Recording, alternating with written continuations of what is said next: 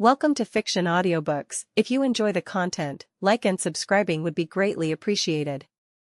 If you have any recommendations for novels, comment below. Please join my Patreon at https://www.patreon.com/fictionaudiobook. Chapter 401, Naruto, I am Uchiha Shirou, 401. Madara, it seems we'll have to fight against the younger generation in this battle. Hashirama Senju looked gravely into the distance, clearly noticing the chaos erupting within the allied shinobi forces. They're nothing but ants. At this moment, Uchiha Madara felt deeply frustrated. He had planned for so long, but now the Sage of Six Paths had appeared, and Obito had betrayed him. Now, he had no way to counter Obito and could only let himself be controlled by Edo Tensei. Everyone, it looks like it's time for you to give the allied shinobi forces a real shock. Seeing the chaos among the allied forces, Uchiha Obito naturally wouldn't let the opportunity slip. He revealed a mocking smile. His hoarse laughter echoed, making the resurrected Kage-level powerhouses all seethe with anger. Even Madara couldn't break free from these restraints. Damn it. Madara, though unwilling, had no control over his body and could only walk forward. As the Edo Tensei army advanced, the censor ninja among the allied forces detected them. Report. The Edo Tensei ninjas are advancing toward us. Prepare for battle. Shouts rang out. The sudden attack on Kimogakure's black ninja had thrown the allied forces into confusion. At this moment, however, Tsunade, the fifth Hokage, frowned and calmly looked ahead. Edo Tensei army, huh? But they're not the only ones with such forces, we have some as well. We do. Under the crowd's confused stares, Inoki seemed to realize something. His face changed drastically. Hokage, don't tell me. Before Inoki could finish, a wave of urgent reports came from the censor ninja behind them. Bad news. A large ninja force is approaching from the rear. There's a massive amount of chakra heading our way. The allied forces grew more anxious. This was a pincer attack. But Tsunade, hearing the reports, only smiled. Our reinforcements have finally arrived. Reinforcements. Many in the allied forces were still completely lost, their minds buzzing. But as figures appeared behind them, countless ninjas stared in disbelief. Is this Genjutsu? This can't be real. I see the third Tsuchikage. And Mizukage Terumi. That's me. What's going on? An entire army approached, and in the sky, another Inoki from another world laughed heartily. Seems the Iwagakure in this world aren't bad either. Haha, Kakashi, I'm here. Another world's might guy shouted excitedly, leading an army of more than 50,000 ninjas. While everyone was still confused, at the front of the allied forces, two Orochimarus appeared, one male, one female. Both Orochimarus bit their fingers, formed hand seals, and slammed the ground. Forbidden technique, Edo Tensei. With a rumble, coffins appeared at the front. Countless ninjas stared in shock. Edo Tensei. As the coffins burst open, the figures who emerged left everyone even more stunned. First Hokage Hashirama Senju, second Hokage Tobirama Senju, Uchiha Madara, and many other Kage-level powerhouses from another world. The contrast was stark, they had summoned their own Edo Tensei army to match the enemies. The two Orochimarus grinned hoarsely. Hee, Lord Madara, this is another ninja world. It seems the Madara here is all tied up. As Orochimaru teased, the Madara revived after having the 10 tails extracted in the other world snorted coldly, looking contemptuously at the fleeing Kimogakure ninja and the Edo Kage from this world. So, there's a difference in strength between worlds. To be bound like that, how shameful. Madara looked cold and proud, but his eyes burned with anger. How could his counterpart be controlled like this? It was an embarrassment.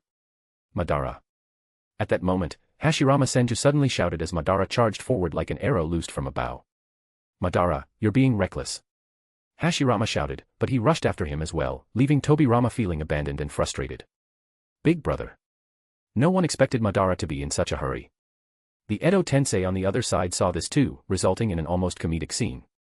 The resurrected Kage from both worlds were identical. Fire release, great fire annihilation. Fire release, great fire annihilation. Both Madara's Mangekyo spun as they formed hand seals at the same time. The next instant, terrifying jets of fire erupted from both, meeting in the middle. Unfortunately, caught right in the center was the battered Kimogakure ninja. Seeing this, the fourth Raikage's eyes bulged in rage. Obito. We're allies. You can't do this. But Obito in the distance ignored him, coldly watching the battlefield, growing more anxious inside. Sage of Six Paths, hurry up and return, or this battle will be a disaster. The moment the fire-style jutsu was released, countless people were stunned, especially the nearly 10,000 Kimogakure ninjas caught between the attacks. Hurry! Water release. Use water release. Damn it. No. A tsunami-like wall of fire, over 10 meters high, swept in like doomsday.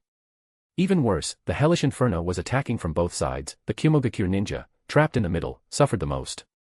The sky itself warped from the heat, the temperature soared. How can there be such terrifying fire-style jutsu? Hurry, use water release. Countless Kimogakure ninjas screamed. Water style, water formation wall. Water style, water formation wall. Water style, great waterfall technique. Kimogakure was one of the 5 great ninja villages. There were plenty of ninjas who could use water style. But, facing this two-sided firestorm, nearly 1,000 water style users unleashed massive jutsu, clashing head-on with the fire on the parched earth. Rumble. As water and fire collided, hissing steam filled the battlefield. Run. All Kimogakure ninjas, retreat to the sides. Only if we escape do we have a chance to retake the village. Taking advantage of the water defense, the 4th Raikage screamed commands. As the Kumo ninja fled in panic, the earth suddenly began to rumble. The 4th Raikage continued to roar. Konoha. This isn't over between us. Would release secret technique, nativity of a world of trees. Would release secret technique, nativity of a world of trees. The ground split open as countless monstrous vines burst forth, instantly growing immense. Strangely, the vines from both sides even tangled and fought each other, but it was clear the Kimogakure ninjas were the first victims. First, betrayed by the allied forces and barely escaping, now caught in the crossfire between 2 Edo Tensei armies. Go. The battlefield thundered as both Hashirama and Madara from both worlds unleashed their power. The 2 Hashiramas and 2 Madaras faced off. Hashirama versus Hashirama. Madara versus Madara. Haha, I didn't expect Madara from another world to be this strong. Hashirama laughed heartily, while the Edo Hashirama on Obito's side shouted. I'm fighting myself, but hurry up and seal us, we're being controlled. Oh no, I'm going Sage mode. Despite the cross-world brawl, those under Obito's Edo control disliked it and even revealed what jutsu they were about to unleash. The contrast was obvious. Susanoo. In the endless sea of vines and flowers, 2 terrifying blue giants appeared. 2 Madaras stared each other down, both resolute. Susanoo entered full form, sending shockwaves across the battlefield, bringing even more disaster to the Kimogakure ninja. Kill. So, this is how the ancestors fought. Damn, this is a whole other level. This has to be the battle of gods. The allied forces watched in shock. The scale of combat was beyond their imagination. And with the arrival of the allied forces from another world, chaos only grew. There were too many duplicates, 2 Tsunades, 2 Meiterumas, and so on. Haha, Kuratsuchi, now tell everyone the truth of this world. We're fighting for peace now. Another world's Inoki laughed, secretly grateful he'd switched sides early, otherwise, Iwagakure would be suffering like Kimogakure. Everyone, don't panic. Here's what's happening. Amid the commotion, as the truth was revealed, the allied forces came to terms with the situation, though still dazed. Everyone, we're all working for peace. This world's 1,000 years of chaos and war, all orchestrated by Otsutsuki Hagoromo behind the scenes. We must unite. In our world. As their counterparts from another world explained passionately, the allied forces, though still rattled, began to accept the truth. Meanwhile, the Edo Kage battled on. The fight between the 2 Madaras was the most terrifying. Next was the Hashirama versus Hashirama clash. Now, neither Madara was holding back. Mangekyo and Rinnegan's abilities were on full display as the 2 Madaras went wild. Run. The shockwaves from their combat sent the Kimogakure ninja fleeing like stray dogs. The heavily injured, one-armed 4th Raikage glanced back with a twisted expression. I'll make you all regret this. He'd left Kimogakure to join the allied forces so full of confidence, leading over 10,000 ninjas. Now, after being betrayed by the 4 great villages, losing thousands of comrades, and getting caught in the Edo Tensei crossfire, Kimogakure's losses were catastrophic. Raikage-sama, it's all gone. The village is gone, our comrades are dead. A Kumo ninja sobbed, but the 4th Raikage forced himself to stand and roared. No. As long as we're alive, Kimogakure still has hope. We escaped the battlefield now, let them fight it out, when we regain our strength, we'll come back. But as he tried to rally his people, he seemed to sense something. Looking up, his eyes went blank and he muttered. How is this possible? He saw both Madara's Susanoo finish forming hand seals, and suddenly the sky was darkened by a massive shadow. Not only Kimogakure, but all the ninjas in this world had never seen such power. Countless ninjas looked up in shock. Some in the center of the battlefield dropped their swords in stupefied terror. This must be Genjutsu. There's no way this is the same dimension of battle. Are they gods? Is this the power of the gods of the ninja world? Do we Kumogakure still have hope? Ha ha ha. Let it all end. Kumogakure is doomed. Some Kumo ninja even broke down, laughing maniacally. To them, facing this power, Kumogakure had no hope of revival. No. You can't destroy Kumogakure. The fourth Raikage finally recovered, screaming in horror. At this distance, Kumogakure had no way to escape the range of the jutsu. Everyone, run. Escape. Don't go back to Kumogakure, head to the ocean. He screamed desperately, blood pouring from his mouth and nose. All he could think of now was preserving some survivors. But looking at the despair in the Kumogakure ninja's eyes, they were broken, they could only stare up at the sky. A massive shadow blotted out the sun for nearly 10,000 Kumogakure ninjas below. Two giant meteorites, wreathed in flaming tails, plummeted from the sky, clearing the clouds in a massive swath. As the meteorites fell, both Madaras frowned. The jutsu was identical, there was no way to counter it. Konoha. Uchiha. From below, the fourth Raikage's furious roar echoed as he saw two more meteorites trailing behind the first two. From above, one could see 4 meteorites crashing down onto the battlefield. Like the end of the world. The next moment, thunderous explosions as the meteorites struck, turning day into night. Countless ninjas stared in shock at the apocalyptic scene before them. Announcement. Mass release chapters. 1 review equals 1 bonus chapter. Chapter 402, Naruto, I am Uchiha Shirou, 402. 5 new review equals 5 bonus chapters. Give this book a review, guys. For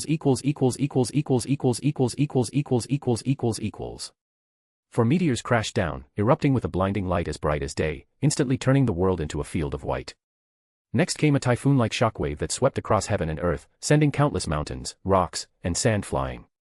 A gigantic mushroom cloud of dust soared into the air. This apocalyptic scene made even Deidara, the Akatsuki's explosives expert, whiten his eyes before bursting into maniacal laughter. Haha. Art is an explosion, I told you. Look, all of you, look. This is the art of explosion. The explosion caused by the falling meteors surpassed even Deidara's strongest bombs, even his suicide bomb couldn't compare. But this very scene sent Deidara into frenzied laughter as if he'd found a new target. He couldn't die yet. He especially couldn't use his suicide art so easily, not when something so magnificent was right before his eyes. Explosion is art. Ha ha ha, pft. Deidara laughed so hard he ate a mouthful of dust, but his excitement couldn't be hidden. Meanwhile, as the dust clouds dispersed in the distance, the devastated battlefield appeared before the allied shinobi forces. At this moment, countless people stared blankly, shocked by what they saw. How powerful was the destruction of 4 meteors falling? Everyone knew it all too well. The vast battlefield had its terrain completely altered, with the 4 meteors shattering into huge chunks, unleashing terrifying destructive power. If it had just been meteors falling, they might not have shattered, but this was the collision of 2 Uchiha Madara's jutsu, only then could such devastation be unleashed. At the moment of impact, the 4 meteors struck each other. From the ruins and dust came weak coughing. A blood-stained figure stood up from the wreckage. A Kumogakure shinobi had just used a jutsu to protect him, but this person was spent, and with a hoarse voice, he said his last words. Lord Raikage. Kumogakure still needs you. As the jutsu collapsed, it meant his death. The blood-stained figure was the one-armed 4th Raikage, A. At this moment, his eyes were empty, staring in disbelief at the ruined world. How is this possible? My Kumogakure army, just now, there were so many. His hoarse voice echoed, and the 4th Raikage trembled, blood streaming down his face, as he looked at the mutilated corpses all around. The few survivors were all gravely wounded. One Kumogakure ninja, pinned by rubble and coughing up blood and entrails, stared blankly and rasped. Is this the power of a god? God. Every visible Kumogakure ninja was missing limbs, and even those who barely survived were mortally wounded. The aftershock alone had shattered their organs. Lord Shirou, the new Raikage Mabui, leads the Kumogakure shinobi to join the allied shinobi forces. Just then, a whistling sound came from afar. A squad of white-clad Kumogakure shinobi rushed over.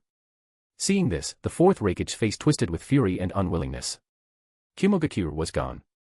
Even the over 10,000 elite black-clad shinobi he'd brought were all wiped out in this meteor strike. Uchiha. Under the ruins, the 4th Raikage roared in fury, but it was too late. No one paid any attention to him. Now, everyone's attention was on the battlefield.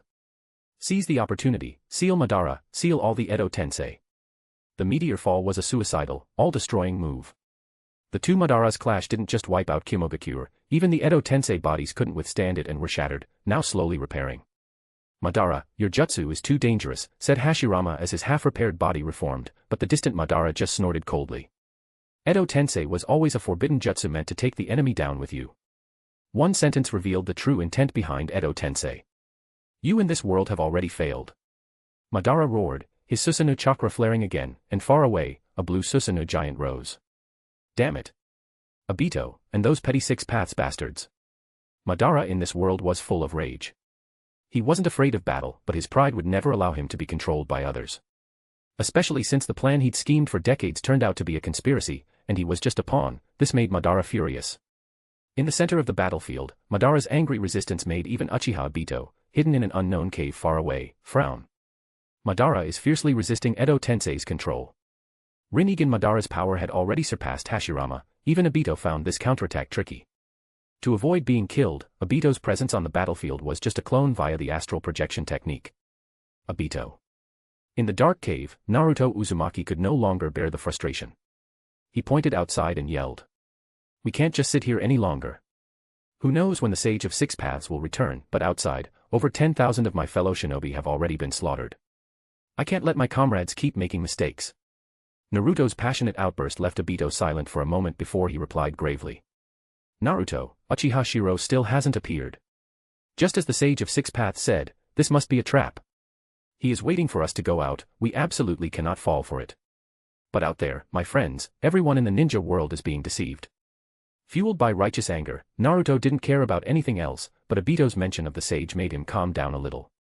"Naruto, the sage warned us, until he returns, we must not act rashly. If we give them a chance, our odds will drop. This is for the entire ninja world." But just then, a spatial ripple appeared, and both Obito and Naruto's faces lit up. "Sage of Six Paths. Grandpa Sage." They cried out in joy as the sage appeared, his treasure flashing, Otsutsuki Hagoromo, bearded, having traversed space and time. But to Obito and Naruto's shock, there were two sages of Six Paths this time, plus a man with short golden hair. You're. Seeing him, Naruto was tongue-tied. The older face looked at Naruto with a nostalgic gaze, then pointed to his jacket with a bandaged hand. "Seventh Hokage of Konoha, Naruto Uzumaki, reporting in." With a more mature smile, this seventh Hokage was no longer just hot-blooded, he exuded steadiness. Naruto, realizing the truth, shouted excitedly. "I never thought I'd become Hokage in the future." While Naruto was excited, Obito was stunned by the two sages. The two sages smiled and explained. One was the sage of this world, now without a body, the other, naturally, was the sage from another world. "Haha, with two sages and my future self, this time, we're sure to win." Naruto pumped his fist in excitement. "All right, Naruto, don't get reckless," said the sage, his expression grave. "I know Uchiha Shirou and my mother, Kagaya Otsutsuki, better than any of you. Shirou's power is terrifying. One-on-one, we may not win, and my mother, Kagaya, the progenitor of chakra, has now learned shinobi combat tactics and strategy. Once, Kagaya had the greatest power but lacked battle experience. Now it's different, she's learned." With the sage's grave explanation, it was clear he was planning their tactics. "I am now spirit and will. I'll merge with Naruto again. Our first plan is to draw Shirou out. With the ninja world war underway, he must be curious about where we are. The first step is to sow confusion in his ranks." After the sage outlined the plan, Naruto grinned, clapped his fists, and declared. "Grandpa Sage, don't worry. Leave it to me and the future Hokage." The seventh Hokage also smiled, raising his fist. "That's right, no one is more suited than us." With Sage's nod, Obito's expression was grave, and Naruto and the seventh Hokage formed hand seals for their best jutsu. Shadow Clone Jutsu, multiple. On the battlefield, as Madara roared and finally broke Edo Tensei's control, countless golden figures suddenly appeared behind him. "Haha, Naruto's army is here. Yash. Let's go." The seventh Hokage's clones charged ahead, all smiles. "Everyone, don't be fooled. Sakura. Sasuke. Neji, everyone, this is a scheme. Everything is Uchiha Shirou's plot, even Granny Tsunade has been tricked." The golden Narutos shouted as they saw Konoha's shinobi. But in the Konoha ranks, Namikaze Naruto had replaced Naruto's original position. Seeing this, Naruto's clones were furious. "Everyone, I'm the real Naruto. He's just a fake." Naruto shouted, hoping his comrades would turn back. But to his shock, he was met with cold stares. Naruto. Konoha's S-Class Jinchuriki Rogue, kill on sight. Naruto. Sakura cried with tears streaming down her face, come back, Naruto. Don't fight against us anymore. Even Sasuke, in this world, looked at the golden Narutos with a complicated expression but quickly suppressed it. He'd been through much, even living in another world for 5 or 6 years. Now, he already had what he wanted there. Naruto. Don't be stubborn. The battlefield was chaotic, golden Narutos and 7th Hokage clones everywhere. Although clones consumed a lot of chakra, Naruto had both quantity and recovery. You've all been deceived by Uchiha Shirou, I'll wake you up. Countless golden Narutos roared and charged into the Edo Tensei ninja army, trying to stop everything. Don't be fooled, it's all a plot. Get lost, you annoying brat. Naruto, you bastard. Kill him. The scene was utter chaos. Even 100,000 white Zetsu charged in, trying to force Shirou and Kagaya to reveal themselves. In the hidden cave, the sage, Obito, and the 2 Narutos watched the battlefield calmly. Naruto, don't be stubborn. Now, in Konoha, Sakura probably cared for Naruto the most, since Sasuke had settled elsewhere. Sakura. Don't you understand, either? Sakura, tears streaming down her face, punched a clone into smoke. Another clone angrily spoke. Many clones tried to reason with their old friends. Kakashi-sensei, it's a plot. Niji, believe me. Sasuke, we're comrades. Kiba, have you forgotten we're friends? But Naruto's famed talk no jutsu failed, his former friends just looked at him coldly. Pervy sage, you. Seeing Jiraiya, Naruto's pupils shrank in disbelief, even Jiraiya was here to stop him. Jiraiya's face was full of complex emotions, but he took a deep breath and shouted. Naruto. You're working with Obito, did you forget who caused the Nine Tails disaster? Who made you grow up without parents? Information on Obito is public, how could you work with him? He's your parents' killer. Jiraiya could understand Naruto's will, but couldn't accept him working with his enemy. Hearing this, Naruto's face was full of tears but showed determination. Pervy sage. Don't insult Obito. Naruto shouted, Obito has realized everything. As long as we trust each other, everyone is a comrade. Pervy sage, I. But Jiraiya was left completely disheartened. Looking into Naruto's clear eyes, there was no hatred, just as Shirou said, Naruto, corrupted by Azura's chakra, had become a tool of the sage. Such a person would lose their true self, even forgetting the hatred for his parents' killer. Chapter 403, Naruto, I am Uchiha Shirou, 403. I won't allow you to insult Obito. On the battlefield, the determined shouts of countless golden Narutos and the 7th Hokage moved Obito in the distance. For a moment, his expression softened, and he murmured hoarsely, Naruto. It was as if he'd found a long-lost bond. The sage, Otsutsuki Hagoromo, smiled in relief, perhaps the source of this twisted world was himself. Found you. Amid the chaos, a cold, commanding voice echoed. In the hidden cave, the sage's expression changed, warning. Naruto, Obito, be careful, Kagaya has found us. In the night sky, beneath a blood-red moon, a white figure opened her Byakugan, gazing down and seeing their hiding place. Amanamanaka. As Kagaya's bloody Rinne Sharingan pulsed, the scene changed instantly. In a flash, the sage, 7th Hokage, Naruto, and Obito's vision shifted, they were all brought to Kagaya's space. You bastard, Hagoromo.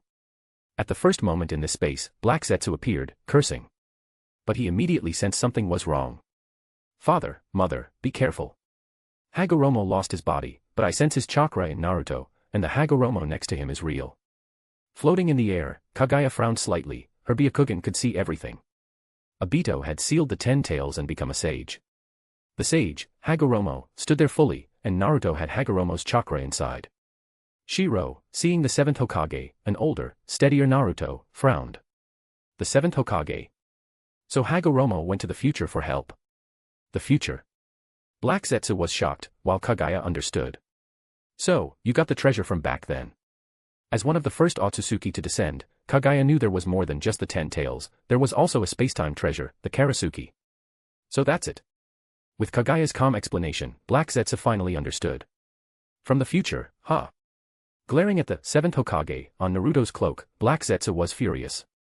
Since Naruto became Hokage, it meant he'd failed in another world, and Kagaya had been sealed. Otherwise, how could Naruto be Hokage? You monster, stop spouting nonsense. We have 4, no, 5, counting Grandpa Sage inside me. You two should just surrender. Naruto shouted as if victory was assured. The seventh Hokage, more mature, smiled and said. I never thought I'd fight Kagaya again, but this time without Sasuke. Still, I've become stronger. Two Narutos, big and small, stood side by side, ready for victory. So, you brought two brats for help, figures, only brats would help another brat. Shirou mocked, and he and Kagaya exchanged glances before attacking. The sage warned them. Obito, Naruto, be careful, their plan will separate us and defeat us one by one. He was right, in Kagaya's space, 5 separate spaces could divide and conquer. Grab onto me, using this eye technique, even Kagaya will use a lot of chakras. I'll get us out. The sage had planned everything, even Kagaya's Amanamenaka. Haha, I'm not playing your game. Naruto laughed, implying they'd fallen into his trap. Black Zetsu, seeing this, shouted, Father, Mother, Hagoromo's about to escape. With a swoosh, the sage used space-time ninjutsu to pull everyone out of Kagaya's space. But as soon as they returned to the battlefield, Naruto and the seventh smiles froze. What? Where is everyone? The battlefield was desolate, sand blowing, the ground stained with blood and bodies, a sign of the previous battle. Not good, we've been tricked. The sage's face changed. At the same time, Black Zetsu's mocking voice echoed. Haha, Hagoromo, did I act well? You thought Mother wouldn't plan for you? Since her Amanamenaka can bring you into the origin ball space, couldn't it bring others too? Under the blood moon, Kagaya gazed at them calmly, as if she had never left. Hagoromo, millennia of sealing proved you were a mistake. It's time to correct that mistake. Damn. Seeing his plan fail, Naruto shouted. Grandpa Sage, since the plan failed, let's fight. For against 2, we have the advantage. Yash. The seventh Hokage agreed, punching his fist. Kagaya and Shirou smiled, their plan had worked. In Kagaya's origin ball space, countless shinobi from the battlefield had been brought in, especially the 100,000 white Zetsu, all dazed. So, this is the Tsukuyomi mark. Such amazing power. Hashirama, ever the optimist, laughed even as his sealed body left only his head visible. Grandpa.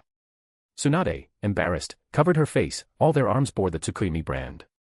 As the owner of this eye technique, Uchiha Hikari said calmly. The 100,000 white Zetsu are under infinite Tsukuyomi, and with the brands on everyone's arms, I can use my exclusive eye, 8,000 spears, to transmit chakra. From the start, Kagaya's plan was never to trap Hagoromo and company, this was already the third battle. Instead, the origin ball space hid the real plot, gather all the shinobi, then let Hikari's eye do its work. With 8,000 spears, anyone with the brand could have their chakra and spirit controlled and transferred, regardless of distance. Through this technique, Hikari could funnel everyone's chakra to Shirou and Kagaya, no need to worry about running out. Meanwhile, outside, the world was already being shattered. This devastated land had been struck by meteors, then a great shinobi war, and now was a battlefield of gods. Uchiha Shirou. Obito's eyes widened as space rippled around him, this familiar scene was his eye technique, Kemui. Obito. Seeing Obito in danger, Naruto roared and charged with Raiznan, having Naruto as a friend truly was happiness. Impressive, so quick to befriend your parents' killer. I bet you weren't even this sad when they died. Shirou sneered, attacking with thunder and the Kusanagi sword. Watch out. The seventh Hokage rushed to aid him, and together, they barely held off Shirou's crazy assault. He was fighting as if chakra meant nothing. Shut up. You don't understand, Obito is my comrade. But Naruto, hearing Shirou's words, only heard the insult to his comrade and ignored the rest. Truly a brat, Shirou sneered, glancing at the seventh Hokage. From your future, and what Kagaya said, this Karasuki is an Otsutsuki space-time tool. It doesn't travel to the future, just another timeline. We never interfered with your world, but you come here, do you know the consequences? Facing Shirou's threat, the seventh Hokage declared. I will never abandon my comrades, and your world is wrong. I will set it right. Indeed, no matter the world, Naruto's logic was the same. 6 paths, Super Giant Rasen Shuriken. The seventh Hokage activated Golden Kurama mode, forming a massive Rasen Shuriken. Naruto followed suit, forming his own, shouting. Give Obito back to me. With 2 giant attacks flying at him, Shirou's eyes spun. Fools. A space-time vortex appeared, swallowing both Rasen Shuriken. But in the next instant, Shirou opened another vortex and spat the 2 attacks back at them. Boom. The explosions lit up the night sky. In the distance, Kagaya was fighting the sage. Alone, the sage was no match for Kagaya, he'd only sealed her before with trickery. How could this be? As Shirou rebounded their attacks, the sage's form flickered and reappeared, he looked shocked and battered. Naruto and the 7th Hokage also had gaps in their golden chakra modes. Grandpa Sage, what happened? Weren't we supposed to save Obito when Shirou opened the space tunnel? In a rush, Naruto asked. They planned to save Obito by attacking Shirou while his space was open, as in the original story. But when the sage entered the space, it was just a black void, no Obito at all. Naruto, be careful, there's no Obito in their space. The sage shouted, telling Naruto not to waste chakra. The three of them still had a chance. Shirou, catching his breath, sneered at them. Kamui space is Obito's. My black void is something else entirely. Chapter 404, Naruto, I am Uchiha Shirou, 404. In Kamui space. No. For Rin, my will surpasses yours. As he was sucked into Kamui, a Tsukuyomi broke his focus. In that instant, Shirou snatched away Obito's Mangekyo Sharingan. By instinct, Obito protected his Rinnegan, it was his greatest asset as the Ten Tails Jinchuriki. But this mistake cost him dearly, he screamed as the Mangekyo was stolen. Pathetic. Shirou sneered, and with his space power, sent the Mangekyo to his original body. Forbidden Jutsu, Chimera Jutsu. Outside, his main body absorbed the eye, and inside, Shirou's sneer enraged Obito. Uchiha Shirou. Don't get cocky, I'm not who I used to be. Obito, now in Six Paths mode, wasn't as weak as before, even without his Mangekyo. You're just a projection, at best, only a third as strong as your real self. Obito roared and attacked. At full strength, Shirou was unbeatable, but at a third power, Obito had hope. Is that so? As Obito attacked, Shirou's lips curled, his eyes full of mockery. Suddenly, two green figures appeared at his sides. Leaf Double Whirlwind. Leaf Double Whirlwind. The green, the white eyes, the hot-blooded laughter, it was two Might Guy from different worlds. This is youth, Obito. As punishment, today will make you repent. Both guys opened the sixth gate. Their joint attack left even Six Paths Obito battered, after all, he had to fight both Shirou's clone and two guys. Damn you, Shirou. But before Obito could retaliate, both guys shouted, their chakra surging. 8 gates released formation, 7th gate, shock gate, open.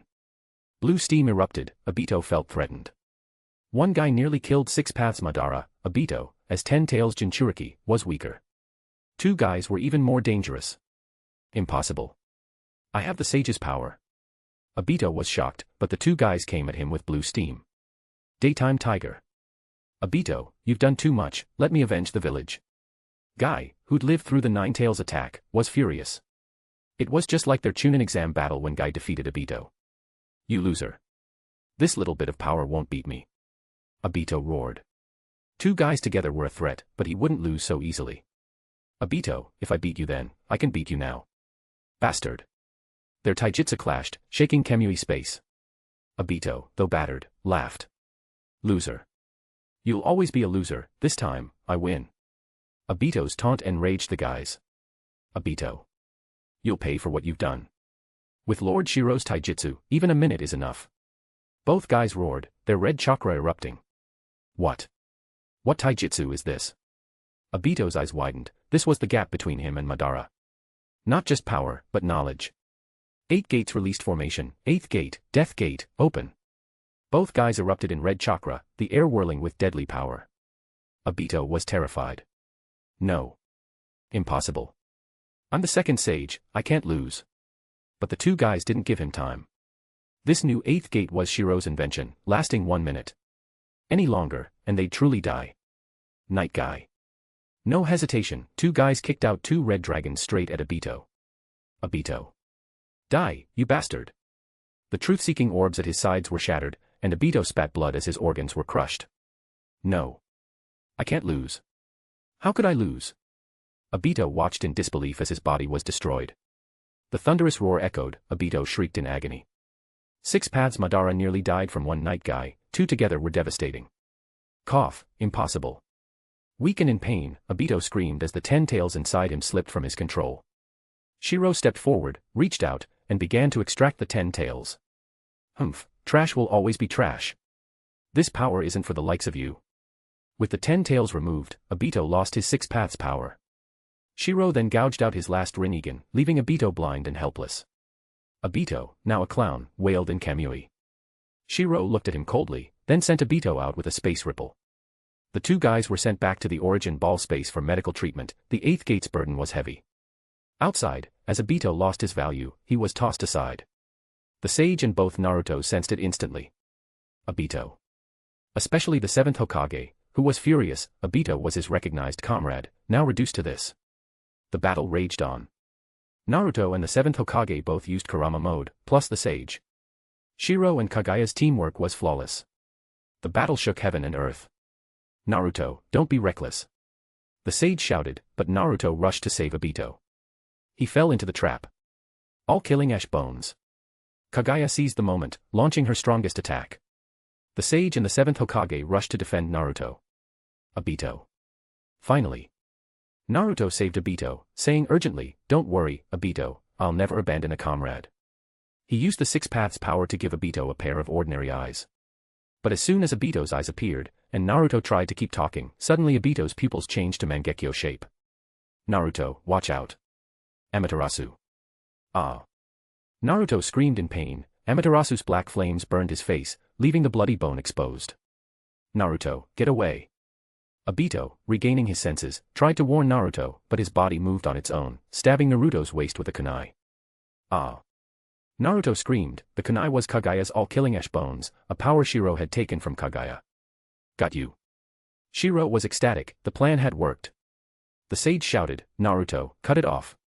Don't let Kagaya's jutsu spread. Naruto, stabbed in the waist, kicked Obito away and screamed in pain as his waist began to petrify. The 7th Hokage rushed over and, with a kunai, gouged out half of Naruto's kidney, just in time. Not good, this is. But before he could relax, he was shocked. Hee, Naruto, you were careless. There was another attack in that move. Black Zetsu's raspy, excited voice sounded as he crawled up Naruto's half-body, about to take control. Naruto. The 7th Hokage shouted as Black Zetsu tried to take over, but the sage inside Naruto stopped him. Damn, Hagoromo, you're still inside this brat. The power struggle raged inside Naruto. Shirou appeared, and the 7th Hokage rushed to block him. With a bang, the 7th Hokage was sent flying. Shirou versus the 7th Hokage. Kagaya versus the sage. Black Zetsu versus the sage inside Naruto. That's Chidori. Just like Sasuke's style. Facing Shirou's lightning attacks, the 7th Hokage remembered his battle with Sasuke. No, this is an even stronger, more comprehensive enemy. Their battle reminded him of the final valley, but this time, the opponent was a powered-up Sasuke. Whether ninjutsu, taijutsu, chakra, or experience, Shirou surpassed Sasuke. I won't let someone like you destroy world peace. The 7th Hokage roared, his golden Kurama mode looming large. He attacked with giant claws, but Shirou's burning red Susanoo, with 3 heads and 6 arms, countered with weapons flashing with lightning. Our world's development is none of your business. You couldn't even fix your world, yet you meddle in ours. Shirou, furious, fought with his massive Susanoo. I won't let a schemer like you destroy peace, not in any world. 7th Hokage, you'll regret meddling in our world. The battle soared to new heights, the land reduced to scorched earth. Tailed beast bombs blasted craters in the sea, which began to flood the battlefield, turning it from a wasteland into a lake. All while the sage and Kagaya fought in the sky. Chapter 405, Naruto, I am Uchiha Shirou, 405. Lightning style, Kirin. Under the immense celestial phenomenon, terrifying lightning transformed into a giant Kirin beast, directly tearing apart the massive golden Ninetales mode of the 7th Hokage. Damn it. He has the same ninjutsu as Sasuke. The 7th Hokage, Naruto, shouted angrily and rushed forward again with a roar. Meanwhile, on the other side, Kagaya was battling the Sage of 6 Paths. Although the commotion wasn't as big as here, the power was just as intense. Down below, amid chaos, this world's Uzumaki Naruto was filled with pain, his eyes twisted, drooling, and constantly screaming in agony. Haha, Hagoromo, you beast. Now that you've lost your physical body, do you still think you can easily suppress me? Black Zetsu shouted excitedly. Inside his body, the Sage of 6 Paths frowned, his face grim as he repeatedly fought Black Zetsu for control of Naruto's body. Naruto, hang in there. If we rely on our will, we can expel Black Zetsu. But under Naruto's painful screams, half his body was corroded by Black Zetsu, and a Mangekyo pattern slowly appeared in his eyes. Ha ha ha, this is a trick my father specially left for me. I didn't expect it to work. Hagoromo, stop wasting your effort. This brat is now trapped in Izanami. Until he breaks free, it's a battle between you and me. Within Naruto's sealed space, Black Zetsu's figure gradually appeared, his eyes shining with Mangekyo as he lunged at the Sage of 6 Paths. The Sage of 6 Paths, feeling stifled, fought back. This battle within the mindscape left him completely at a disadvantage. Naruto. Wake up. Inside, the Sage of Six Paths screamed miserably as Black Zetsu straddled him, pummeling him relentlessly. He could only defend himself in frustration while shouting to remind Naruto. As the embodiment of the God Tree's energy, Black Zetsu, before this battle, had received power from both Uchiha Shirou and Otsutsuki Kagaya. The Sage of Six Paths, having already lost his body and left with only pure soul and willpower, had also spent a lot of energy in previous battles. Naruto. At his shout, Naruto's soul trembled in the sea of consciousness. Immersed in the Izanami illusion, Naruto seemed to hear the voice calling from his soul. The world of Izanami. Naruto, you little brat, I should never have let you live. Naruto, I'd rather be under Lord Shirou than be your comrade. Tears streamed down Naruto's face. Before him, scenes flashed by, the pain of the Nine-Tails night in Konoha, countless comrades glaring at him angrily. Iruka-sensei stared at him with hatred. Naruto, you beast. You forgave Obito and even became his comrade. I should have strangled you back then. Sakura's face was full of hatred as she shouted with a kunai, Naruto, you useless trash. You colluded with Obito. You're a traitor to Konoha. Naruto. Hyuga Hinata, Nara Shikamaru, Niji, Choji, Tenten, Rock Lee, and others appeared one by one. But all of them looked at him with resentment and hatred, roaring, you monster. Nine-Tails. Get lost. We're going to kill you. We treated you as a comrade, but you treated our enemy Obito as a comrade. You beast. In this endless illusory world, the constant torment nearly drove Naruto insane. He howled in anger. No. No. That's not how everyone is. As long as we trust each other, we're all comrades. Obito was tricked too. But as Naruto shouted frantically, the scene shifted to Konoha, only this time, Uchiha Obito appeared. Flames engulfed the village. Obito slowly removed his mask, revealing a cruel smile. Naruto, we're comrades, aren't we? No matter how many I kill, you have to forgive me. Trust me. The next moment, Obito began slaughtering villagers and comrades one after another. On one side, comrades glared at Naruto in hatred for befriending Obito. On the other, Obito was massacring everyone, yet smiled wickedly at Naruto, saying, we're comrades, you have to forgive me. Naruto's spiritual world was being battered repeatedly, nearly reaching its breaking point. Outside, Naruto howled in despair. No, no. Please believe me, I'm not a beast. Obito, I beg you, stop hurting everyone. We're comrades. After being severely injured and subjected to this mental attack, a Tsukimi mark slowly appeared on Naruto's arm. At this moment, inside the consciousness space, Kurama, Nine-Tails, roared in fear, Sage. Naruto's chakra is being drained, help. Too late. Black Zetsu shouted excitedly and vanished from the mental world. Outside, as Naruto screamed in agony, the half-corroded Black Zetsu body suddenly thrust out a black hand and pressed it directly onto Naruto's abdomen. Sealing, release. As Black Zetsu released the seal on Naruto, he shouted with excitement. Mother. Quickly retrieve the Nine-Tails. A black spatial passage opened, revealing Kagaya's hand, which grabbed the Nine-Tails power from Naruto's abdomen. Far away, the Sage of Six Paths, who was fighting, exclaimed, no. Their target is the Nine-Tails in Naruto. But for Kagaya, dealing with half the Nine-Tails was too easy. With one grab, she effortlessly extracted the Nine-Tails, giving Naruto no time to react. After all this, Black Zetsu laughed excitedly and left Naruto's body. Hagoromo. From now on, you're the tailed beast inside this brat. Now you can taste what it's like to be sealed. Hagoromo, this is your 1,000-year debt to repay. Black Zetsu formed hand seals and shouted excitedly, sealing jutsu. 5 black fingers stabbed into Naruto's body. At the same time, in Naruto's consciousness, a black cage appeared. Under the Sage of Six Paths' despairing gaze, the cage clamped down layer by layer, locking him inside the cage that once imprisoned the Nine-Tails. Naruto. Wake up. On the battlefield, seeing this, the Sage of Six Paths shouted urgently. Naruto, help me hold off Kagaya and Uchiha Shirou, we can't lose another fighter. Sage Grandpa, leave this to me. The 7th Hokage Naruto shouted determinedly and, with no choice, revealed his hidden trump card. Sure enough, Shirou's pupils shrank as 4 terrifying tailed beast bombs appeared in all directions. What's this? Shirou's pupils shrank as he saw that, at some point, Naruto had created shadow clones. Using his golden Nine-Tails mode, the clones had hidden in the mountains, gathering natural energy. But this time, it was fully exposed. Now, let me hold you both off. The 7th Hokage Naruto shouted resolutely, his short hair making him look more mature and steady. Across from him, after a brief surprise, Shirou's lips curled into a smile. Using the same old tactics again. You only know this much about me, but I know everything about you. Shirou was keenly aware of Naruto's tendency to use the same techniques, like shadow clones, to defeat opponents. He hadn't spotted the clone, but he'd analyzed Naruto's fighting style. This was a gap in intelligence. The 7th Hokage knew little about him, while he knew everything about Naruto. Naruto had used shadow clones to gather Senjutsu chakra before, like against Pain, during the 4th Great Ninja War, and even in the final battle against Sasuke. How could Shirou not prepare for this? What? The 7th Hokage Naruto stared in shock, realizing his opponent was already prepared. The next moment, with Shirou's mocking smile, their positions swapped instantly. That's Flying Thunder God Jutsu. Naruto couldn't believe it. At some point, Shirou had left a Flying Thunder God mark on Naruto. Just like that, their positions switched.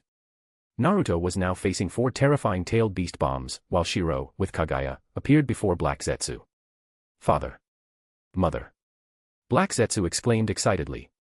At this moment, the Sage of Six Paths was rushing over, but upon seeing this, his pupils shrank. No. It's a trap. Chibaku Tensei. At that moment, Shirou and Kagaya both shouted, unleashing the strongest sealing technique. At such close range, the Sage of Six Paths had no chance to dodge, not even enough time to use space-time ninjutsu to escape. But the space around them twisted. Shirou had used Kamui to distort space, preventing the Sage from using his space jutsu. No. You can't do this. If you seal me, another timeline will fall into chaos. Shirou and Kagaya appeared at his sides, each using Yin-Yang release, slapping their hands onto his shoulders. The Sage could only scream in anger. Hagoromo. Even if you're from another world, you're still a beast. Above the Sage's head came Black Zetsu's vengeful shout, followed by a fierce punch. Instantly, Black Zetsu, Shirou, and Kagaya formed a triangle. Shirou and Kagaya pressed their hands onto the Sage's shoulders, and the black sphere of Chibaku Tensei formed inside his body. This was the sealing jutsu used on Kagaya, but now, it was used on the Sage himself. Black Zetsu seized the chance and punched the Sage's forehead. With the sealing jutsu successful, a tremendous roar echoed through the world. A terrifying gravity force emanated from the Sage, drawing everything toward him. No. Stop. The Sage screamed in terror, but Shirou, Kagaya, and Black Zetsu escaped using space-time ninjutsu.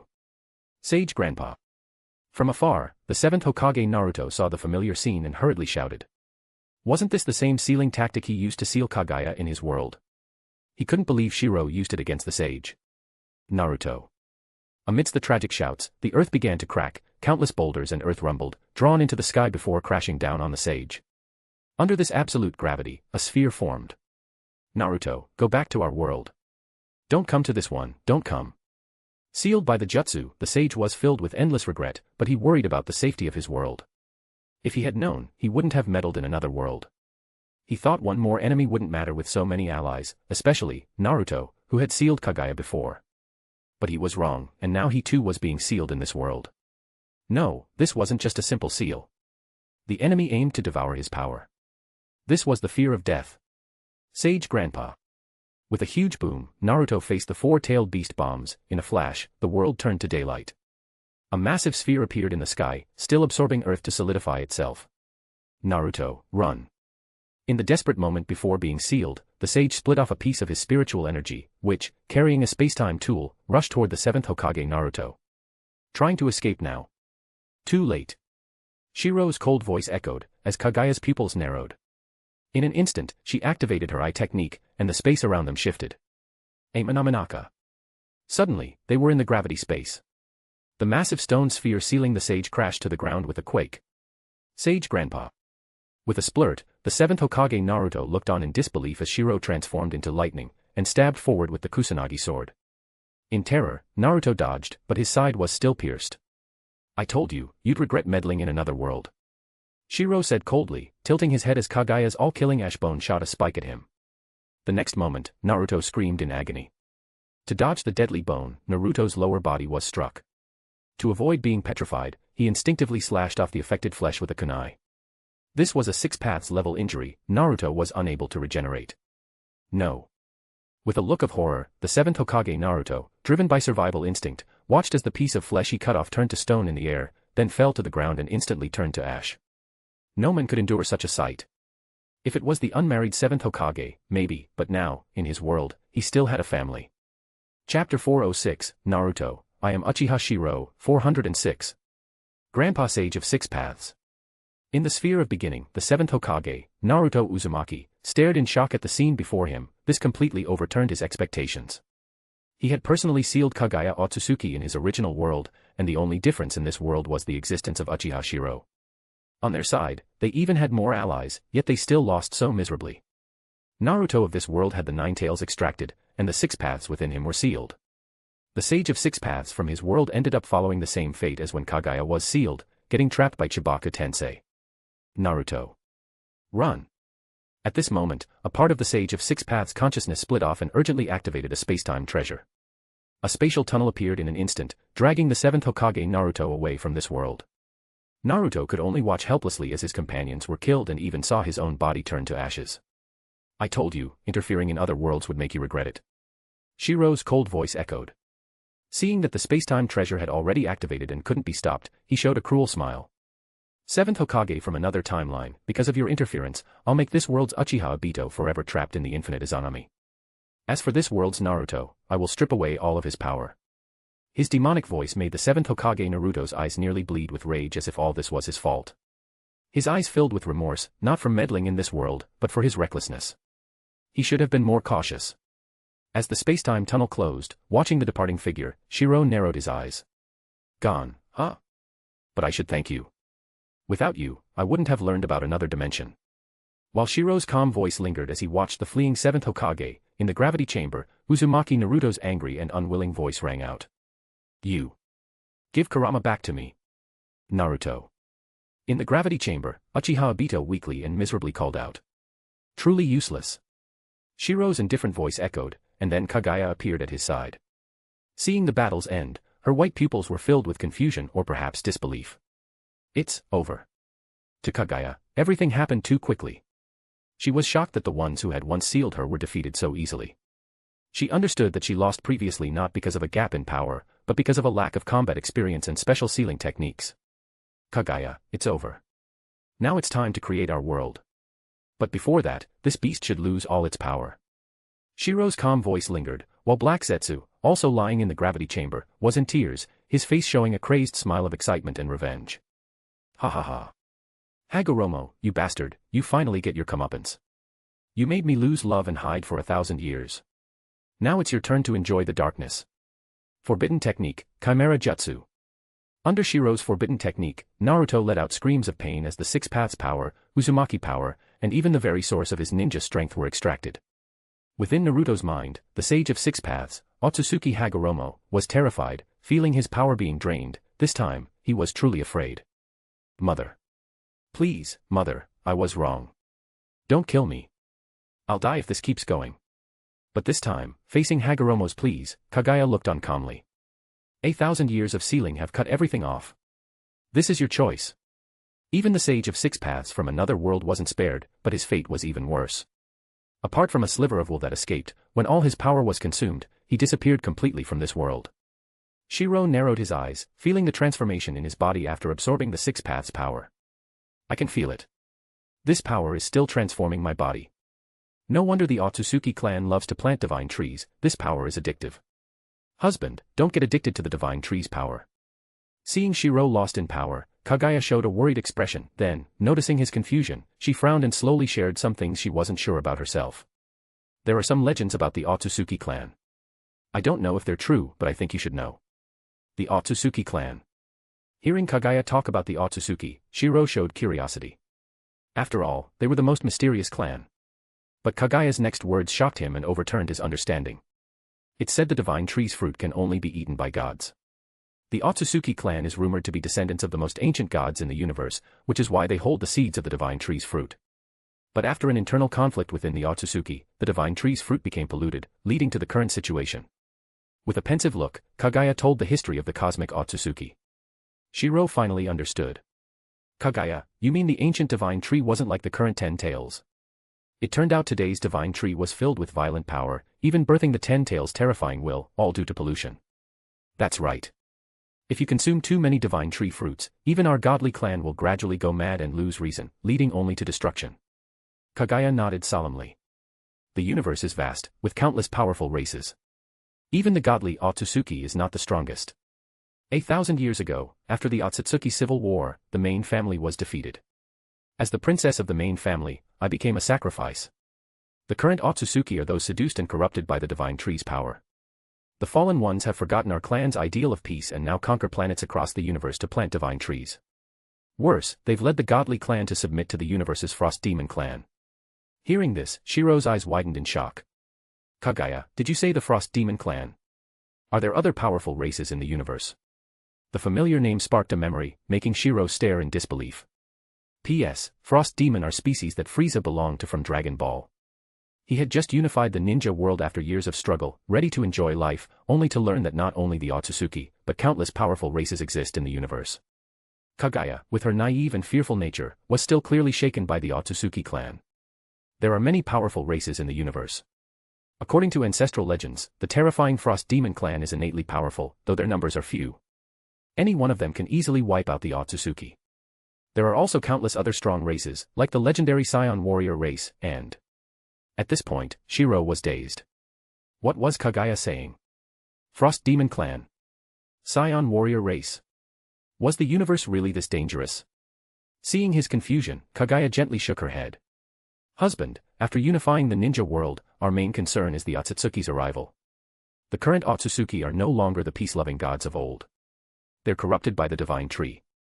We must prepare early. Shirou's heart was in turmoil. Kaguya was right, those other races were too distant. The Otsutsuki were the immediate threat. I understand. It seems it's not time for us to enjoy peace yet. Shirou nodded gravely. Kaguya's brow trembled, and with a flash of her Rinne Sharingan, she released everyone from the dimension. On the devastated ninja continent, countless ninjas suddenly appeared, all shocked at the scene before them. We won. We won. Someone suddenly shouted, and the rest erupted in excited cheers. Countless ninjas celebrated the victory in the Ninja World War. The battlefield was instantly filled with jubilation. Naruto. Sakura, seeing the powerless Naruto, ran to him, tears streaming down her face. Naruto, why did you have to go against everyone? Why believe in others rather than us? As Sakura wept, the world's only surviving Naruto looked weakly at the cold, indifferent gaze around him, feeling a sharp pain in his heart. Why are you all treating me like this? Naruto's face was still lonely, he hadn't realized his mistakes. He still believed his ideals were right, that mutual understanding was the true path. Jihi, Hagoromo, you're just a parasite in Naruto's body now. No, both of you are just living together. Mother and father were merciful, sparing your miserable lives. Black Zetsu, though he hated Hagoromo, couldn't help but smile excitedly seeing Naruto and Hagoromo's fall. You wanted understanding in the ninja world. Now you've lost all your power and are just a normal person with a bit more strength. You'll live out your ugly life in this world. As Black Zetsu raved, Kakashi approached Obito, his eyes full of disappointment. Obito, you're so disappointing. If only you died back then, you'd be a hero, not what you are now. A trace of sadness flashed in Kakashi's eyes. Obito, lying on the ground, unmoving, was trapped in the Izanami illusion, his face in constant anguish. Rin. No. Don't treat me like this. Obito's spirit was caught in endless cycles, seeing Rin fall into Uchiha Shirou's embrace again and again, mocking him each time. But his obsession with Rin kept him trapped in the illusion. We won. The third Tsuchikage of Iwagakure, Anoki, breathed a sigh of relief. Luckily, he'd made the right choice, at least his village was safe. Countless ninjas cheered in excitement, they had won. We did it. With the ninja world unified, there'll be no more war. Long live Lord Shirou. Long live. Amidst endless cheers, Shirou smiled and raised his arm, shouting. Everyone, the war is over. The ninja world will be unified. Our descendants will never fight each other again. This battle was for the future. Though there are still many powerful enemies in the universe who may come to this world, we are now one nation. We'll unite to face any threat from the stars. Long live. The Uchiha and the Ninja Alliance from another world shouted with excitement. Their clan had unified the world. As for future enemies, who cares? They'd fight together. Long live. Countless ninjas cheered. For them, the enemies from the stars were too distant, what mattered was peace now. Kakashi, Jiraiya, Tsunade, Meitarumi, and other ninjas looked grave. They knew stronger enemies might come. These enemies were from the stars, but at least they no longer had to worry about infighting. Even Jiraiya, seeing this, sighed in relief, maybe this is destiny's child, he changed the world and united everyone by giving them a greater enemy. Jiraiya saw peace at last, the chaotic ninja world, after 1,000 years, would be unified. Pass down my orders. From today, the ninja world is one. The ninja army will conquer all nations. From now on, there's only one voice. Amidst ecstatic cheers, Shirou implemented his previously set plan. The ninja continent was shaken, no one expected the war to end so quickly. What should have been a long conflict ended in just over a month. Especially after the two worlds merged, the other world system was copied and things progressed rapidly. The social order changed, nobles and lords lost their former glory and status. On the ninja continent, ninja became supreme. No longer tools, ninjas were now guardians of peace and drivers of progress. The ninja world entered a new era of unification, with Uchiha Shirou hailed as the god of the ninja world, and the 5 great villages reorganized. Though peace seemed to arrive, powerful ninjas felt a sense of crisis. They knew enemies still lurked among the stars, and the Otsutsuki would come. Uchiha Shirou sat on the throne symbolizing the god of the ninja world. In Konoha's new 5 Kage building, government affairs from the 5 regions were managed. Seeing the world's prosperity, Shirou smiled, eyes narrowing. The ninja continent is vast, enough for 10,000 years of development. As for after that. He raised his head to the starry night sky, a faint smile on his lips. Who would have thought the Otsutsuki had records of the universe, the 7th universe? Maybe they are an ancient clan of gods. But before exploring the universe's secrets, the Otsutsuki threat still looms. And in another dimension, my contingency plan is growing stronger. Murmuring to himself, Shirou sat on his throne with a meaningful smile, as if gazing at another dimension's Konoha. 7th Hokage, didn't I tell you meddling in others' worlds would make you regret it? Another dimension. Boruto, don't mess around. Haha, idiot. Under the Hokage rock, Boruto shouted excitedly, spray painting the faces in every color. In the Hokage office, 7th Hokage Naruto Uzumaki saw this and fell silent. Grandpa Sage of 6 Paths, I won't give up. This is the real world, the other world was just a twisted one. Naruto murmured, then suddenly clutched his injured side in pain. He was empty below, he even had to sneak to the bathroom. He tried everything, but couldn't recover. In his mind, the remnant will of the Sage of 6 Paths sighed. Naruto, even at my peak, I couldn't recover this. Luckily, it won't affect your fighting ability. The Sage of 6 Paths was relieved. If he'd lost an arm or leg, it would be worse. Naruto smiled and nodded, yeah, at least I'm fine. Just a little lost flesh, no big deal. Naruto, it's been over a year since we returned. It looks like the other side can't reach our world, so I can rest easy. I'll need to sleep for a while. You should rest, too. As the sage's voice faded, Naruto breathed a long sigh of relief. Since escaping the other dimension, he'd been worried about revenge, but now it seemed safe. Thank goodness. He relaxed, looking at the paperwork on his desk, sighing, this was the Hokage life he always wanted. But before that, Jiraiya's books are the best. No wonder Kakashi-sensei loved them so much. Alone, Konoha's 7th Hokage pulled out a hidden adult book from his drawer, flipping to a page filled with green imagery. Meanwhile, in Konoha's hospital, a short-haired, bespectacled figure looked up with a smile. 7th Hokage Naruto Uzumaki, I told you you'd regret it. The figure was Uchiha Shirou, or rather, disguised as medical jonin, Kiyoru. Kiyoru, the Hokage's wife invited you for a checkup today. As the door opened, a nurse sweetly smiled with a report in hand, reminding Kiyoru of his task. Shirou smiled and nodded. Chapter 407, Naruto, I am Uchiha Shirou, 407, R18. Plus 6. Equals. Konoha. Inside the 7th Hokage's house. Naruto. You're still reading these after half a year. In the dimly lit room, Hinata Hyuga, the 7th Hokage's wife, found the hidden books under the bed. Naruto. Her voice trembled as she flipped through them. Despite this, her face turned red every time. As a ninja, she was skilled at reading people, but Naruto hadn't noticed his changes. After all, losing the most important part of himself would change any man, but Naruto was the child of destiny. How could he change? Instead, some odd quirks were growing inside him. Hinata didn't know that Naruto, the 7th Hokage, had awakened some kind of soul, subtly testing her. Ding dong. Suddenly, the doorbell rang. Hinata's hand shook, dropping the book in panic. Who is it? Using Byakugan, she saw Jonin Kiyoru outside and breathed a sigh of relief. Oh, it's Jonin Kiyoru. A frequent visitor in these 3 months, Kiyoru came by almost every few days. Lady Hokage. Outside, Shirou smiled warmly, like a sunny big brother next door. Inside, Hinata's voice replied. Jonin Kiyoru. Please wait a moment, I'll be right there. Hearing her familiar, slightly trembling voice, Shirou smiled and politely waited, thinking. According to the plot, the first Otsutsuki invasion will come soon, my chance to regain power. Kinshiki's red chakra fruit, and Momoshiki too, these are my sources of strength. But for now, it's not enough, Naruto still has the 6 paths. I said they'd regret it. He narrowed his eyes, looking at the sky where the moon should be. He would free Kaguya from this world one day. But first, he'd collect some interest. Inside, Hinata flustered, fixed her hair and gathered the fallen books, seeing an open illustration. Over this year, Naruto had stayed true to himself, Shirou even admired this. Even without his little brother, and after being hit by the Mangekyo suggestion to amplify evil, Naruto hadn't turned bad. No wonder the Sage of 6 Paths trusted him as the child of destiny. Sorry to keep you waiting. Opening the door, Hinata showed a face full of apology. Shirou smiled warmly and nodded, you're too kind, Lady Hokage. I just arrived. He took off his shoes and followed gentle Hinata inside. In the cozy home, Shirou noticed subtle changes. Naruto probably hadn't been home much. The coats at the door, the cups in the kitchen, all signs the Hokage was busy. Hinata, dressed at home, wore alluring high heels and gray thigh-high stockings over curvy legs. Upstairs. Jonin Kiiru, thank you for coming to check on me again. Hinata lay on the bed. You're too polite, Lady Hokage. Let's begin as usual.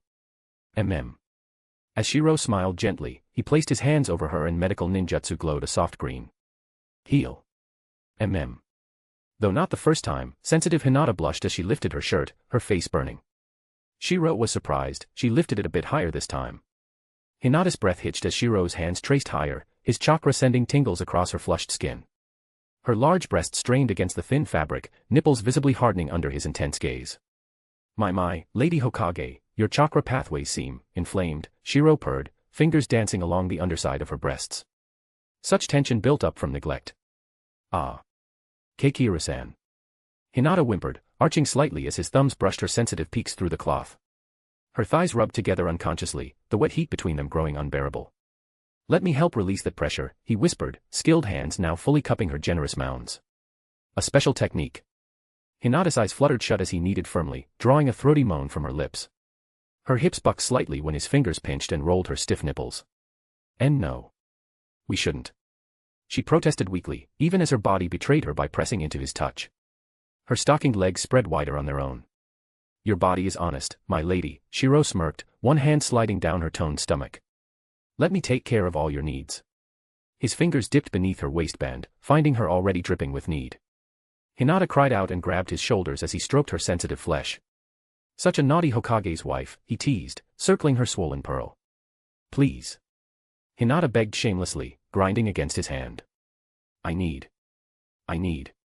Tell me what you need, Shirou commanded, pressing 2 fingers deep inside her quivering channel while his thumb worked her clit. More. Fill me up. Take me, she wailed, completely lost to pleasure after months of neglect. Her massive breasts bounced freely as she writhed. Shirou's grin turned predatory as he positioned himself between her spread thighs. As you wish, my lady. Your treatment is just beginning.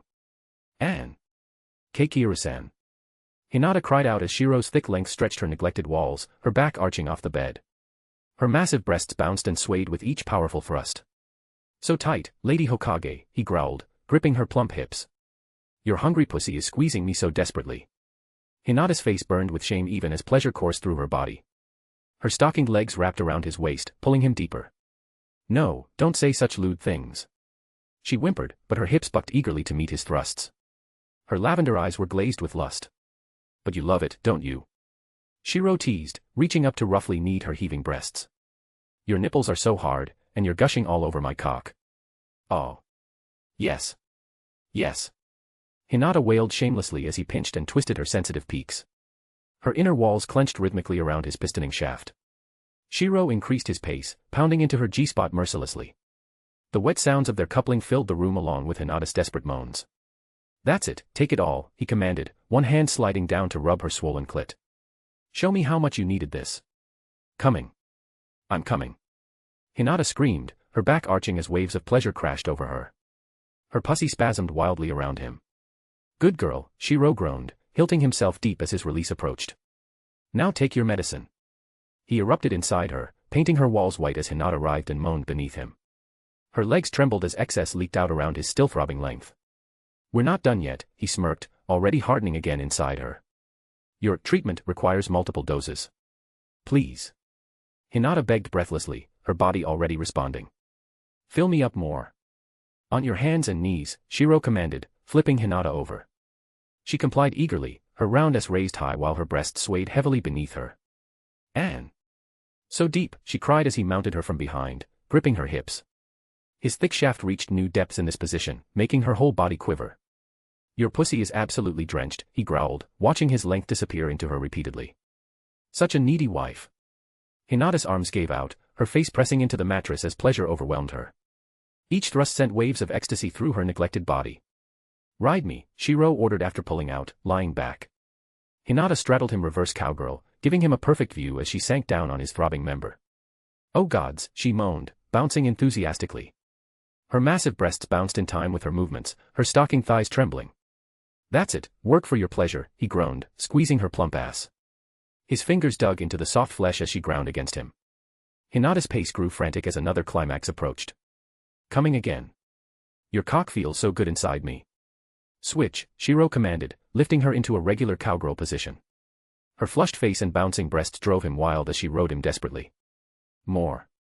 Harder, she begged shamelessly, her walls clenching around him. She leaned forward, letting him suck and bite her sensitive nipples. Such a good girl, he praised, thrusting up into her. Fill me up again. Hinata screamed as another orgasm rocked her body. Her pussy milked his shaft hungrily.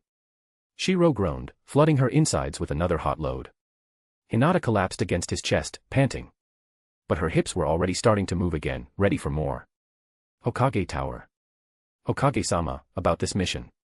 In Boruto's world, the grown-up Konohamaru was no longer a child, but mature and steady, reporting on the mission. Naruto, as 7th Hokage, nodded in satisfaction at his subordinate's growth. Konohamaru, you did well. Naruto smiled. Under his leadership, Konoha, and the ninja world, were thriving. This was true peace. But I need to trouble you with one more thing, the Chunin exams will be held in Konoha this time, and we'll invite the 5 Kage from the other villages. Please handle the Land of Lightning. Yes, Hokage-sama. Konohamaru bowed and left the office. Afterward, Naruto blushed and eagerly took out the 3rd Hokage's crystal ball from his desk drawer. P.S. Naruto got NTRD. Chapter 408, Naruto, I am Uchiha Shirou, 408. Under the setting sun. High heels, stockings, and other scattered items filled the bedroom in disarray. Hinata, using medical ninjutsu on her hands to constantly relieve the muscle aches, rarely lay quietly in someone's arms, her dazed eyes filled with a hint of greed. In her mind, Naruto's memories were gradually being replaced by the figure before her. Hinata-chan, if you need anything, you can always come to the hospital to find me. With a wide smile, Shirou closed the door and left. Meanwhile, in the Hokage's office, thanks to the advanced technology of this world, the 7th Hokage, Uzumaki Naruto, was broadcasting live with a bright smile. Through the efforts of the 7th Hokage, the 5 great shinobi villages, which used to argue endlessly, have made progress in communication. Now, we are an advanced information society. We must continue to protect the peace and prosperity we've achieved. Now, regarding the first Chunin exams jointly held by the 5 great shinobi villages, 7th Hokage-sama, do you have any words for the genin about to participate? Thanks to the live broadcasting technology of the ninja world, the host's smile was displayed on TV, along with the savior of the ninja world, the 7th Hokage, Uzumaki Naruto. On TV, Naruto extended his hand with a full smile. The impulsiveness and passion of his youth seemed to have settled down, leaving only steadiness. Just remember 2 things, teamwork and perseverance. That's it. Good luck, everyone. Haha. On TV, the savior of the ninja world, Naruto, awkwardly gave a thumbs up. It was obvious he had forgotten his lines. At home, however, Hinata's face showed the satisfied radiance of spring as she cleaned up the traces of her debauchery. When she inadvertently saw Naruto on the television, her face froze. Nar, Hokage-sama. She could no longer call him Naruto as she once did. Now, Hinata simply lowered her head in silence and semen on the floor. Perhaps, ever since the 7th Hokage had secretly assigned Jonin Kiru this mission, their relationship had already dissipated. Under the moonlight, Shirou seemed to sense something. He squinted and looked far to the north. The aura of the Otsutsuki. Looks like Momoshiki and Kinshiki have arrived. Finally, my chakra fruit. Shirou squinted with a greedy smile. The chakra fruit, this was the fastest shortcut to regaining his strength. But before that, the Konoha of this world has changed so much under your Hokage's leadership. Once the ugliness in people's hearts is magnified, even a seemingly peaceful village is hiding ugliness in secret. Shirou sat in the hospital office as the gorgeous blonde medical ninja approached him with that knowing smile. Ino's lab coat was partially unbuttoned, revealing her ample cleavage straining against her tight purple top. "Ino-san." Shirou's voice was husky with desire. "Are you sure about this?" She purred, dropping to her knees before him. Her delicate fingers traced up his thighs. "I've been thinking about tasting you for so long." Blonde-haired Ino wore a blissful smile, recalling the developments of the past year. She wasn't sure when it began, maybe after the Hokage summoned Sai. Sai, who had a defective personality, started reading books under the Hokage's guidance, and gradually changed. She hungrily engulfed him, moaning around his girth. The wedding ring on her finger glinted as she stroked him. "So much bigger than my husband," she mumbled between sucks. "Such a naughty wife," Shirou groaned, gripping her ponytail. He thrust deeper into her willing throat. "Phh." Ino gagged eagerly, mascara running. Her huge tits bounced as she serviced him. She loved being this shameless slut. "Going to send you home to him with my taste still in your mouth," Shirou growled possessively. The thought of cuckolding the emotionless Sai drove him wild. "Yes. Mark me as yours." Ino begged, pulling off to catch her breath. Shirou yanked her up by the hair. "Bend over that desk. I'm going to fuck you raw." Ino shuddered with dark pleasure, already soaking through her panties. She loved her husband but needed this forbidden passion. As Shirou roughly bent her over, she knew she was addicted to betraying her marriage vows. "Sorry, Sai," she thought wickedly as Shirou's thick length stretched her. "But I need this man's cock." "Fuck, you're so tight," Shirou groaned, slamming into Ino's dripping pussy from behind. Her massive tits bounced wildly with each brutal thrust, nipples hard against the cold desk. "Ah. Yes. Wreck me." Ino screamed, not caring if anyone heard. Her wedding ring scraped against the wood as she clawed at the desk. "Deeper. Harder. Make me your whore." Shirou grabbed her ponytail, yanking her head back as he pounded her. "Such a filthy slut, cheating on your husband. Your pussy is mine now." "Yes. All yours." Ino's eyes rolled back in ecstasy. "Sai could never me like this, never make me come like you do, ugh." Her walls clenched around him as she came hard, squirting all over his thick shaft. But Shirou didn't slow down, hammering her oversensitive hole mercilessly. "Gonna fill this cheating pussy with my cum," he growled, spanking her ass red. "Please. Breed me." Ino begged shamelessly. "Paint my womb white. Make me your cum dump." Shirou buried himself to the hilt, flooding her married pussy with thick ropes of cum. Ino came again from the hot sensation, her whole body shaking. "Such a good little slut," he purred, slowly pulling out to watch his cum leak down her thighs. "Clean my cock with that pretty mouth." Ino eagerly dropped to her knees, hungrily licking their combined juices from his length. "When can I have more?" she asked between sucks. "Insatiable whore," Shirou chuckled darkly. "Don't worry, I'm not done ruining you for your husband yet." Night falls. I'm home. Despite the warm atmosphere, when 7th Hokage Naruto returned home, the air was noticeably strange. Boruto, as usual, pouted, endlessly dissatisfied with this father who no longer cared about the family. Hinata, meanwhile, simply brought the food to the table respectfully. Himawari lowered her head as she ate. Though still young, her Byakugan could see many things. Himawari knew what her mother was doing. "Hinata, thank you for your hard work today." At the table, Naruto, in full Hokage mode and smiling, didn't realize that ever since he lost his manhood and his desires were magnified, he still maintained his Hokage facade even at home. The result was that the family atmosphere had changed. "Yes, Hokage-sama. I'm very happy." Facing Naruto, Hinata wore a gentle smile, but her white pupils betrayed a sense of distance and coldness. Even as she said she was happy, her curled lips seemed to say, "I'm truly happy, especially when performing a checkup today." Seeing this, Naruto didn't get angry, instead, he was secretly excited, his eyes involuntarily lowering and pupils shrinking. "Is that so? Then it seems like Kiru-san is doing a good job, Hinata." Naruto suppressed his excitement and spoke calmly. Even Boruto noticed something weird, but he could only hold back. The pressure of the Hokage's presence was so great he didn't even dare to retort. "Of course." Hinata sat down with a gentle smile. "I wonder, Hokage-sama, could this 2 to 3 times a week appointment be changed to 7 times a week? Or maybe I could carry it out at night, too." With her gentle smile, even the gentle Hinata had grown thorns and begun to stab. Naruto understood, but although he looked dissatisfied, the excitement in his eyes was impossible to hide. "Let's eat." With the Hokage's command, everyone at the table had their thoughts. Hinata, her eyes cold, looked at Naruto with only mockery and disdain. She knew well, the darkness inside this Hokage was not just aimed at her but at his comrades as well. Sai has been working en route for almost a year. Ino said that Sai's withdrawn personality seems to be returning. At the table, well-mannered Hinata began to speak gently. Normally, talking at the table was rude, but her fake smile was obvious to even Himawari. Is that so? But the village needs them. Naruto's voice was calm as if he didn't sense anything wrong. Or, perhaps, the first to be targeted by his evil taste was his comrades, only later his family. When the mask of heroism came off, and the ugliness inside was exposed, their feelings were completely shattered. Seeing Naruto's indifference, Hinata squinted and smiled with the same pleasure as earlier in the day, a hint of spring in her eyes. In that case, let me help share the pressure for Hokage-sama, too. After dinner, I'll issue a mission to Kiru-san in the name of the Hokage's wife. From now on, let's do it at night, after all, there's daytime work to be done.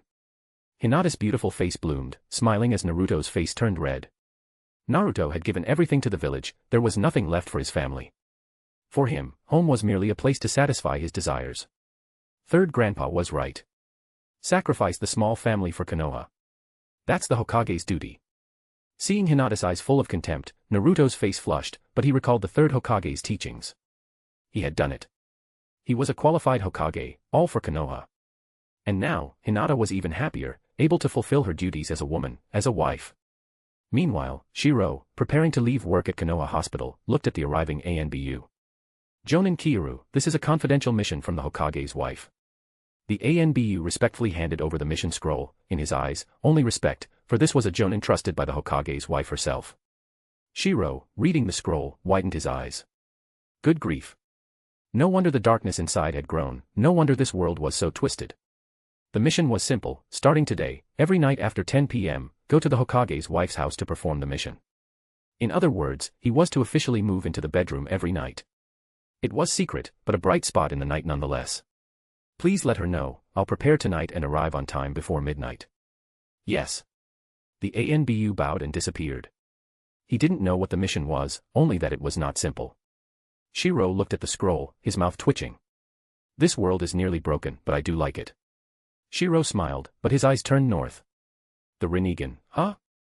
Looks like I need to retrieve those eyes.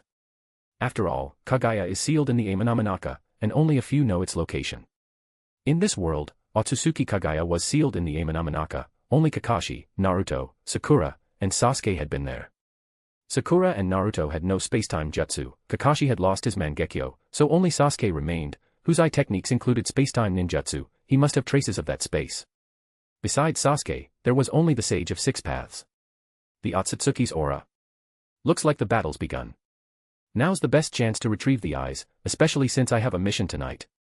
Hope I make it back before midnight. With a calm smile, Shirou's figure vanished from Konoha. His goal, Uchiha Sasuke's eyes, then rescuing the sealed Kagaya and the chakra fruit. P.S. Naruto's NTR fetish is spreading to his friends. LOL. Chapter 409, Naruto, I am Uchiha Shirou, 409. In the far north of the ninja world, goosefeather snowflakes drifted down. Under the moonlight, the long-deserted, snow-covered palace revealed a corner through the wind and snow, a palace that had stood for 1,000 years. Time had eroded its grandeur, but under the moonlight, the palace's former solemnity could still be glimpsed. Inside was a huge statue, exuding divine majesty and compassion. If a ninja from the world saw it, they'd be shocked. Because it was the image of Kagaya Otsutsuki, the ancestor of chakra. Boom. A huge rumble broke the silence of the snowy night. There's still an enemy. Two figures, moving and colliding rapidly, were like bolts of lightning. One, crackling with electricity, was this world's one-armed Sasuke, his eyes grave. Who are you? Sasuke, shocked, stared at his opponent. After the fourth great ninja war, he was the second strongest ninja, even with one arm, second only to Naruto. Yet the person before him gave him immense pressure. Especially since the enemy had appeared in this palace. For years, he had abandoned his wife and daughter, wandering the ninja world in secret pursuit of clues about Kagaya. Finally, after years of searching, he had found a clue, the location of Kagaya's palace. Everything he did was to inherit Naruto's will of peace, he could never let Kagaya revive. The two fought from inside the palace to the outside. On the vast snowy plain, they clashed again and again, Sasuke was being suppressed. Above, in the moonlight, a man floated. Though male, he wore a thin white silk veil, watching calmly. Didn't expect a stubborn native on this ant-like planet. Hovering above, the man was Otsutsuki Momoshiki. Below, the burly figure wielding red chakra weapons against Sasuke was Otsutsuki Kinshiki. The Rinnegan. Seeing Sasuke's Rinnegan, Momoshiki frowned. So, it's the Rinnegan. He'd realized something. Sasuke also saw another enemy and grew even graver. Panting, his chakra mostly spent, he hadn't defeated the enemy, now there was an even stronger one. No, I have to find Naruto. Only together can we handle this. Sasuke roared and unleashed his trump card. Chibaku Tensei. Under Sasuke's fearsome eye, the earth began to collapse, he meant to seal both enemies at once. Kinshiki roared, swung his massive red chakra axe, and struck at the center of the Chibaku Tensei. With a huge crash, the wind and snow howled. Destroying Sasuke's jutsu, Kinshiki's face showed anger. But Sasuke's figure was gone from the snow. Kinshiki, you were careless. Momoshiki's cold voice came from above, Sasuke had escaped. Wind and snow howled, the ancient palace again buried in silence. After some time, a figure appeared inside. Lifting his head, revealing Crimson Tomo Rinnegan, it was Uchiha Shirou. He looked at the huge statue and smiled gently. Kaguya, I'm here.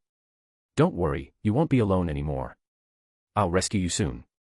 Though he hadn't spent much time with Kaguya, he was her spiritual support. Both had opened their hearts to each other. As white smoke rose, it was a shadow clone of Shirou. Heading toward Konoha through the forest, a figure rushed like lightning. So strong. Who are these enemies? A battered, one-armed Sasuke panted, chest heaving, his single eye wide in shock. Their clothes, appearing in the palace, and that six paths power, could they be Kaguya's clan? Sasuke's mind raced, he was starting to piece things together. Just as he escaped, relaxing slightly, his vision suddenly shifted. Sasuke, why are you here? A familiar voice called, Naruto was in the distance. But this Naruto was battered, with many Konoha ninjas behind him, all clearly just through a battle. Naruto. What happened? Before Sasuke could finish, Naruto's face darkened. Sasuke. The village was attacked. Konoha is destroyed. I barely managed to escape with everyone. It was Kaguya. Otsutsuki Kaguya escaped, and she brought 2 helpers. If the earlier words shocked Sasuke, the last was a finishing blow. He had just fought 2 mysterious figures, deduced they were Otsutsuki, and now Konoha had fallen. No doubt, the 2 had freed Kaguya. Naruto. Seeing his old friend, Sasuke dropped all defenses and hurried over. But just as the 2 embraced, a cold flash attacked. Sasuke's eye shrank in terror, ready to use a Menotejikura. But the space twisted, his space-time ninjutsu failed. He watched as Naruto grinned evilly, and then hands lunged for his eye. Who are you?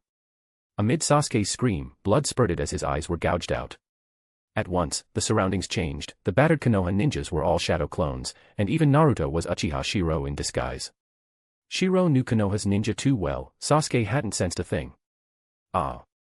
Sasuke's screams echoed through the forest. My eyes. Who are you? His body bound, he felt an unprecedented power invading and devouring him. Forbidden Jutsu, Chimera Jutsu. Devouring Sasuke's Uchiha bloodline, Shirou's face was cold. Who am I? When you sealed my wife Kaguya, didn't you think of this day? These eyes are mine now. Kaguya. You're Otsutsuki. Sasuke roared in darkness, but Shirou shook his head coldly. Indra's reincarnation, you were excellent. But after being beaten by Azura's reincarnation, your heart and soul were eroded by this world's Azura.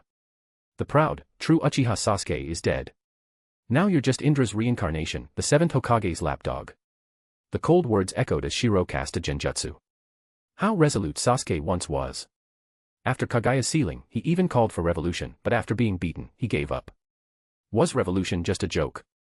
Sasuke became a firefighter, completely subdued by Naruto's will. Indra lost to Azura's generation, and his will was eroded. I can't die yet. I have to tell Naruto. Naruto. Sasuke, in the darkness, struggled to break free. But under the Chimera Jutsu, he didn't notice his Uchiha bloodline and Indra's chakra being devoured. Afterward, Sasuke wouldn't die, but without his bloodline, he'd just be an ordinary ninja. Shirou devoured the power, knowing if Sasuke hadn't fought Kinshiki and was so drained, it wouldn't have been so easy. At the final step, Sasuke's remaining arm exploded. He'd bought himself a chance with self-mutilation. Whoosh! Sasuke used reverse summoning and escaped at the last moment. Escaped, huh? Shirou squinted and sneered. But your Indra power and Uchiha bloodline are all gone. But that's fine, you're more useful alive, Naruto will finally taste lifelong regret. His indifferent voice echoed as he vanished. All that remained in the forest was a severed arm and 2 eyes, now dull and gray. Their power had been devoured. Shirou could feel the energy within, needing time to digest it. Then it was time to rescue Kaguya. Night fell. Konoha slept peacefully. At the 7th Hokage's home, at midnight, the door opened to a new master. In the warm light, someone was waiting inside. As the door opened and Shirou entered, Hinata, who had been waiting in the living room, respectfully stood up and walked to the entrance. "Welcome home, Kiyoru-sama." Her gentle voice rang out, just as the clock struck midnight, the mission's start. Tonight, Hinata wore a red chipao, showing off her figure, her face full of gentle smiles. When the cool figure before her reached out to gently stroke her head, she closed her eyes, enjoying it like a kitten. "Hinata-chan, have you been waiting for me all this time?" His voice echoed. Hinata smiled softly, then knelt to change his shoes. Just like that, Shirou seemed to be the true master of the house, led personally by Hinata upstairs. "From today, this is your home. I will do everything well." Red heels, flesh-colored stockings, red chipao, long flowing hair, Hinata embodied the submissive kunoichi, always with a gentle smile.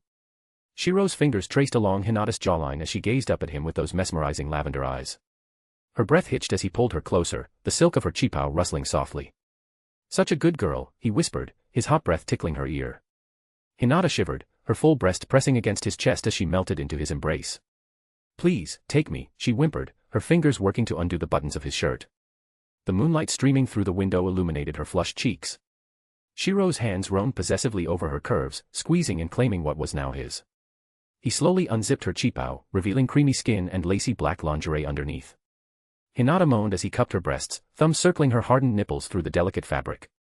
"Does your husband touch you like this?" he taunted, nipping at her neck. "Make you feel this way?" "And no. Only you, Kiyoru-sama," she gasped, arching into his touch. Her stockinged legs trembled as his fingers slipped beneath her panties, finding her already dripping wet. He pushed her back onto the bed, drinking at the sight of her sprawled before him in just her lingerie and heels. Hinata watched through half-lidded eyes as he stripped, her tongue darting out to wet her lips. "Show me how much you need me," Shirou commanded. Hinata eagerly obeyed, spreading her thighs and beckoning him closer. "Fill me up, master, make me yours," she begged breathlessly. "I've been aching for you all day." His mouth crashed down on hers in a bruising kiss as he positioned himself between her legs. Hinata wrapped her legs around his waist, crying out in pleasure as he claimed her completely. "That's right, take every inch," he growled, setting a punishing pace that had her seeing stars. "You belong to me now." "Yes. Yes. Only yours." Hinata screamed, her nails raking down his back as waves of ecstasy washed over her. The sounds of their passionate coupling echoed through the room as Shirou marked her inside and out, ensuring she'd never be satisfied by anyone else again. Chapter 410, Naruto, I am Uchiha Shirou, 410. Uzumaki House. "You're so tight," Shirou groaned, his thrusts becoming erratic as Hinata's walls clenched around him. "Come for me again, my little slut." "Yes. Yes. I'm coming." Hinata screamed, her back arching as pleasure exploded through her body. Her orgasm triggered his own, and Shirou buried himself deep inside her with a primal roar. But he wasn't done with her yet. Without withdrawing, he flipped them over so Hinata straddled his hips, his still hard cock throbbing inside her. "Ride me," he commanded, gripping her plump ass. Hinata began bouncing on his length, her massive breasts bouncing hypnotically. Shirou reached up to pinch and twist her nipples, making her moan wantonly. "That's it, take it all," he growled, thrusting up to meet her movements. Hinata gasped, grinding her hips in circles. "Nobody else can make me feel this good." Shirou suddenly sat up, wrapping an arm around her waist as he sucked and bit at her breasts. His other hand found her clit, rubbing it in tight circles. "Kiyoru-sama. I'm going to dash," Hinata's words dissolved into incoherent screams as another orgasm rocked through her. He didn't give her time to recover before putting her on all fours, mounting her from behind like an animal. His hands fisted in her long dark hair as he pounded into her mercilessly. "Who do you belong to?" he demanded, spanking her as hard enough to leave handprints. "You. Only you." Hinata sobbed in pleasure, pushing back against him desperately. "Please, mark me, claim me." Shirou reached around to maul her swinging breasts as he rutted into her. "Take every drop," he growled, flooding her womb with another hot load. As heavy breathing echoed upstairs. Meanwhile, "Father." Boruto called out worriedly, but what he saw in Uzumaki Naruto's eyes was excitement. Having lost his manhood, Naruto could no longer experience physical pleasure, but this kind of spiritual satisfaction was even more stimulating. Boruto, you're still too young to understand. This is the responsibility of being Hokage. Seeing Boruto standing nearby, Naruto collected himself and put on a solemn expression. At this moment, Naruto's expression overlapped perfectly with that of the third Hokage, Hiruzen Sarutobi, from years ago. Under their will of fire, they didn't just brainwash others, they brainwashed themselves. Seeing his father, Boruto lowered his head with a guilty conscience. Regarding his mother, it wasn't that he didn't care, but he didn't want to have any conflict with Jonin Kyoru. After all, Jonin Kyoru, who has special relationship with his mother, was the guardian of Sumair Keikei in Boruto's class. The moment Boruto thought of class representative Sumair's gentle smile, he couldn't help but lower his head and force out his words. I understand. I won't cause conflict. This isn't just for the village, but also for the will of fire. With this excuse, Boruto made his father Naruto smile. Uchiha Shirou's house. In the morning sunlight, as the door opened, two figures in the dining room smiled brightly. Tenten, Sumair. Seeing the two, Shirou smiled.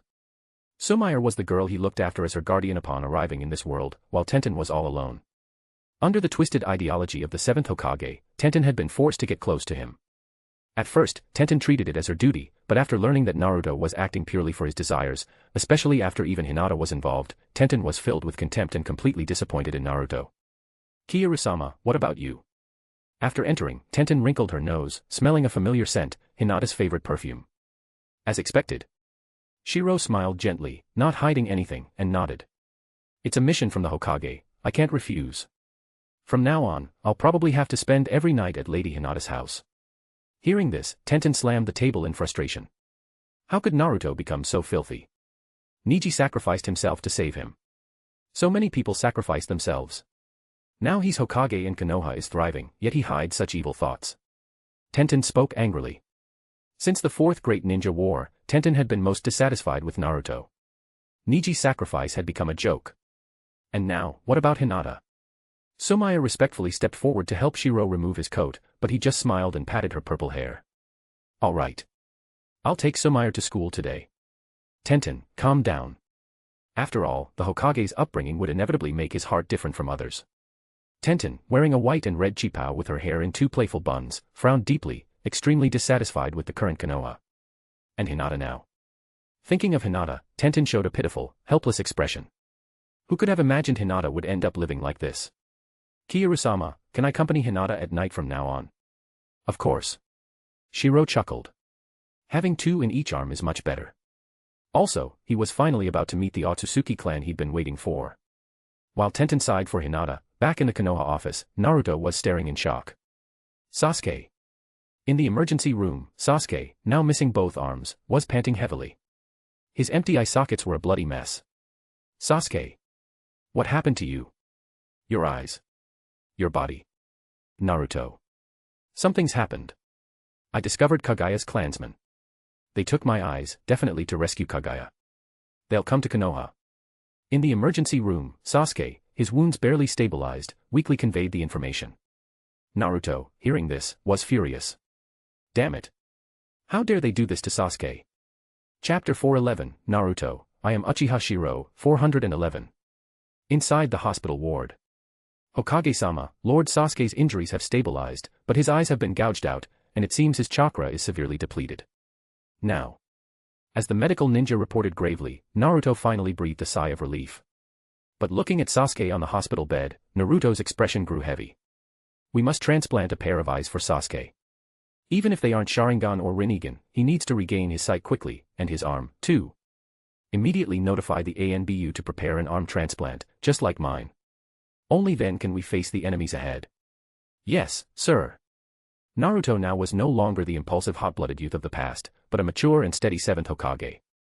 Sasuke's power was a rare combat asset. Even without his Sharingan and Rinnegan, he was still the second strongest after Naruto. Naruto. Lying on the hospital bed, Sasuke naturally heard Naruto's orders, and his lips trembled. Why didn't he reattach his arm before? Besides atonement, the main reason was to weaken his power.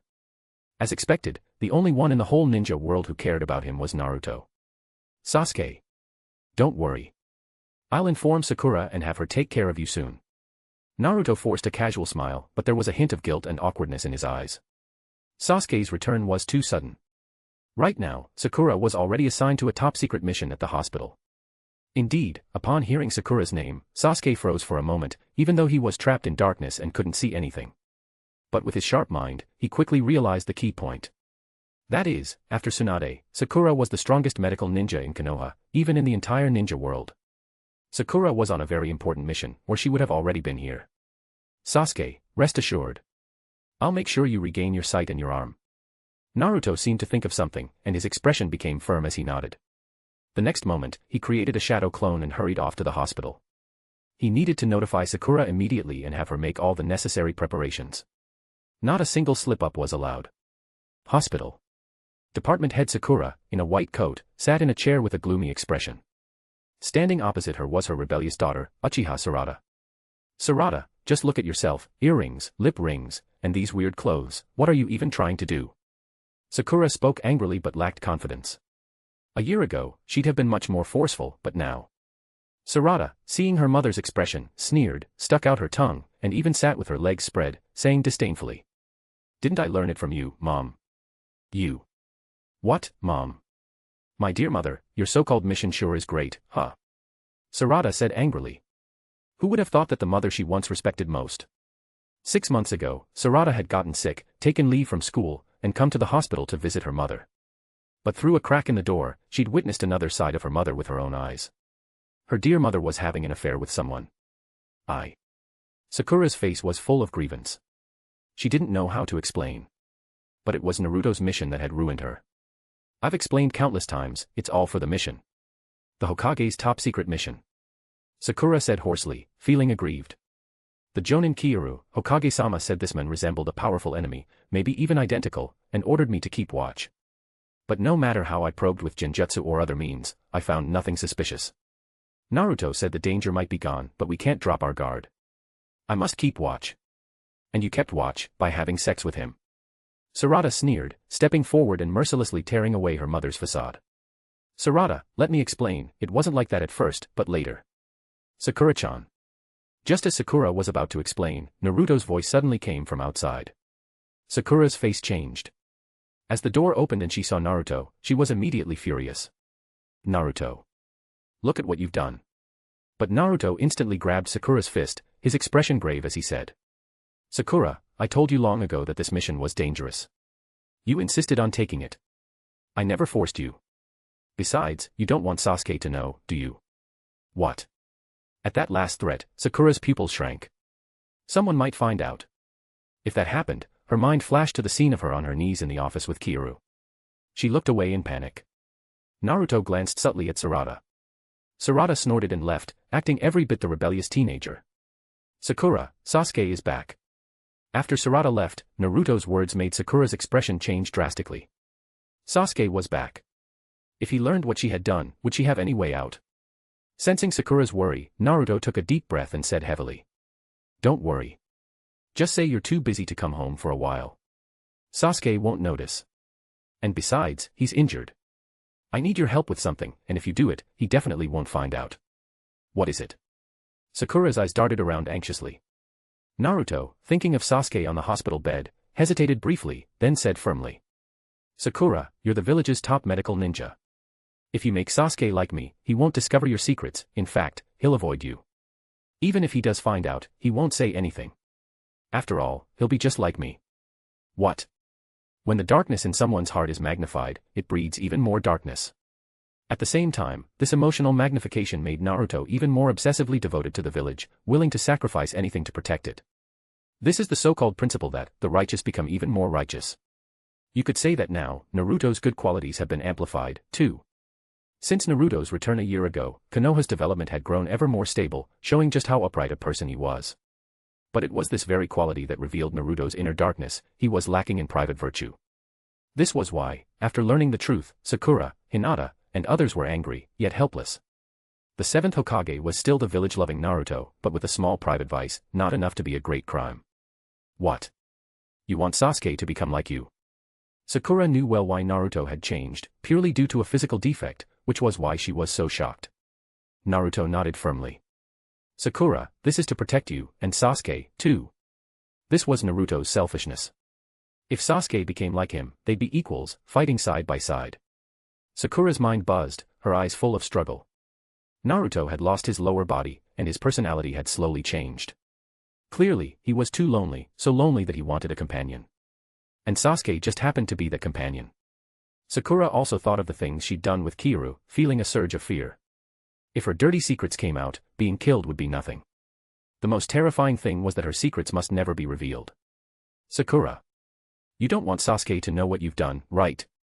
And anyway, Sasuke is away most of the year. You and I both know he has no real needs in that area.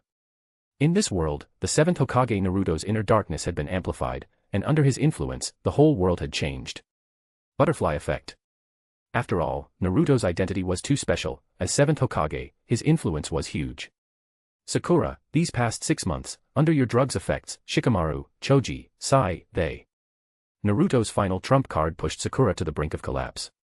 No one knew how long their conversation went on, but finally, Naruto left the office with a long sigh of relief, while inside, Sakura's face was covered in tears.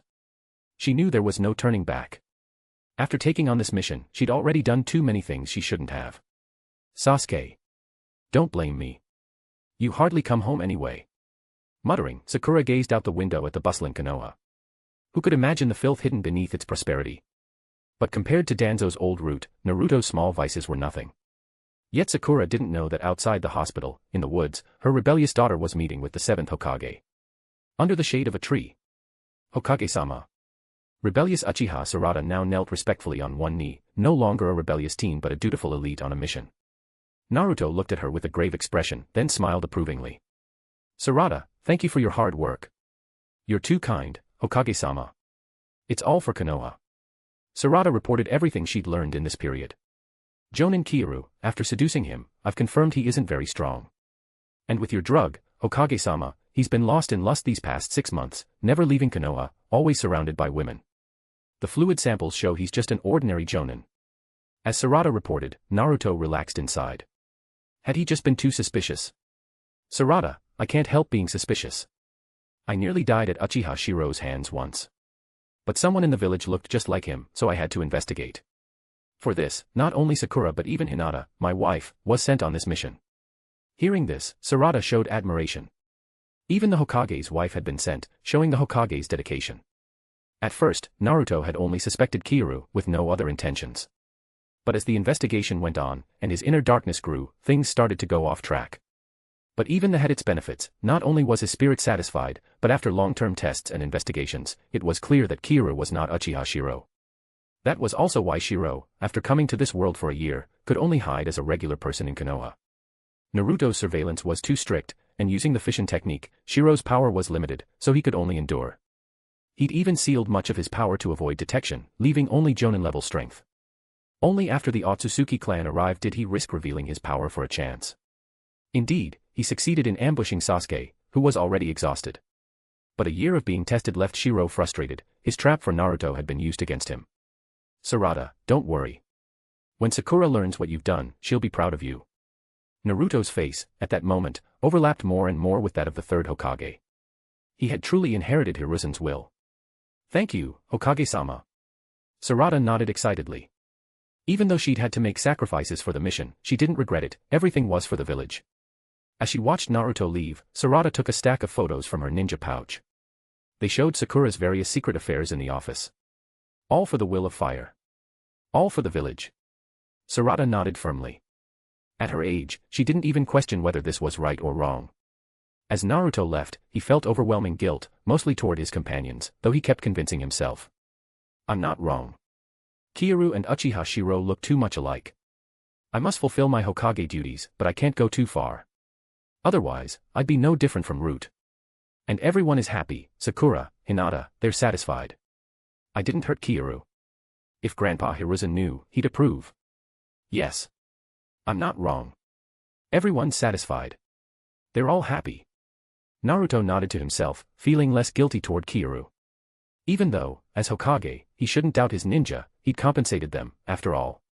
While the ninja world was becoming more and more twisted, the enemies from space, Otsutsuki Momoshiki and Kinshiki, finally arrived, breaking the world's downward spiral.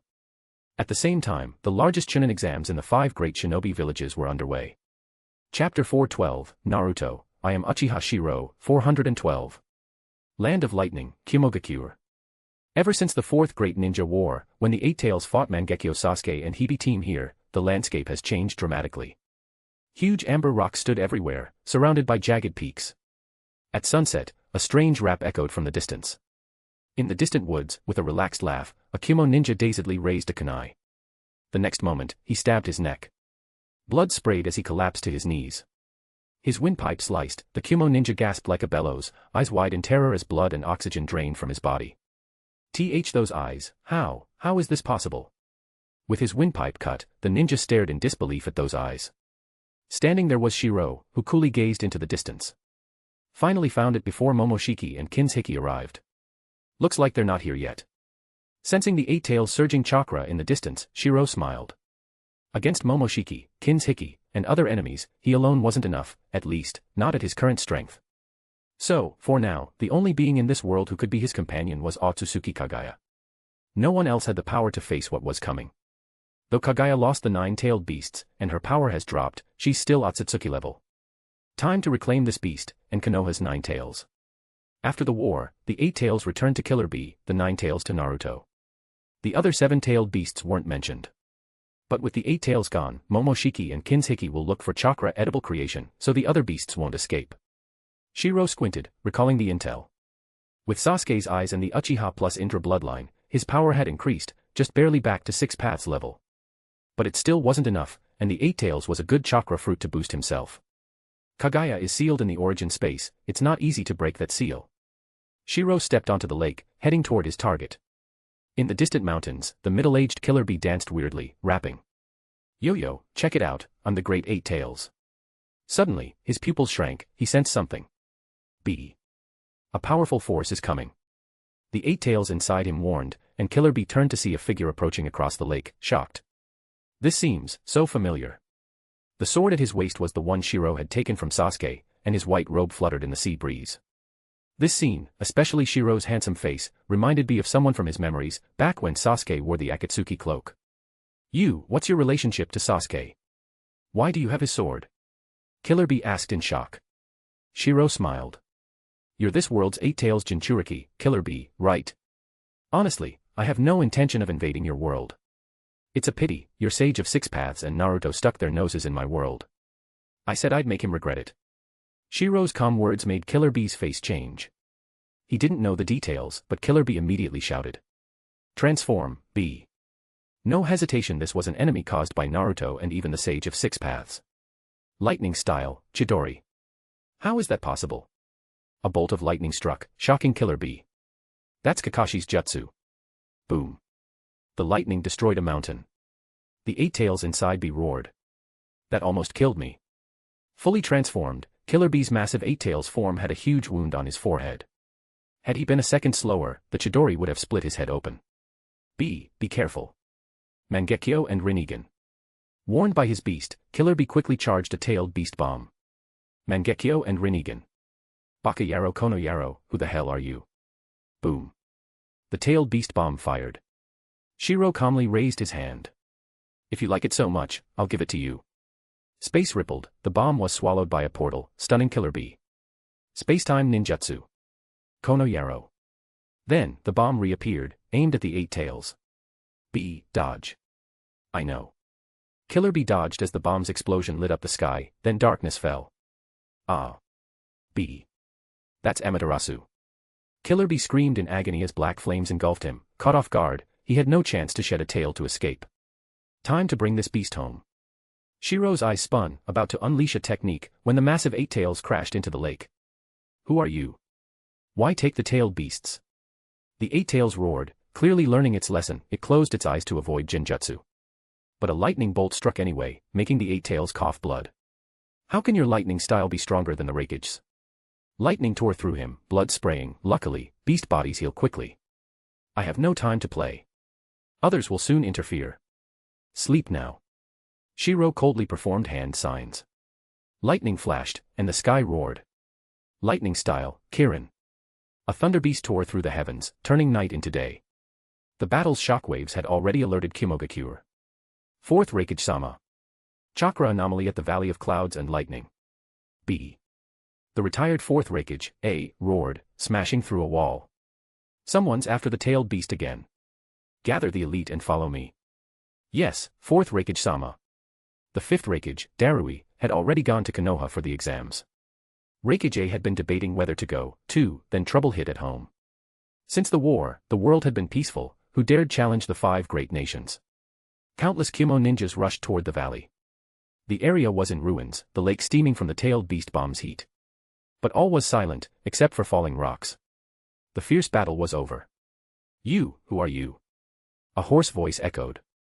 Killer Bee was grievously wounded, all four limbs broken, body burned, lying twisted on the ground. Forbidden Jutsu, Chimera Jutsu.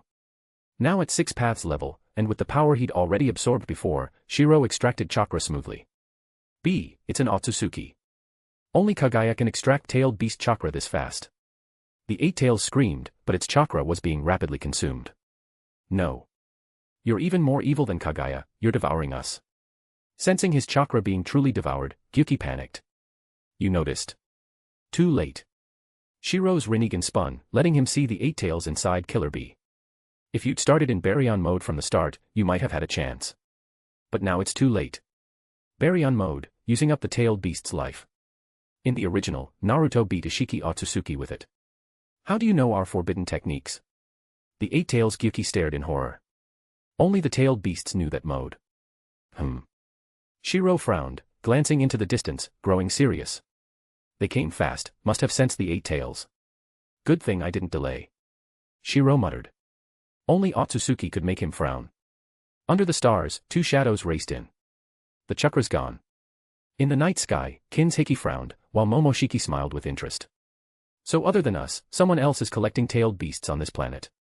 Maybe that little mouse who escaped leaked the intel. They found the eight tails gone, but Momoshiki wasn't mad, he found it amusing. To him, the tailed beast's chakra was just medicine for the divine tree, nothing important.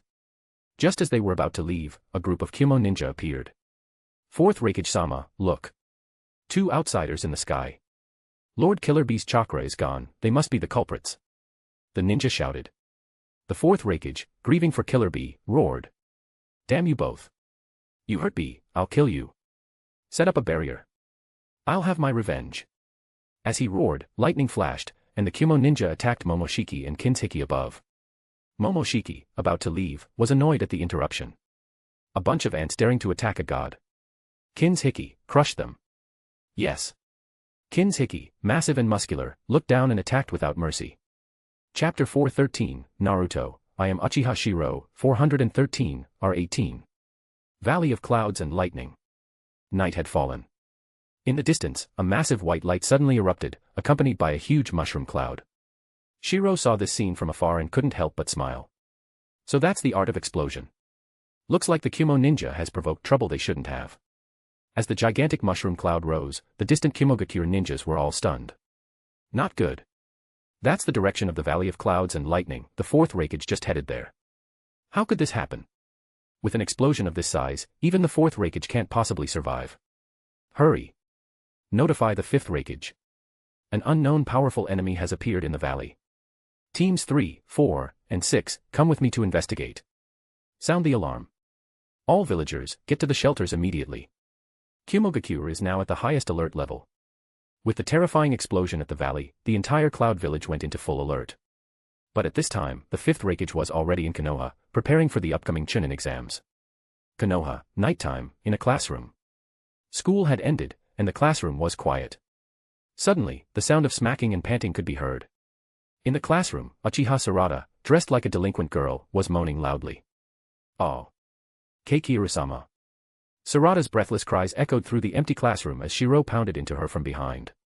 Her small hands gripped the wooden chair desperately, knuckles white as each powerful thrust made her petite body shudder with pleasure. Shirou's rough hands slid up under her loose shirt, groping and squeezing her developing breasts as he fucked her. His fingers found her sensitive nipples, pinching and rolling them until she whimpered. Your tits are so perfect, he growled against her neck, so perky and cute. The lewd sounds of skin slapping against skin filled the room as his thick cock stretched her tight pussy.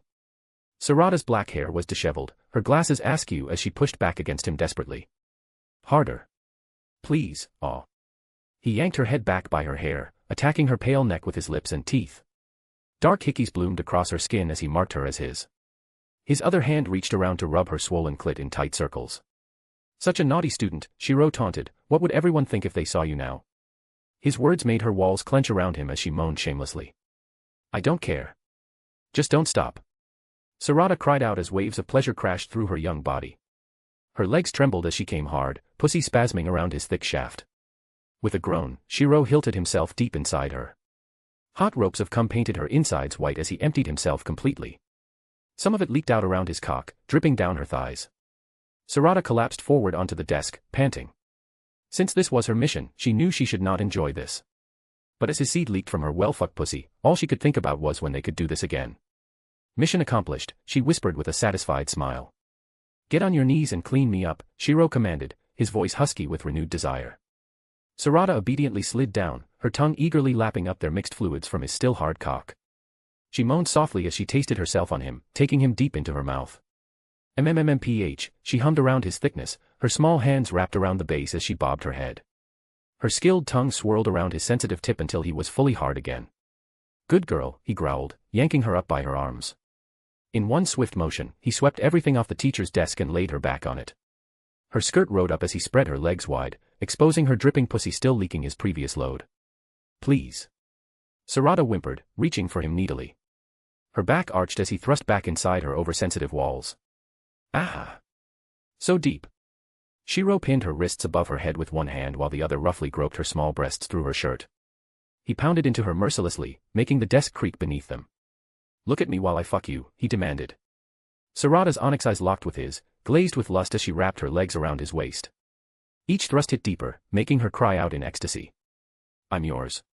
Use me however you want, she moaned shamelessly, her tight pussy clenching around him as another orgasm approached. The lewd sounds of their fucking echoed through the classroom. Shirou's pace became erratic as he neared his release. With a final brutal thrust, he buried himself to the hilt and filled her womb with another hot load. Sarada's back arched off the desk as she came hard, milking every drop from his throbbing cock. They collapsed together, panting heavily in the darkness of the empty classroom. Their mixed fluids pooled beneath them on the wooden desk, evidence of their forbidden tryst that would need to be cleaned before morning. ANBU, operating room. Sasuke. You can do it, just hold on. This time, Sakura herself was performing the surgery, her face grim and her arms trembling as she began attaching the new arm. Sasuke, this arm was cultivated from the first Hokage's cells, just like Naruto's. I believe in you, you just have to hang in there. And these eyes, the ANBU obtained them while wiping out a group of vicious bandits. Transplanting eyes and reattaching arms, these should have been routine, but suddenly, the alert on the monitoring equipment sounded. Naruto, watching through the glass, immediately paled. What's going on? What's happening to Sasuke? Inside, Sakura was also shocked, staring at the instrument's data and exclaiming. Impossible. Not to mention Sasuke's Mangekyo, he awakened the Rinnegan, his body should easily accept the first Hokage's cells. Why is there such a massive rejection? This isn't right at all. Warning. Warning. First Hokage cell rejection, 99%. As the alarm blared, Sakura's face changed dramatically. The next moment, she grabbed a kunai from her pouch and, cleanly and decisively, made 2 swift cuts. Blood splattered everywhere. The 2 arms she had just attached to Sasuke were sliced off again, and to prevent the first Hokage's cells from invading, she cut even deeper this time. Sakura, what's happening? Naruto burst into the room in shock, while Sakura, hurriedly stopping the bleeding, was flustered and panicked. Something's wrong. Sasuke's cells, no, his Uchiha power is gone. The reason he could accept the first Hokage's arm was because his Uchiha bloodline had evolved to the Rinnegan. That kind of bloodline should have been able to handle it, but now the rejection rate is abnormal. As Sakura explained, her face grew worse. It's like the first Hokage's cells have nothing to do with Sasuke's body. That's impossible. Sasuke's body has lost its most important power, his bloodline ability has completely disappeared. Otherwise, the rejection wouldn't be this severe. After Sakura's explanation, Naruto's face turned furious. Damn. I should have realized. The enemy's sneak attack was to steal his eyes, clearly targeting Sasuke's bloodline. Sasuke also said that as he was controlled, the enemy seemed to be stripping his power, and he only escaped by chance. The enemy wanted to rob Sasuke of his bloodline power. With this realization, Naruto roared in anger. Everything made sense now. The enemy's target was Sasuke's bloodline. With it stolen, he lost his Uchiha power, and thus his body couldn't accept the first Hokage's cells. That explained the massive rejection. Give Sasuke regular arms. The enemy is too mysterious and strong. Only if we fight together do we have hope. Yes. After this medical mishap, Sasuke lay on the table in pain. This time, he not only lost his eyes but even the Uchiha bloodline he'd always been proud of. With normal arms, of course, he was weaker than before, his power had dropped dramatically. And with ordinary eyes, losing his Uchiha blood, even if he got Sharingan, it'd just drag him down. In the operating room, as the equipment data stabilized, Sakura finally wiped the sweat from her brow and breathed a sigh of relief. It's finally done. But as she looked at the unconscious Sasuke, she suddenly felt discomfort on her neck, a delicate black metal collar chafed her. At that moment, Sakura seemed to recall something and showed pain on her face. Sasuke, don't blame me. You haven't come home in years. Now that you're finally back, you're only here for Naruto. Hands trembling, she moved the scalpel down. Sakura was truly ruthless, one cut, and she took everything, clean and complete. Looking at the bloody flesh, guilt flashed in Sakura's eyes. From her perspective, even if she was carrying out the Hokage's orders, she had betrayed Sasuke, more than once, at that. And the slave training that Kiryu ordered, for some reason, had gone from a duty to something she started to enjoy. So, she was already a traitor. If Sasuke or all of Konoha ever found out, what then? This way, Sasuke will focus elsewhere, and I won't be discovered. Thinking this, Sakura wiped her nervous sweat. Everything she did was for the village. Sasuke. After the surgery, Naruto couldn't wait any longer and rushed in, looking at his most important comrade on the bed. Seeing the flesh in the medical tray, and then the weak, unconscious Sasuke, Naruto's face lit up with a knowing excitement. Sasuke, we're comrades. No, more than that, they were the same now. Finally, another comrade had let go of his flaws, and could now devote himself wholeheartedly to the village. Dawn in Konoha. As the sun rose, bustling Konoha came alive. Especially with the Chunin exams about to begin, this time inviting all 5 great ninja villages, the biggest event in the ninja world. After all, Konoha now had the strongest ninja, Hokage Naruto, and the second strongest, Uchiha Sasuke.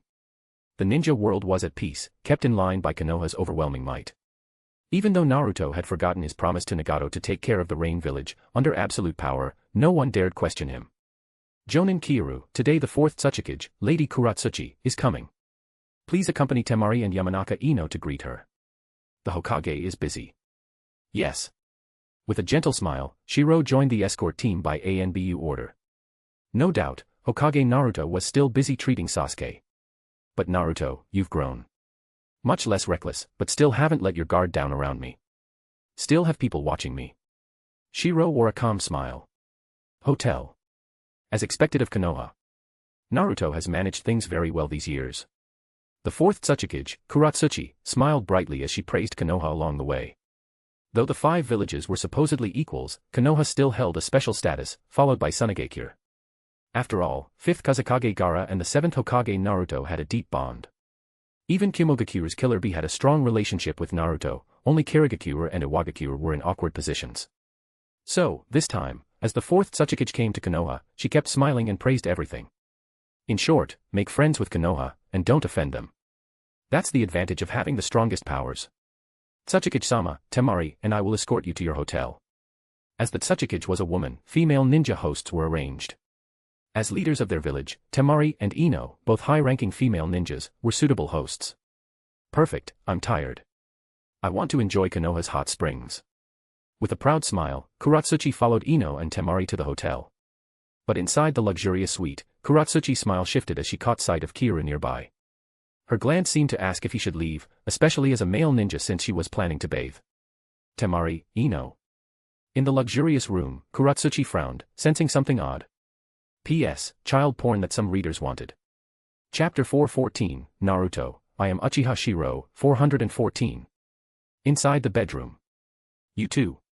After Yamanaka Ino and Temari took off their coats and revealed their alluring outfits, Kuratsuchi's face turned completely red. Shirou guided Ino and Temari to the bed, their bodies pressing eagerly against him as they fell into the familiar dance. Kuratsuchi could only watch, transfixed, as the 2 kunoichi began their sensual assault. Ino's skilled hands worked at Shirou's chest while Temari's lips found his neck. Their ninja training had given them incredible dexterity and stamina that they now employed for a very different kind of mission. Let us pleasure you, Kiryu-sama, Ino purred, her long blonde hair cascading over his chest as she moved lower. Temari's fingers tangled in his hair as she captured his mouth in a deep kiss. Shirou's hands roamed their curves, remembering exactly how to make each woman moan. Ino gasped as he found that sensitive spot on her inner thigh, while Temari arched when his fingers traced her spine. Their clothes fell away piece by piece, revealing more soft skin for exploring hands and eager mouths.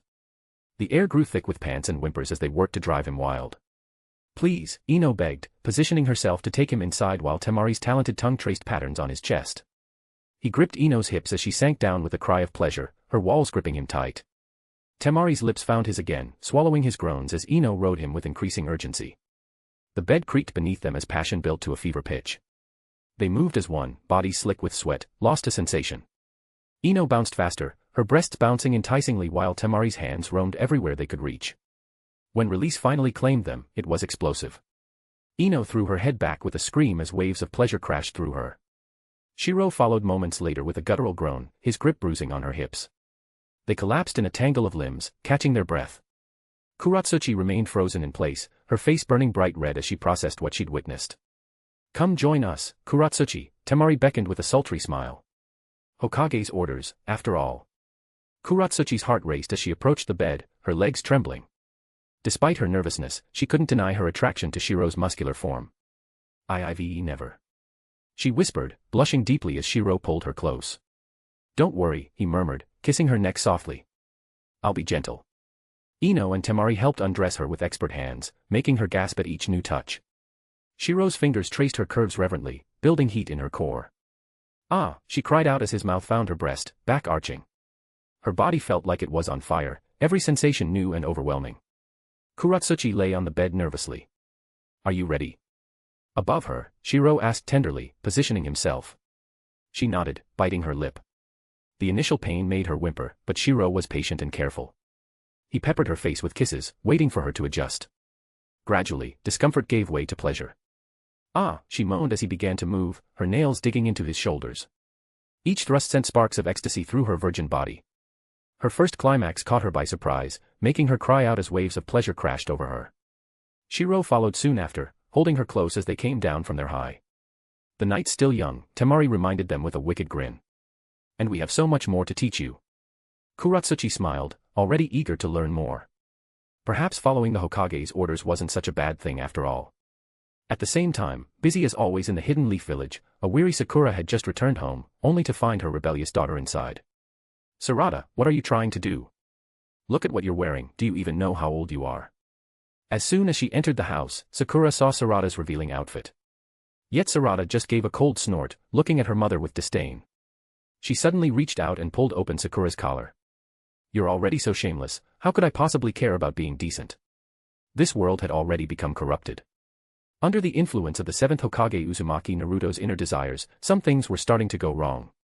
According to Naruto's understanding, this was just a little indulgence of his preferences, nothing that would cause any real issue. Of course, if there were no outside interference, there really wouldn't be any consequences. After all, this was just a little bit of ugliness under the sunlight of the Konoha. At most, it could only be called ugly, it didn't even count as darkness. Naruto's little problems were nothing compared to Root in the past, they weren't on the same level at all. Meanwhile, in a laboratory in the Konoha. Scientific ninja tools. At this moment, Uzumaki Boruto stared in shock at the research, sealing ninjutsu into micro-scroll capsules, then releasing them. These micro-scrolls are extremely precious, and the capacity of each scroll is limited. So it's not about whether powerful jutsu can be sealed, but whether the scroll can withstand it. But this is a great invention.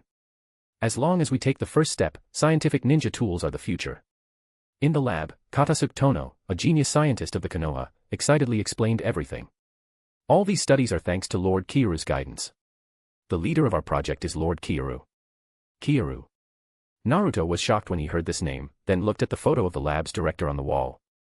With that gentle smile, wasn't this the same man who had been constantly coming to their house half a year ago, always with his mother, who seemed to smile more when he was around? This is the genius even the Hokage himself has praised. Katasuke Tono spoke excitedly. Ever since Shirou arrived in this world, he proposed many advanced ideas about scientific ninja tool development. He was quickly hailed as a genius by Katasuke Tono and became the project leader. Looking at the lab, one could see how wealthy the Konoha was now. Even a lab that wasn't highly valued could develop such things. Even if Naruto wasn't paying much attention, the whole Konoha was reaping the benefits of the Fourth Great Ninja War. Is this really okay? Boruto stared wide-eyed in shock as various jutsu were displayed behind the glass. Boruto, ninja tools are part of being a ninja. Who says a ninja can't use tools? Whether it's a powerful bloodline or a wealthy background, those are just talents. Talent is something you're born with. Just like you. Me. Boruto looked confused. Katasuke Tono pointed up at the TV, grinning. Don't worry, let me show you some evidence. When the Hokage was your age and took the Chunin exams, he faced the same problem. Back then, Inuzuka Kiba's ninja dog was also considered a tool. That's not cheating. If you forbid it, what about bloodline ninjas? Or kids from rich families, should they throw away their expensive chakra tools? Katasuke Tono said disdainfully as he used the remote. The big screen showed precious footage from Naruto's Chunin exams. On the screen, a fired-up Naruto shouted, pointing at Inuzuka Kiba's ninja dog, yelling about cheating. But it was eventually ruled that ninja tools were part of a ninja's strength, so he shut up. So, what are you worried about? Ninja tools are part of a ninja's arsenal. And the reason I came to you, Boruto, is because you have money. You're the 7th Hokage's son. If you pay, I'll sell you this tool. Katasuke Tono smiled excitedly. This time, he was ready to make a name for himself with his scientific ninja tools through Boruto. As for taking money, he was following Lord Kiru's instructions. If you accept money, it's not considered sponsorship or cheating. After all, they just bought the tool, nothing wrong with that. Pay for it. Fine. I'll buy it. When Boruto saw his father face the same problem in the Chunin exam, his worries vanished. That's right, the Inuzuka clan has dogs, but I have money. It's perfectly normal for me to buy myself some good tools. Great. The most valuable part of this scientific ninja tool is the ninjutsu scroll capsule. The tools are easy to make, the prices for these. Alright. Wait for me, I'll go home and get the money. I know where my dad keeps it. Boruto grinned excitedly, feeling like he could already see himself winning. Katasuke Tono smiled. Finally, his research was about to change the ninja world. This had to be one of the greatest inventions. As the Konoha was hotly preparing for the upcoming Chunin exams, the threat of the Otsutsuki Momoshiki and Kinshiki was slowly approaching.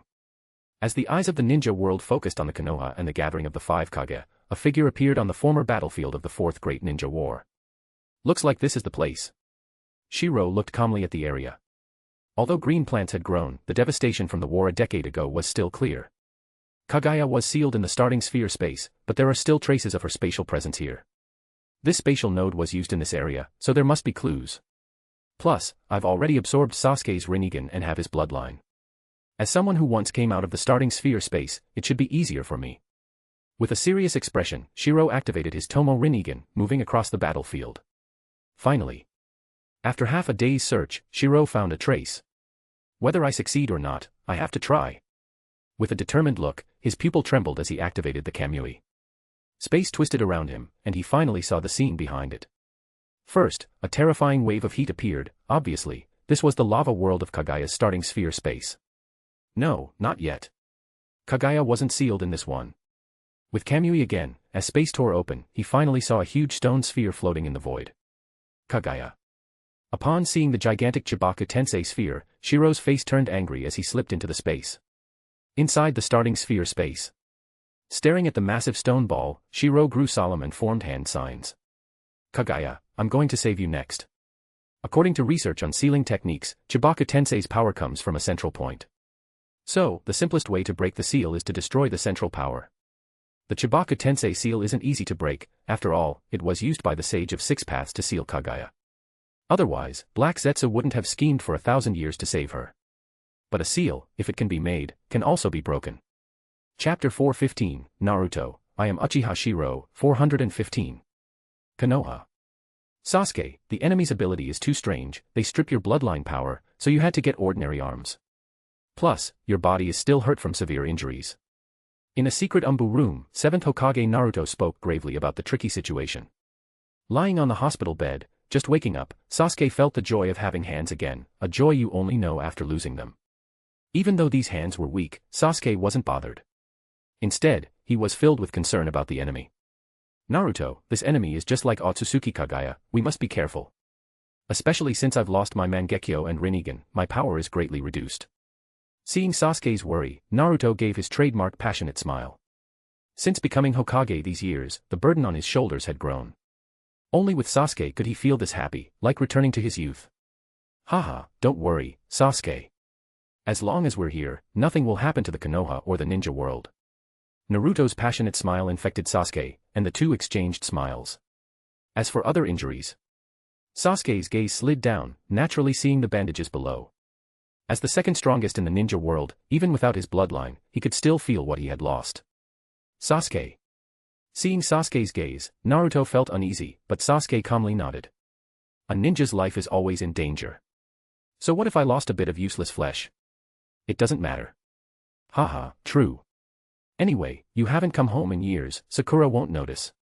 To be fair, Naruto had become steadier as Hokage, but his passionate, carefree side hadn't changed, it just depended on who he was with. Upon hearing this, Sasuke frowned. This was something no one wanted to be exposed to.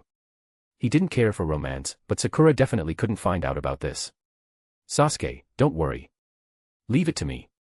Seeing Sasuke's concern, Naruto patted his chest with a big smile. You've been away for years, and Sakura already has issues. I'll quietly assign her someone in the village.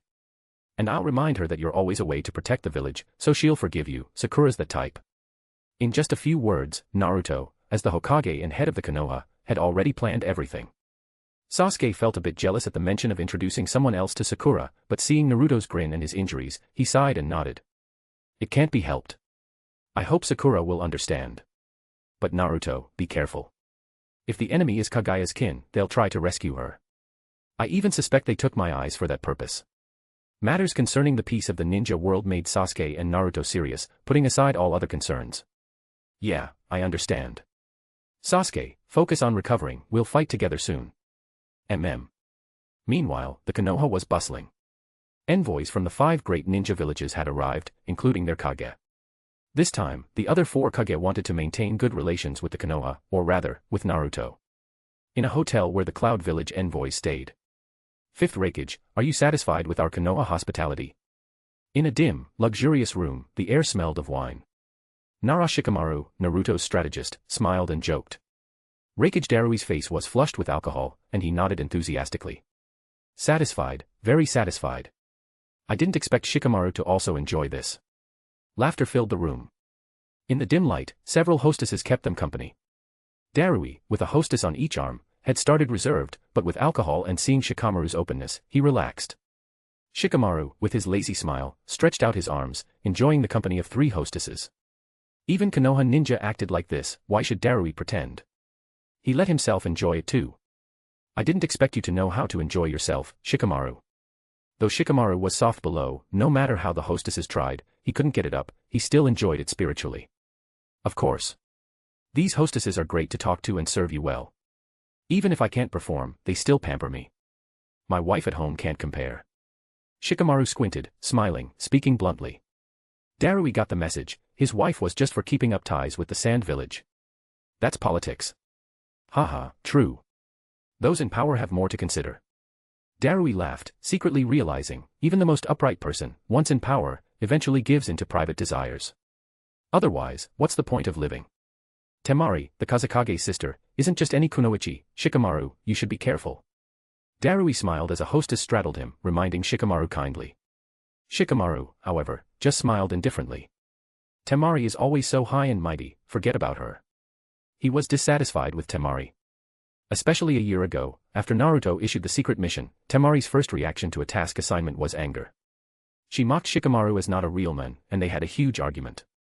In her rage, Temari took things too far. That stark contrast angered Shikamaru, and their relationship broke down completely. The real reason for their split was Temari's constant sarcasm and disdain, it was too hurtful. Not to mention, for more than half a year, she often went out at night, coming home with torn clothes and stockings. After each return, Temari would look satisfied and intoxicated, then sneer at Shikamaru. You loser. Over and over, the word loser made them strangers, each with their secrets. I see. You've had a hard time, Shikamaru. Darui nodded, no man could take that. Hokage's office. As long as everyone is happy, that's good. Sitting in his office, Naruto smiled after hearing the Umbu's report. As long as everyone likes our gifts, we'll make it happen. The 7th Hokage Naruto's face beamed. Seeing the orders come back, he realized, although everyone says it's for peace, each person has their little secrets. Those don't affect the big picture, but it comforted Naruto to know everyone was the same. He wasn't alone, they were all alike. Reikage Darui was still normal, at least not pretending. Fifth Tsuchikage Kuratsuchi had been led astray by Temari and Ino, and learned to enjoy things too. Only Gaara was still restrained, but even he was starting to have some subtle thoughts. Naruto believed Gaara would one day be just like him, not hiding his desires. Now, we can better maintain peace in the ninja world. That's great. Just as Naruto was basking in the warmth of these relationships, the sleeping sage of six paths inside him suddenly awoke. This is bad. Naruto, I sense Kagaya's seal has been broken. A voice sounded, pulling Naruto's consciousness into the seal. In the huge prison space, the white-haired, bearded sage of six paths looked shocked and angry. Kagaya's seal was broken. Naruto was shocked but seemed unsurprised. Grandpa Sage, a lot has happened in the ninja world while you slept. Especially when Sasuke was investigating Kagaya's ruins recently, he found. As Naruto reported, the sage of six paths was shocked. What? My mother's clansman? How is that possible? Did what she said back then turn out to be true? Grandpa Sage, what do you mean? Naruto was startled. The sage's face turned grim and hoarse. My mother once said she would face mighty enemies in the future. I never thought it would be her kin from another world. This is bad. While the sage's face darkened, he suddenly sensed something. After all, he was only alive because he was sealed in Naruto. Naruto. What's going on with your body? The sage's face was full of shock. He could sense that Naruto was still Naruto, but there was also a subtle will in his mind, constantly hypnotizing and amplifying Naruto's desires. Chapter 416, Naruto, I am Uchiha Shirou, 416.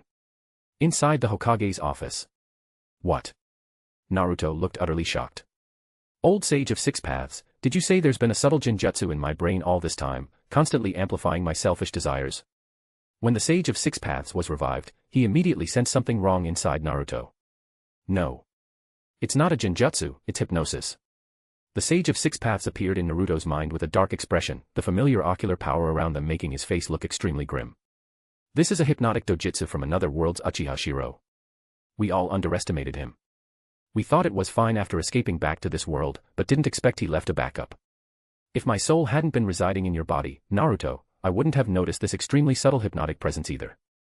Hypnosis differs from genjutsu. Genjutsu uses chakra to create illusions, while hypnosis repeatedly and secretly tells you something, causing you to deceive yourself. Thus, hypnosis is even more deeply hidden. And this hypnosis is even more insidious, it keeps amplifying the darkness and desires within you. After hearing the sage's explanation, Naruto appeared in his mind. When he saw the subtle hypnosis around his brain, his expression became extremely ugly. Damn it. Old sage, quick. Let's break this hypnosis together. Naruto joined forces with the sage of six paths, and together they managed to break the hypnosis in his mind. As the ever-growing darkness was dispelled, Naruto immediately felt his head clear. Then, a look of astonishment appeared on his face. This. Old sage, why do I feel something's changed? Seeing Naruto's confused expression, the sage sighed helplessly and shook his head. Naruto, think carefully about how your dark desires have changed over the past year. Hypnosis isn't like genjutsu, after you break free, you wake up immediately. The scary thing about hypnosis is that it silently amplifies a particular desire. Even after breaking it, you need to realize which desires were amplified and then suppress them with your will. Inside his mind, Naruto's face turned ugly. He reached out and touched his memory scroll, a visualization of his memories. In an instant, the giant memory scroll began to spin. Huge screens appeared around his mind, displaying various private desires from the past year. On every screen were Naruto's comrades and even his wife. What is this? Even the sage of six paths, who resided in Naruto, was stunned by these scenes. So these are Naruto's dark, shameful desires.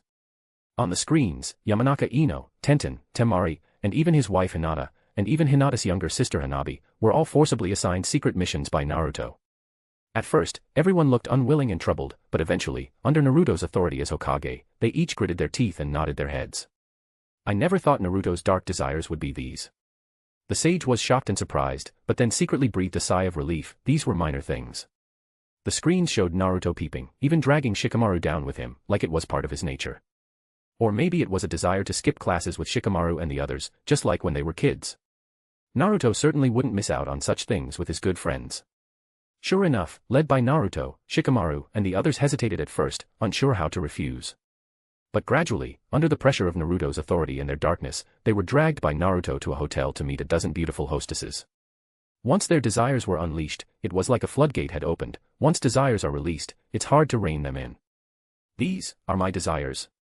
Naruto looked shocked at the scenes, seeing his own flushed, excited, and ugly expression.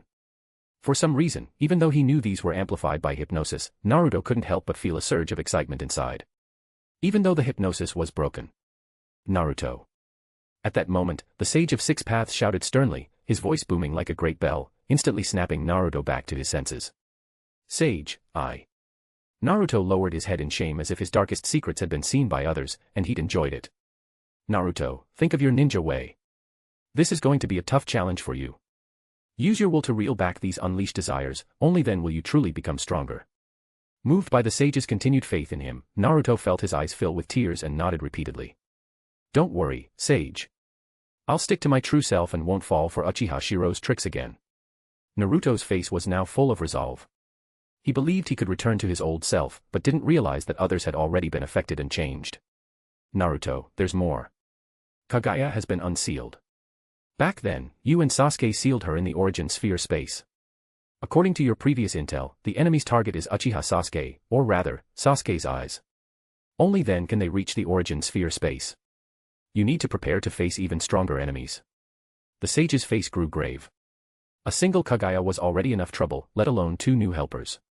Sage, Sasuke met the enemy before, there were two of them. One showed his power, the other seemed to hold a higher status.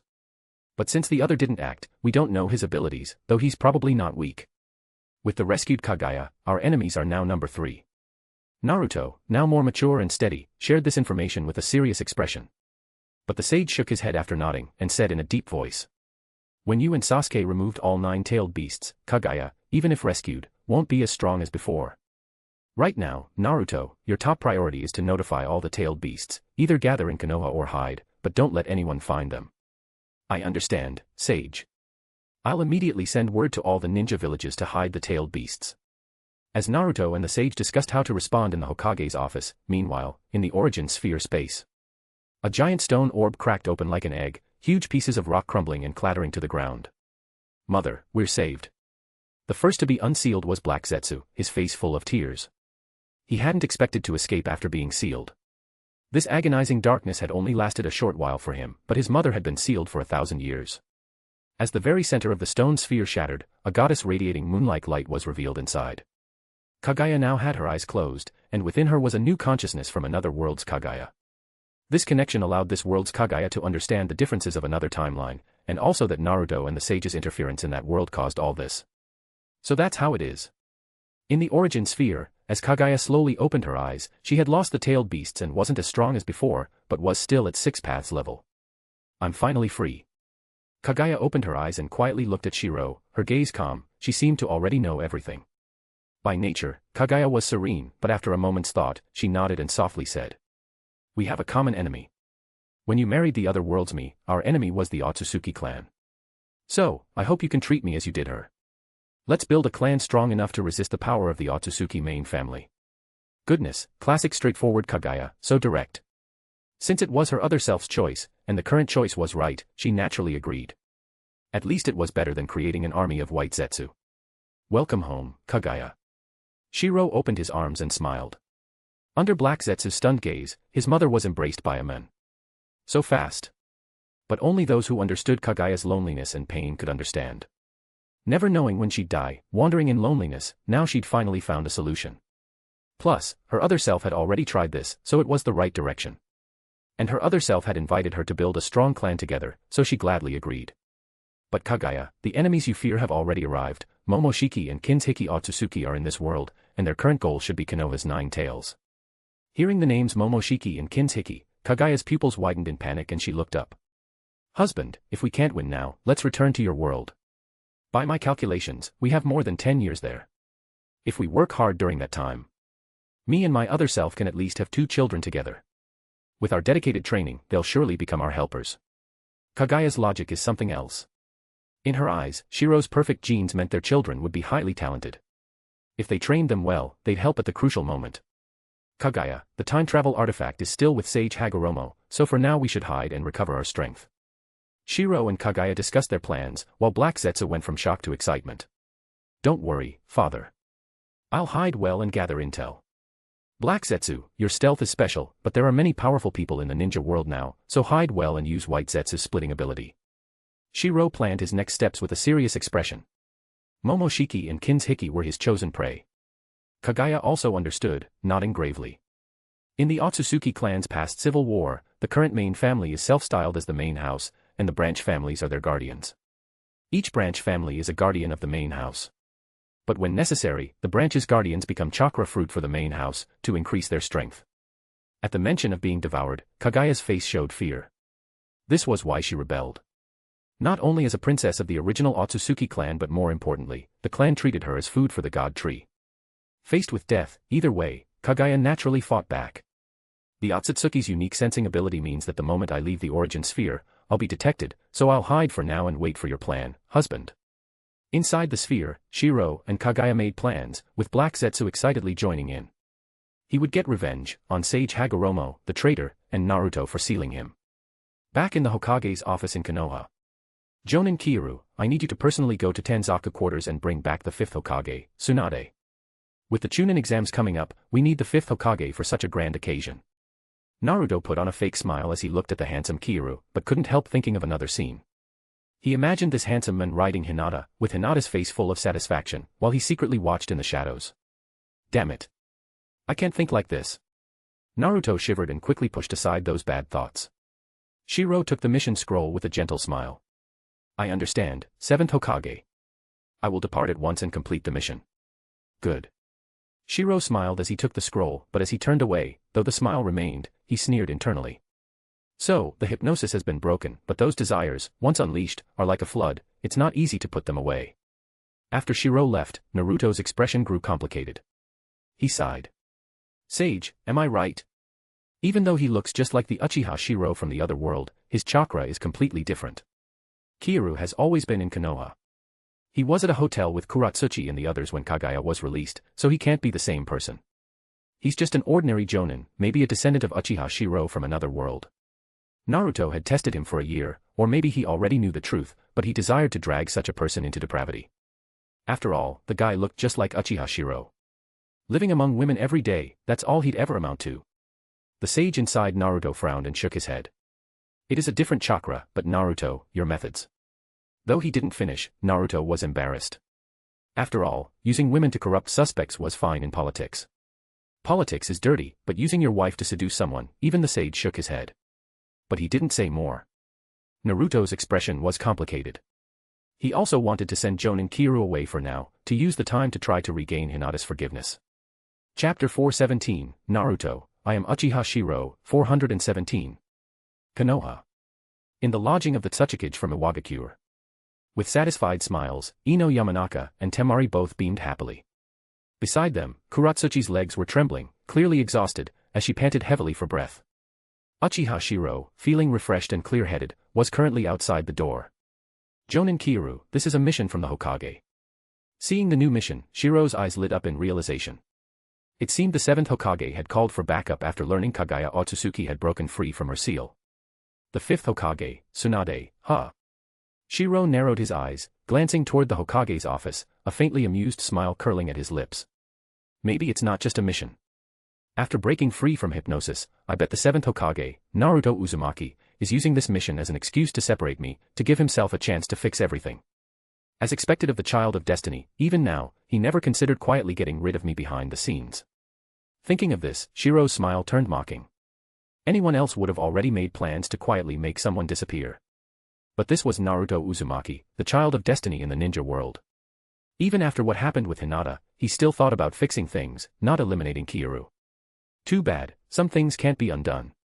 And the desires amplified in your heart weren't illusions, nor made up out of thin air. Do you have the will to control them? Even if you can, what happened has already happened. Bathed in Konoha's bright sunlight, Shirou smiled, tidied up his ninja gear, and headed for the village gate. Kiiru. Waiting by the Konoha gate for some time, Hanabi's face lit up as she saw him approach. Her little ahogue above her forehead added a touch of cuteness. Hanabi, sorry to keep you waiting. Seeing the adorable Hanabi, Shirou smiled and reached out to gently stroke her silky hair. Hanabi closed her eyes in enjoyment and nodded, this time, there's no big sister. It's just me alone with Kiiru. Compared to the shy, introverted Hinata, Hanabi was bolder. Right at the village gate, she unabashedly tugged her clothes, revealing her black bra to Shirou. Big brother Kiryu, I wore what you like underneath for you. Over the past half year, due to Naruto's influence, one time when Shirou was checking on Hinata, Hanabi happened to drop by out of boredom. The result was obvious. Hanabi's Byakugan widened as she saw her older sister in the house with a handsome man. Her older sister and Kiryu seemed more like a family, and she even saw Naruto secretly watching everything from the next room. Hokage's office. Granny Tsunade and Kakashi-sensei, I've already sent people to bring them back. This time, we'll defeat the enemy. As he prepared to face the coming threat, the 7th Hokage Naruto Uzumaki breathed a long sigh of relief and looked up, exhausted. But in the evening glow, looking through the window at his own home, the strongest ninja and child of destiny wore an unnatural expression. Embarrassed, ashamed, angry at himself, and, deep down, secretly excited. Hokage-sama, here are the flowers you asked me to buy. At that moment, an ANBU arrived, holding a bouquet on Naruto's orders. Seeing the flowers, Naruto took a deep breath. He had deliberately sent Kiryu away to put an end to this farce and bring closure. From now on, Kiryu would have Hanabi, and everyone could get back to normal. Thank you. He nodded lightly to the ANBU, then, holding the flowers, headed home in the sunset. But in the ANBU's eyes, his stiff posture looked like a man going to his execution. Could it be Hokage-sama has lost his standing at home? Did they fight? ANBU, after all, are human. Watching Naruto's back, he muttered and analyzed, ninjas always think in terms of intel. And that was Naruto's greatest flaw, he never truly understood the temperament of ordinary ninjas.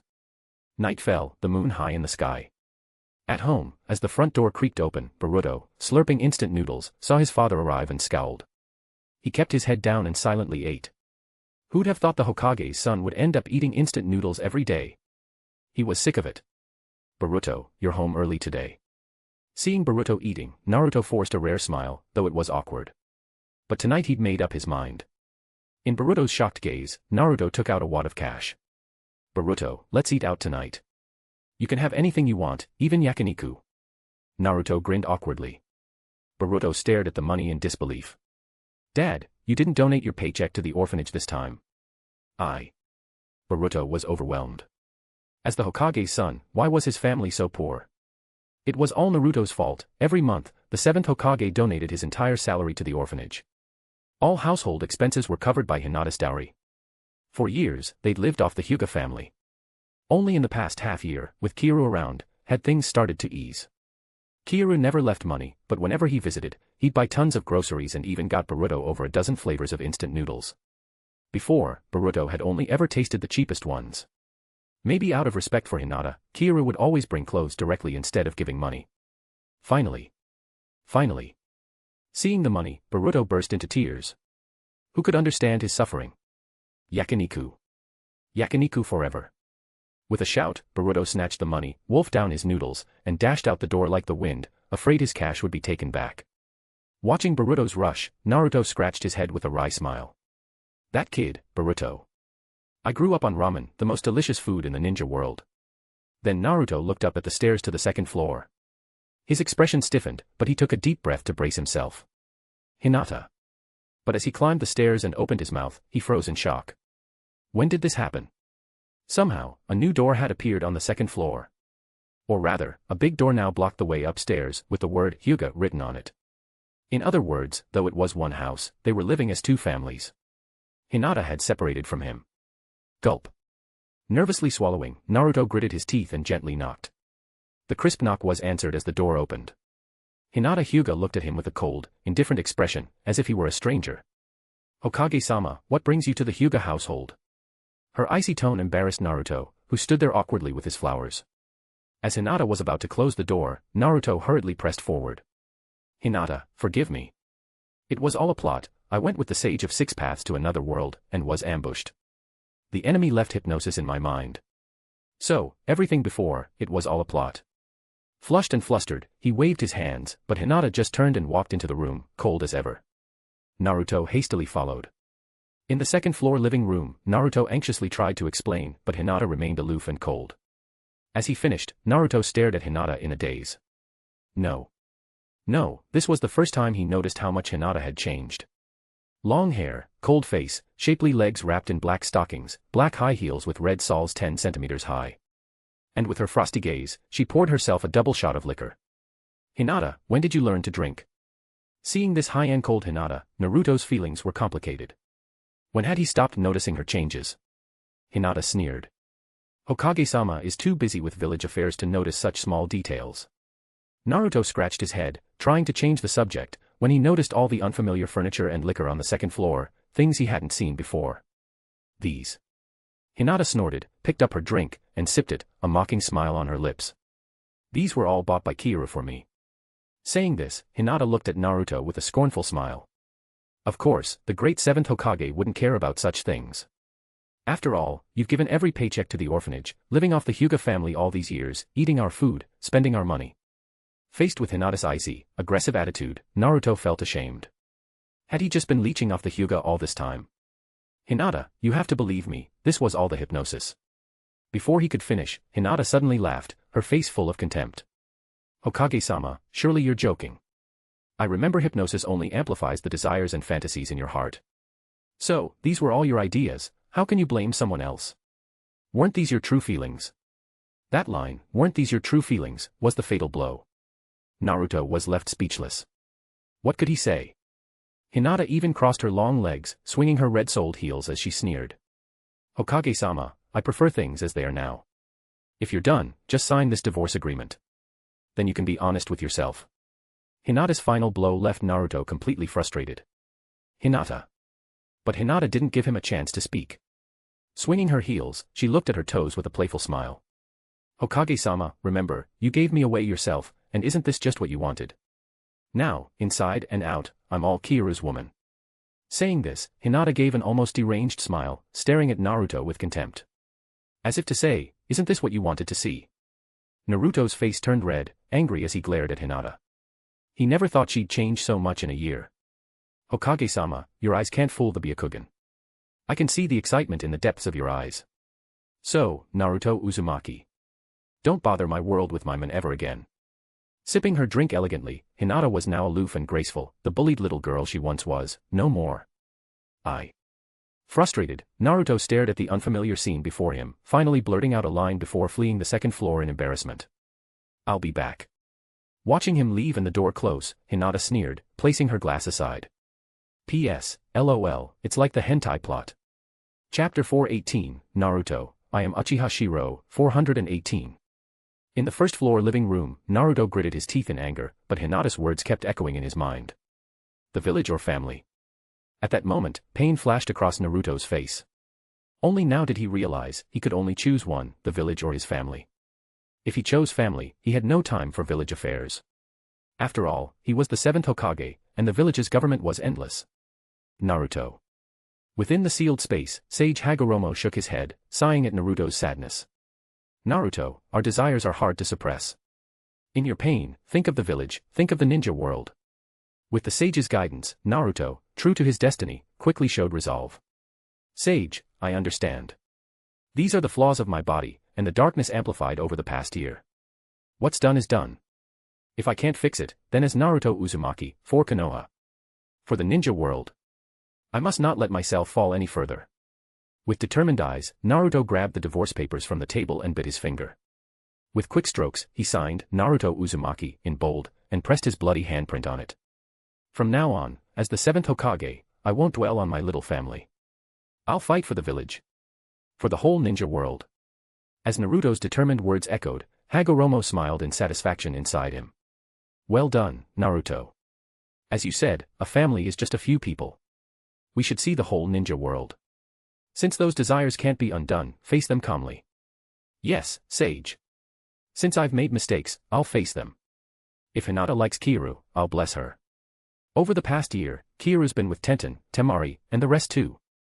I won't keep stirring things up. With firm resolve, Naruto thought, so what if it's women? If it doesn't work, let go.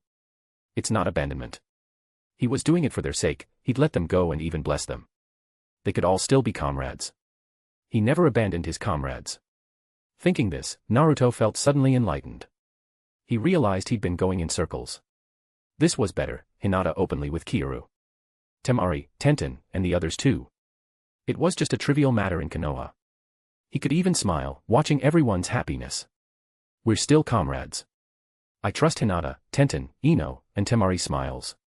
Naruto's logic might seem odd at first, but remembering how after the Fourth War, he fought and forgave Obito, the men who killed his parents and Niji, makes sense for the child of destiny.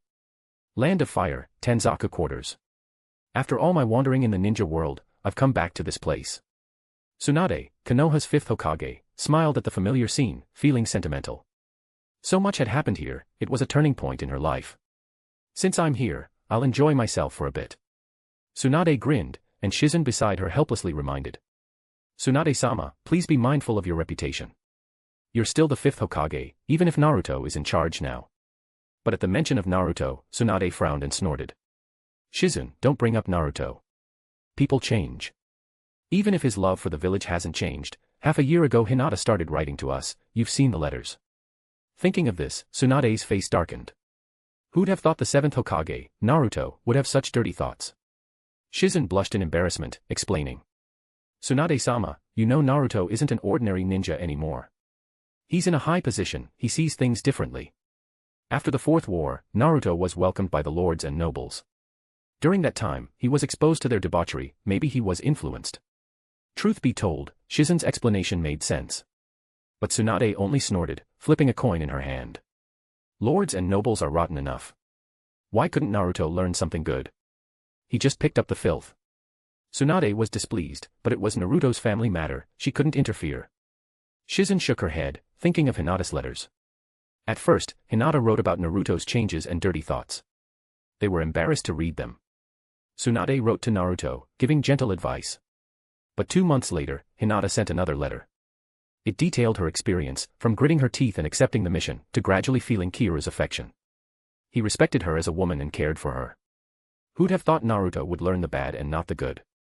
Just like the third Hokage, righteous on the outside, but another person in private. Tsunade spoke disdainfully. She felt only regret and sadness for Hinata, who'd been utterly let down by Naruto and given her heart to someone else. Tsunade-sama, since Naruto became 7th Hokage, Konoha's development is obvious, the 5 great villages' economies can't match Konoha's. Shizen, embarrassed, admitted Naruto's failings, but praised his achievements as Hokage. Humph. Tsunade snorted again. While that was true, wasn't it all thanks to Naruto's power? I'd rather not go back to Konoha. In the past, the 3rd Hokage's era was full of dirty politics. Now, Naruto's got dirty thoughts. Shizen, you'd best not go back either. Just look at Konoha now. Tsunade-sama. Down the street, Shizen hurried after Tsunade as she entered a casino. A shadow on the wall saw it all. Father, Tsunade, the 5th Hokage of Konoha, isn't easy to control. Hidden in the shade of a large tree, Shirou watched Tsunade, while beside him, a shadow rose, Black Zetsu, who'd been freed from the origin sphere. Black Zetsu, watching Tsunade disappear into the casino, spoke in a low voice. Having seen another world's developments, Black Zetsu analyzed. Father, you should know, Hinata Hyuga only found comfort in you after her utter heartbreak. Ino Yamanaka and Sai, there's a natural status gap. When Sai acted on the Hokage's orders, Ino became the dominant one. Black Zetsu summarized all it had learned. And Tenten, Niji's death and Gai's injuries in the Fourth War, after Naruto sided with Obito, it was all a joke. She had grievances but couldn't show them. As for Shikamaru and Temari, their relationship is more about Konoha and the Land of Winds alliance. If the countries fall out, they're the first to split. Shirou smiled and nodded. Black Zetsu, after all, was a master of human nature. In contrast, Tsunade is different. She's Konoha's 5th Hokage, her personality is tough. Naruto's private issues only make her angry and contemptuous. Even with Sakura, Tenten, Hinata, and Temari's factors, personal morality is a minor political flaw. Black Zetsu made it clear, persuading Tsunade to defect was a lost cause. Shirou nodded. So, Black Zetsu, why are you so sure Hinata, Ino, and Temari will side with us? He asked, half smiling as if testing Black Zetsu. Black Zetsu grinned, feeling the joy of recognition after 1,000 years of loneliness. It's simple. Father, you're an Uchiha, and your goal isn't to destroy Konoha or the ninja world, but to reclaim your Konoha and your ninja world. With confidence, Black Zetsu stated the key point. You'll enter Konoha as a Uchiha. Unless the Senju are revived, no one can match you in influence. But the Senju are gone, and Tsunade never took their surname. They're loyal to the village, and you never asked them to betray it. That's enough. But Tsunade, as 5th Hokage, oversaw Konoha's handover to Naruto. Besides. Black Zetsu paused, face a bit hesitant, then rasped. Tsunade's bonds with Naruto's comrades are deep. To her, you're from another world. Shirou nodded in agreement. Good analysis, Black Zetsu. Even if Tsunade knows everything, she'll never side with me, at most, she'll stay neutral. But I never came here to persuade Tsunade, I came to swap for another Tsunade. Swap Tsunade. Black Zetsu was stunned, but on seeing Shirou's smile, he understood. Of course, there's more than one Tsunade. There are two others, he could just pick one of his wives. Chapter 419, Naruto, I am Uchiha Shirou, 419. Night fell, and as one of the Land of Fire's most bustling towns, Tanzaka Quarters was livelier than ever. Tsunade-sama. Shizen smiled brightly, carrying their midnight snack in both hands. But when she opened the door to their room, she was stunned. Inside, Tsunade stood with her arms crossed, calmly facing a man. Tsunade-sama. Shizen quickly closed the door and entered the room, her glance already taking in the situation and understanding basically what had happened. Kiyoru sat opposite them, his expression composed. Fifth Hokage-sama, Jonin Shizun, I have come under orders from the 7th Hokage to find Lady Tsunade. As Shirou formally explained his mission, Shizen's face turned to anger. Tsunade-sama, Naruto has gone too far. Shizen was furious. Even though they hadn't been in Konoha these past months, they were fully aware of what had happened in the village. Especially with Hinata's letters, they knew exactly what these so-called missions meant. Wasn't it just like this that Hinata got gradually dragged in? Damn you, Naruto Uzumaki. Even Tsunade was angry. After Hinata, and then his other friends like Ino, now he was even coming after her. So you're Kiyoru. Tsunade looked at the handsome young ninja with displeasure. Shirou's face remained calm, but inwardly, he was smiling. As expected, all he had to do was carry out his mission normally. Whatever they thought was Naruto's fault for influencing everything so deeply these past 6 months. What should have been an ordinary mission now seemed anything but ordinary in Tsunade's eyes. Lady Tsunade, you're joking. I'm just here to carry out my mission, nothing more. Shirou's earnest manner seemed to say he had no choice in the matter.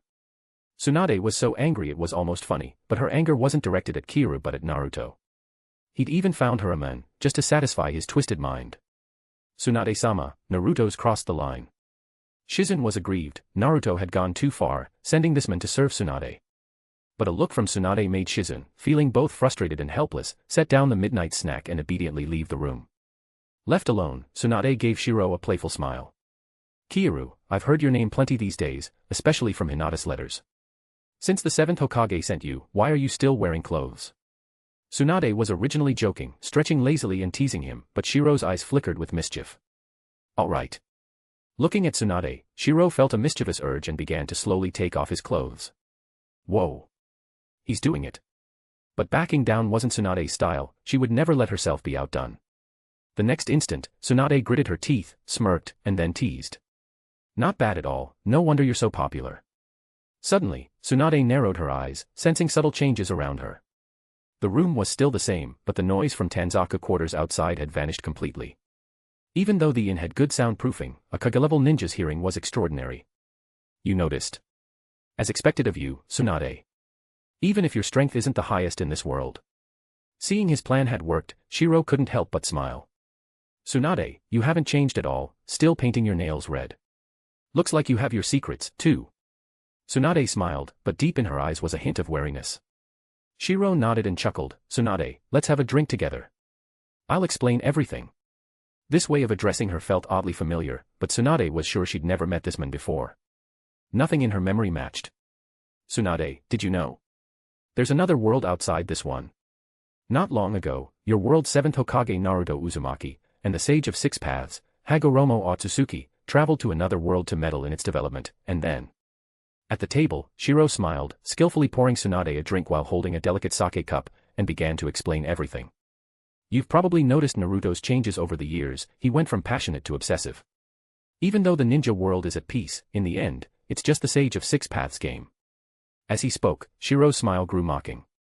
All this nonsense about the reincarnation of Ashura and Indra, stirring up disaster after disaster, just Hagoromo's will making the ninja world suffer again and again. Someone who can get over his parents' murder, his best friend's death, the deaths of countless comrades, can he be called normal? With Shirou's mocking tone, Tsunade listened in shock, at first amazed there was another world.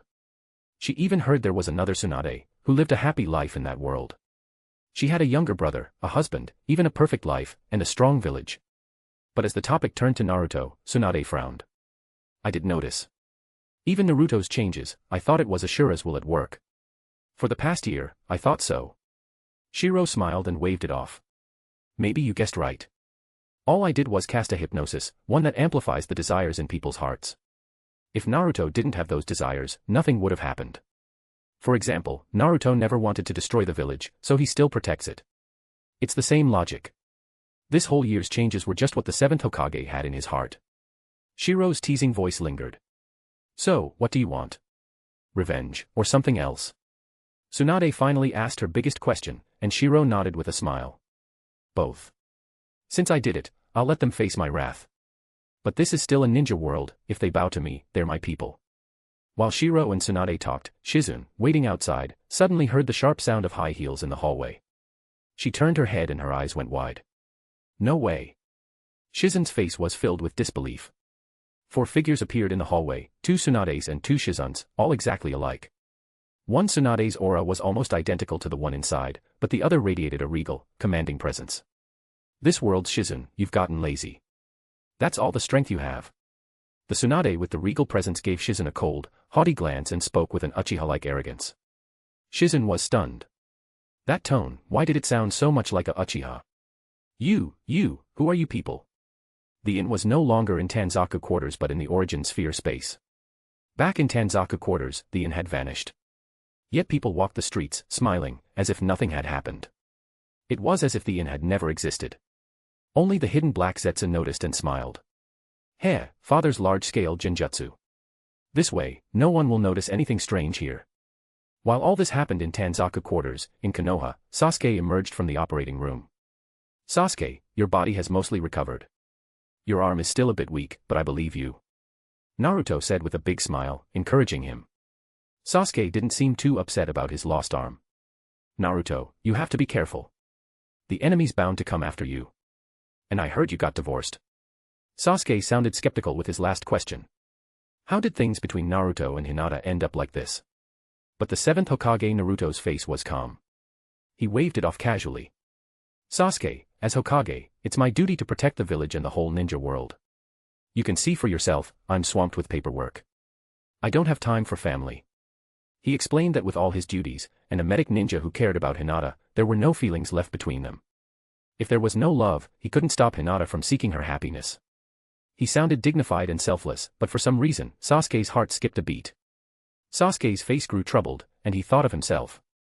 Oh, by the way, Sasuke, I've already sent people to bring back Kakashi-sensei and Granny Tsunade. When they return, we'll join forces and protect the ninja world together. Yeah. As they chatted, Sasuke's thoughts grew chaotic. As he headed home, he saw his house in the distance. But his heart was uneasy. I haven't been home in years. What about Sakura? Nervous, Sasuke walked to the door at night, bowed his head, and quietly entered. But as soon as he stepped inside, his face changed, his body frozen in the doorway. Because he heard intimate sounds from the 2nd floor. It seemed Sasuke remembered everything Naruto had said. He fell silent and turned back to find Naruto. Naruto. In a bar, Sasuke poured drinks for himself and Naruto. Naruto shook his head. Sasuke, we have to pull ourselves together. That night, Sasuke sat in a daze, as if accepting Naruto's talk no jutsu. But ever since this life, after Indra was defeated by Ashura, Ashura's will had begun to erode Indra's, until he was just a supporting role. Even Sasuke himself hadn't noticed, his beliefs and ninja way were being assimilated. Chapter 420, Naruto, I am Uchiha Shirou, 420. Inside the tavern. Sasuke, honestly, these past years Sakura's had it hard all by herself. I only found out by accident, but she's been so lonely. Inside the tavern, Sasuke was in a daze, not noticing Naruto's awkward expression. It was obvious Naruto was hiding something.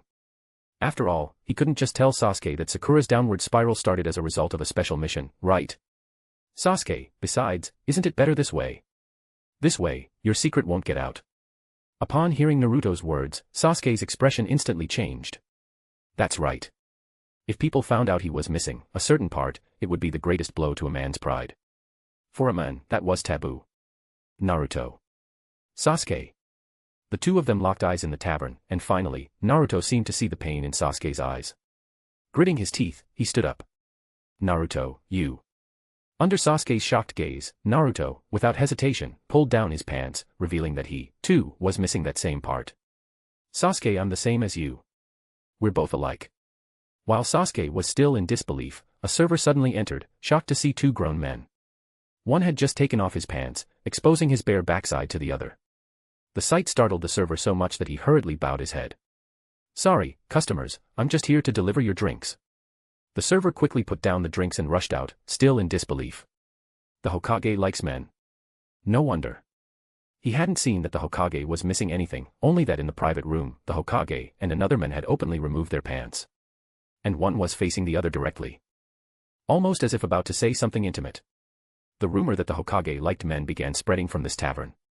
Back in the room, Naruto, embarrassed, pulled up his pants and didn't bother chasing after the server. Sasuke was more important. Naruto, how could this happen to you? Sasuke was utterly shocked, he hadn't expected that they would be in the same situation. For the first time, Naruto learned how to lie, or rather, after telling his first lie, he now needed more lies to cover up the first.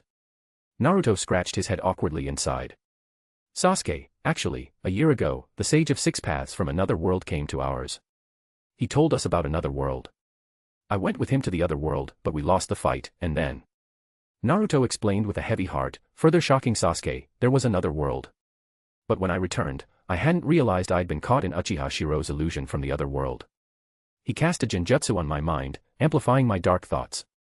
Sasuke, you can understand, no one could stay unmoved after losing a part of himself. My mind became radical, and as Hokage, I found many like-minded allies in the village. At this, Naruto couldn't help but sigh. He became like this passively, but some people chose it willingly. Like Shikamaru, for example.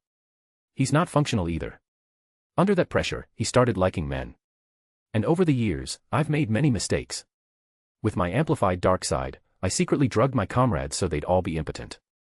But at this point, Naruto looked relieved, patting his chest as he said. Luckily, everyone's at that age where none of this matters anymore. Well, that's Naruto for you, thick-skinned as always. If he could forgive Obito for killing his father, mother, and closest friends, what was this little thing? When Sasuke learned there were so many others like him, he felt secretly relieved, though still looked serious. Naruto, we shouldn't be worrying about the other world now. It's the enemies we have to face next.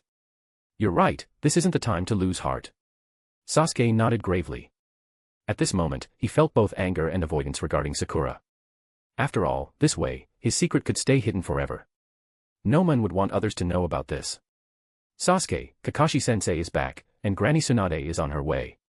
When everyone's here, we'll fight together. For the first time in a long while, Naruto laughed in the tavern. He'd finally get to fight alongside Sasuke again. Tanzaku quarters.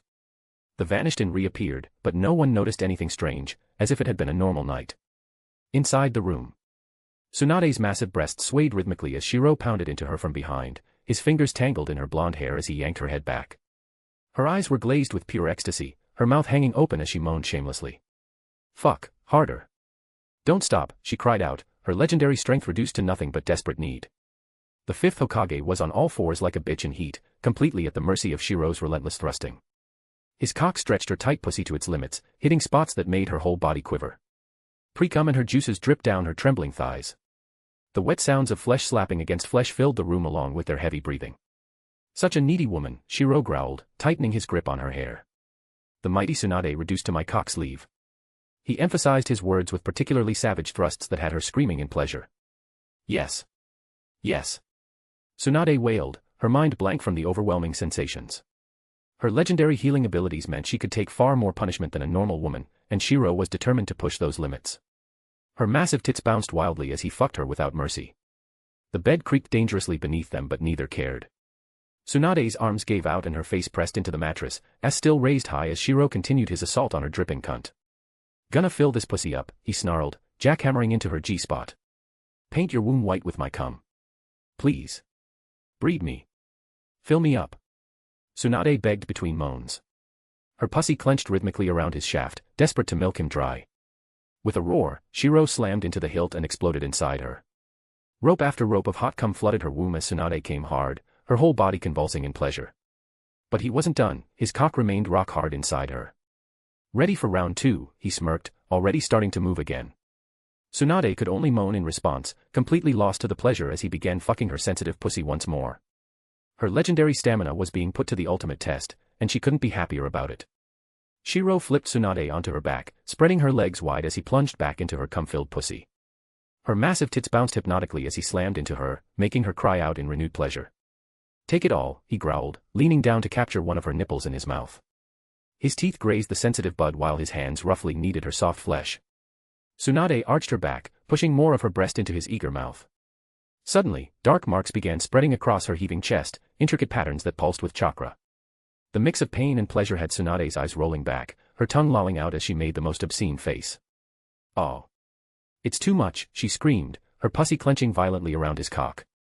The curse mark amplified every sensation 100-fold. Each thrust felt like an explosion of ecstasy through her entire body. Shirou groaned at the erotic sight of the legendary Sannin completely broken by pleasure. He captured her lolling tongue with his mouth, sucking on it hungrily as he increased his pace. His hands roughly squeezed her tits, leaving red marks on the pale flesh. "Such erotic woman," he growled against her lips. He punctuated his words by pinching her nipples hard, making her shriek in pleasure. The curse mark pulsed faster, spreading down her writhing body. Tsunade's mind was completely blank, reduced to nothing but raw animal lust. Her legs wrapped around Shirou's waist, pulling him deeper into her soaking pussy. More. Harder. "Break me," she babbled mindlessly, drool running down her chin. Her massive tits bounced wildly as Shirou jackhammered into her, the wet sounds of their fucking echoing through the room. He grabbed her throat, squeezing just enough to make her eyes roll back further. "Come for me again." His thumb pressed against her clit as he slammed in balls deep. Tsunade's whole body convulsed as the most intense orgasm of her life crashed through her. The curse mark flared brightly as she screamed in ecstasy, her pussy squirting all over Shirou's still thrusting cock. As the sun rose, annoyed sounds came from the hotel room. Damn it. This world's fifth Hokage, Tsunade, was flushed red, her long blonde hair a little messy, but it didn't diminish her allure. 3 Tomo appeared on her chest, a sage's curse mark. Rather than being replaced, Tsunade had reached some kind of deal. "Tsunade, are you satisfied now?" Shirou watched Tsunade with a relaxed, contented smile. Tsunade forced down her complicated feelings and sighed in resignation. "I just hope you'll remember this world also has Konoha, a village founded by the Uchiha and Senju together." She sighed helplessly, this power was simply on a different level, she couldn't resist at all. All she could do was appeal to their shared Konoha ties, hoping he wouldn't take it out on the entire village or the ninja world. Seeing Tsunade's silence, Shirou smiled slyly. "Tsunade, don't forget, in this world, power rules. When you finally stand on my side, I'll let you manage the villages. Tsunade-sama." At that moment, Shizen staggered over to support Tsunade. With the red marks on her body, one could imagine how fierce last night's intimate session had been. Shirou thoroughly enjoyed her body. For Tsunade, this humiliation was nothing, she just wanted to visit the other world, to see her brother, to see what a world where she had everything was really like. Unlike this world, where she had nothing. Though it was only one night, the genjutsu let her experience months in the other world, gaining much understanding. She saw everything, including her other selves, especially how the other Tsunade was now a happy mother. Once they'd cleaned up, Shirou left the inn feeling refreshed, while Shizen helped Tsunade in the bath, washing away her fatigue. Lord Kiaru. Hinata's sister, Hyuga Hanabi, arrived respectfully. "Lord Kiaru, here's lunch." In a restaurant, Hanabi served Shirou attentively, dressed in a cool black dress, feeding him dishes. "You're the most obedient, Hanabi." Shirou patted Hanabi's hair, making her smile with enjoyment. "Lord Kiaru, let me pour you some wine." Instead of offering it directly, she took a generous sip, holding the rich red liquid in her mouth, and she pressed her soft lips to his, the sweet wine flowing between them as their mouths melded together. His tongue swept forward to taste both the fruity vintage and the natural sweetness of her mouth. Hanabi moaned softly as their tongues danced and twisted together in an erotic display. When they finally broke apart, a glistening strand of wine-tinted saliva stretched between their lips before breaking. Hanabi had done this many times before. "Tsunade's been found. We're ready to return to the village." "Yes, Lord Kiaru, can I do it with my sister when we get back?" Hanabi blushed but bravely asked. Seeing Shirou smile and nod, she became overjoyed. Half a year ago, Hanabi noticed her sister Hinata acting strange. Using her Byakugan, she secretly found out everything. In her investigation, she learned that all of this was caused by the 7th Hokage, Naruto. She was furious. Hanabi was extremely attached to her sister. When Naruto gave her a similar mission, she was angry, but knowing it would give her a chance to be with Hinata, she stayed silent. Her heart was moved. So, everything happened as it did. Only by being with Shirou could she be with her sister Hinata. Konoha. Kakashi looked at the rapidly developing village and sighed. Konoha's grown these years, all thanks to Naruto. The child of destiny, the strongest ninja of the Fourth War, Uzumaki Naruto, the seventh Hokage. With all these titles, Konoha had become the center of the world. As Kakashi returned to Konoha, the Hokage office was tense. Hokage-sama, our cloud village was attacked. I just got word, there was chaos at the Valley of Clouds and Lightning. Fourth Raikage rushed to help, but everyone died in the explosion. From the intel, the target was likely Killer Bee's 8 tails. The explosion was far more powerful than the tailed beast bomb, more like the 10 tails from the war. Fifth Raikage Darui had just received the report and was pale with shock and anger. What? Uncle A, the fourth Raikage, and Uncle B. Naruto was shocked and furious. They were his comrades, he hadn't expected them to fall. Darui was also grief-stricken. The enemy was 2 people. From the survivors' memories, they could fly and were extremely powerful, destroying the entire Valley of Clouds and Lightning with a wave of their hands. All of Cloud's elite were with 4th Raikage, preparing to surround the enemy, but they were all wiped out. Darui was in anguish, not only had they lost Killer Bee and 4th Raikage, but the elite of Cloud were decimated. Their appearance? After hearing the description, Naruto grew serious, exactly as Sasuke had described. Darui, don't worry. We will avenge 4th Raikage and Killer Bee, but the enemy is too strong. Please keep this secret. If word gets out about such a disaster in Cloud, it could cause chaos. We'll finish the Chunin exams, then hunt the enemy. Naruto was no longer the impulsive hothead he once was. He was now the 7th Hokage, shouldering not just Konoha but the whole ninja world. Quick-witted, he came up with the best plan. When the 5 Kage gathers in Konoha, he'll share the intel only with them, limiting the risk of panic. The plan, find the targets and defeat, or seal, them. 7th Hokage. Darui was stunned. Hearing Naruto's intel, he paled further. Enemies on the level of Kagaya Otsutsuki, 2 of them. Darui's mind buzzed, thinking not of revenge, but of relief that Cloud had even survived such enemies. Otsutsuki. Naruto's expression grew grim. He looked up at Darui. Tonight, summon the 5 Kage for a secret meeting in the office, a top-secret mission. Only the Kage may attend. The enemies we face now are even more terrifying than Madara or Kagaya during the war. Naruto knew their enemies weren't just the 2 Otsutsuki in Cloud, but also Kagaya, who had broken free of her seal. She had left a deep impression, nearly ruling the ninja world again. Though Naruto acted in secret, Black Zetsu was still watching. After all, Naruto was strong, but Black Zetsu was spying on the other 4 Kage, which was much easier. When the 5 Kage met late at night in the Hokage office, Black Zetsu relayed the intel. Meanwhile, on his way back to Konoha, under the starlit sky, Shirou listened to Black Zetsu's report and smiled. The show's about to start. A lion who's lost his edge looks for sheep instead of fellow lions at a time like this. And even knowing the enemy is 2, maybe even 3, Otsutsuki who could destroy the world, our supposedly steady 7th Hokage Naruto still isn't thinking straight. Shirou shook his head mockingly. He didn't know what to make of Naruto. But it was time to head back. Naruto's coming battle with Momoshiki and Kinshiki Otsutsuki was his best chance to pick up the pieces.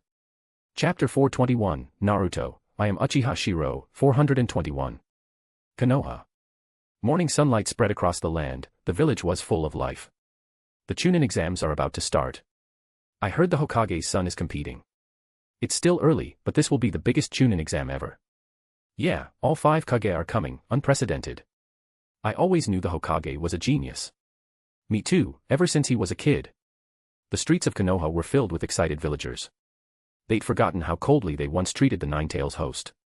Now, they were proud, thinking this was what their Hokage deserved. Konoha was livelier than ever, but in secret, after a night of meetings, the 5 Kage's eyes were full of shock. Kagaya Otsutsuki, who nearly destroyed the ninja world, had returned. And this time, she had 2 helpers. This might be the greatest disaster in history. Nara clan. Lady Temari. Princess Temari of the Sand Village nodded indifferently to the fake respect around her. She'd long grown used to it.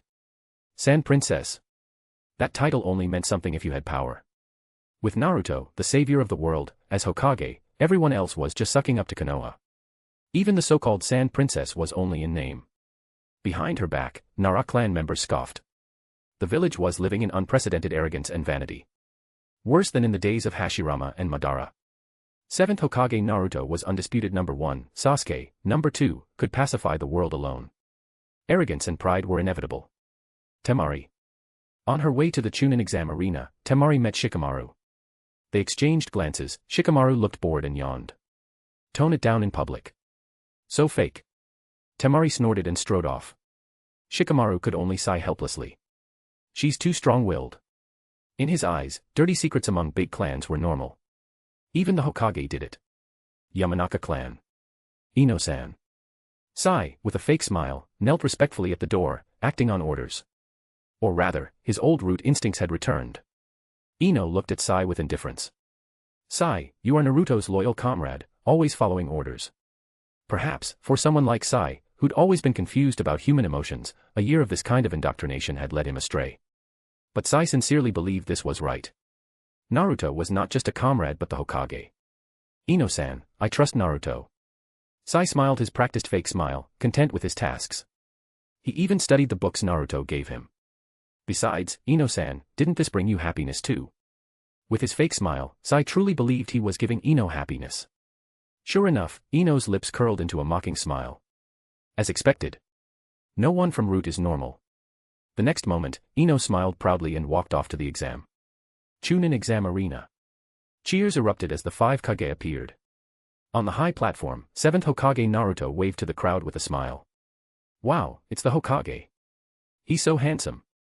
As the 5 Kage took their seats, the cheers continued. But behind their smiles was a heavy sense of dread. Naruto, this is going to be a real headache. Just back in Konoha, Kakashi wore a lazy look, but his eyes were grave. Kakashi-sensei, there's no choice, Kaguya is free, and she has 2 allies. That's why I called you back. Seeing Kakashi, Naruto smiled, his teacher, and the one he trusted most. Kakashi nodded solemnly, but lowered his voice. Naruto, you did the right thing, don't spread this. This is beyond what normal ninjas can handle.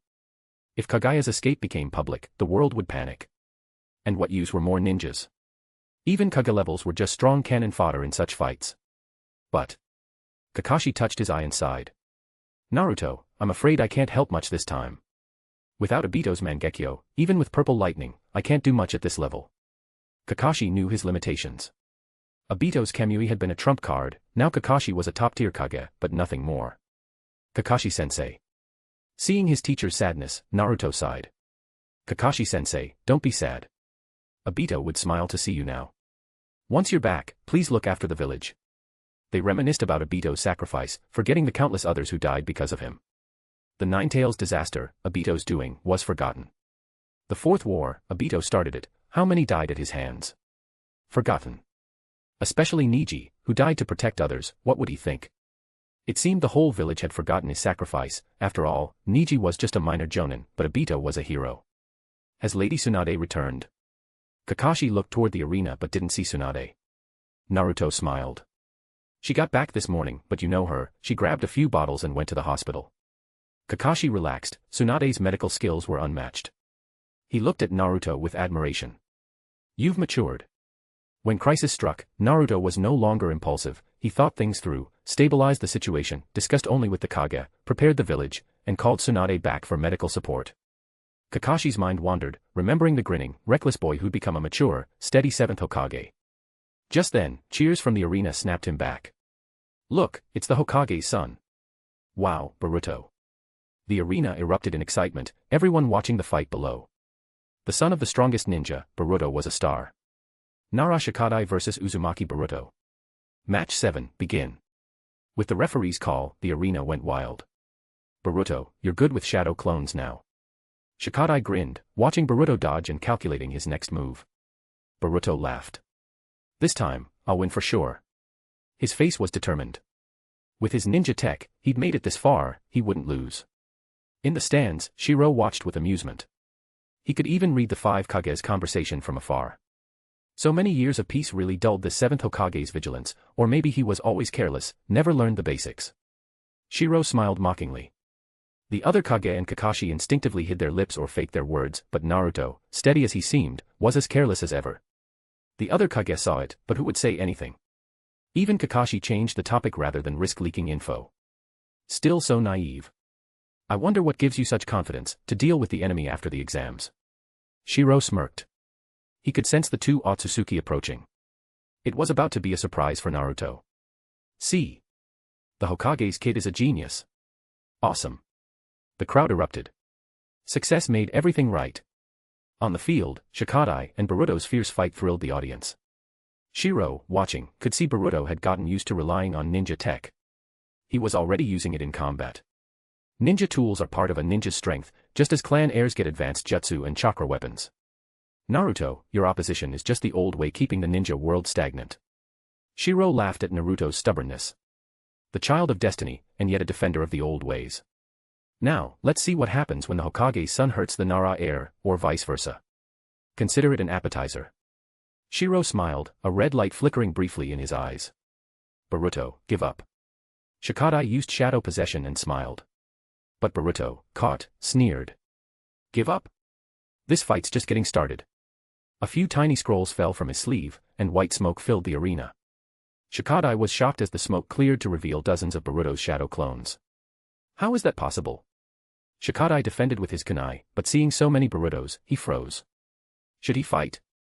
He could win, but thinking of his father and Boruto's status. Shikadai, the Nara clan prodigy, smiled. But as he was about to concede, Boruto's clones surrounded him, and Boruto grinned excitedly. The fight's just begun, let's turn you into a drowned rat. Boruto yelled, and his clones rushed in.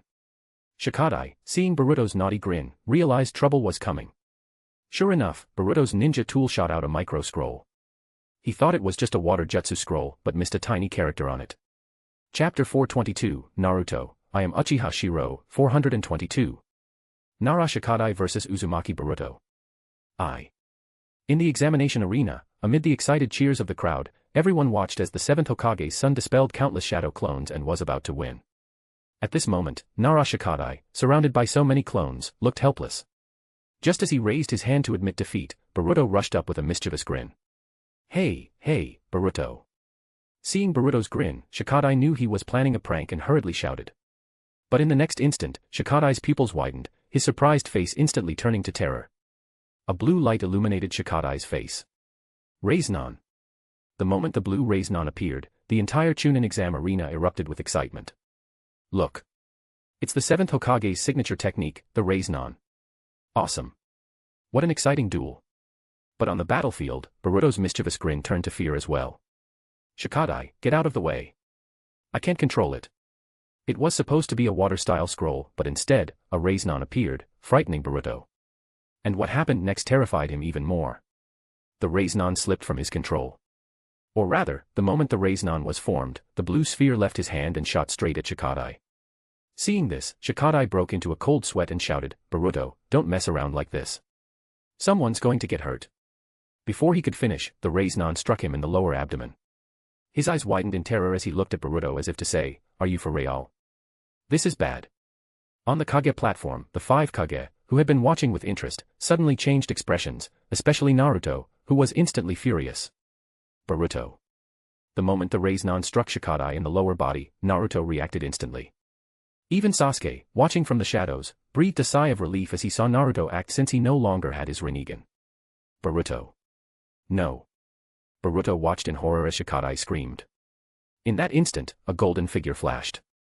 Naruto appeared in the middle of the arena, grabbing the Raiznon in a flash and catching Shikadai with his other hand. But the Raiznon had already struck Shikadai's lower abdomen. How powerful was the Raiznon? Shikadai was now giving everyone a live demonstration. Even though Naruto arrived quickly, he still couldn't prevent the damage. Shikadai's lower clothes were shredded by the force, and the powerful energy twisted and tore flesh and bone. Thanks to Naruto's timely intervention, Shikadai's lower body wasn't reduced to pulp. Everything happened too quickly. When Shikadai screamed, and his lower abdomen turned into a bloody mess under the Raiznon, the crowd finally realized what had happened. This is bad. Shikadai. My son. He's hurt. Countless ninjas in the arena cried out, especially Shikamaru on the Kage platform, whose eyes widened in horror at the sight of his son's injury.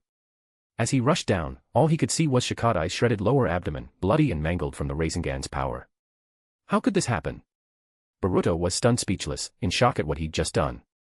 Boruto. Seeing Shikadai's injury, Naruto's face filled with rage. Raising his hand, he glared at his son with a fury never seen before. Dad, let me explain. Treat Shikadai, now. The scene was in chaos. Furious, Naruto slapped Boruto so hard he was sent flying. In the next moment, all Boruto's shadow clones disappeared. Boruto, blood dripping from his mouth, looked up at his father in shock, his teeth broken from the blow. Dad, you. Shut up. I don't have a son who would hurt his comrade. Naruto, angrier than ever, grabbed Boruto's arm. With a rip, Boruto's sleeve tore, revealing the scientific ninja tool on his arm. The audience was stunned. What is that? It looks like some sort of ninja tool. The whole arena buzzed, all eyes on the screen showing Boruto's scientific ninja tool and the standoff between father and son. Boruto. You're forbidden to use tools that don't rely on your chakra in this exam. That's against the rules. And to attack a comrade like that, unforgivable. Naruto roared with anger. Not only had Boruto broken the rules, he'd nearly killed a friend. If Naruto hadn't acted, Raiznan could have killed Shikadai. He was Boruto's comrade. Feeling guilty, Boruto saw his father's furious face and yelled for all to hear. Disqualify Boruto. Naruto's angry shout only provoked Boruto more, especially when his disqualification was announced. His pupils shrank, and he shouted. I didn't break the rules. This is a scientific ninja tool, but who says ninjas can't use tools? If clan heirs with chakra weapons can fight, why can't I? If Inuzuka's ninja dogs count as teammates, isn't that unfair too? And what about the Aburame clan's insects? Are those cheating too? Boruto shook off his father's grip, glaring in anger, accusing the entire exam of being unfair. I am the 7th Hokage's son. I used my own money and status to buy this tool. Why is it cheating when I use it? And what about Cloud Ninja with chakra weapons or Aburame with insects? Is that cheating too? Boruto's angry shouts were broadcast for all to see, his and Naruto's argument playing out on the big screen. At that moment, old footage appeared on the arena's big screen, Naruto's own Chunin exam match against Kiba Inuzuka. 7th Hokage, open your eyes and look at the screen. You beat Kiba with a fart, so what about his ninja dog? Boruto was getting more worked up as he spoke. Naruto, furious, shouted back. Boruto, you're being ridiculous. How can a ninja tool compare to Inuzuka's dogs? Stop twisting things. How am I twisting things? You say not using your chakra is cheating, but do the ninja dogs use their chakra? What about summoning beasts? The arena was in chaos, the argument between father and son, both the 7th Hokage, playing out for all to see. The broadcast spread everywhere. 7th Hokage, calm down. At this point, the other Kage stepped in to calm things down. Even Gaara sighed and tried to soothe Naruto. Naruto, Boruto's just young and impulsive. He didn't mean it. But Boruto glared at his father, angry that he couldn't use a scientific ninja tool just because he was the Hokage's son. Ninjas weren't samurai, there was no such thing as a fair fight. Boruto, you've disappointed me. Naruto felt both wronged and helpless. How had his son turned out like this? But he never thought he was wrong. If he said scientific ninja tools were wrong, then they were wrong. If anything happens to Shikadai, I won't forgive you. Naruto's righteous anger blazed as he glared at Boruto. He would never let someone who harmed a comrade remain a Konoha ninja. But Boruto, now consumed with rage, shouted back. Shut up. You selfish, dictatorial 7th Hokage. You're always saying not to hurt comrades, but do you think I wanted this? This is the Chunin exams. Open your eyes, your exam was way crueler than ours. Boruto pointed at the big screen, shouting. You nearly killed Niji Hyuga in your exam. I heard Uncle Niji died in the war to protect you, but you turned around and called your enemy a comrade. Shut up. Mentioning Niji, Naruto's face twisted in anger. Memories he'd nearly forgotten flashed before him, especially of Obito, who died protecting him. You don't understand. Obito sacrificed himself to protect everyone. They're all heroes. Right, right. Boruto burst out, half laughing, half crying. You're the 7th Hokage, whatever you say goes, right? Fine, disqualify me. I quit being a ninja. With a roar, Boruto tore off his forehead protector and flung it away.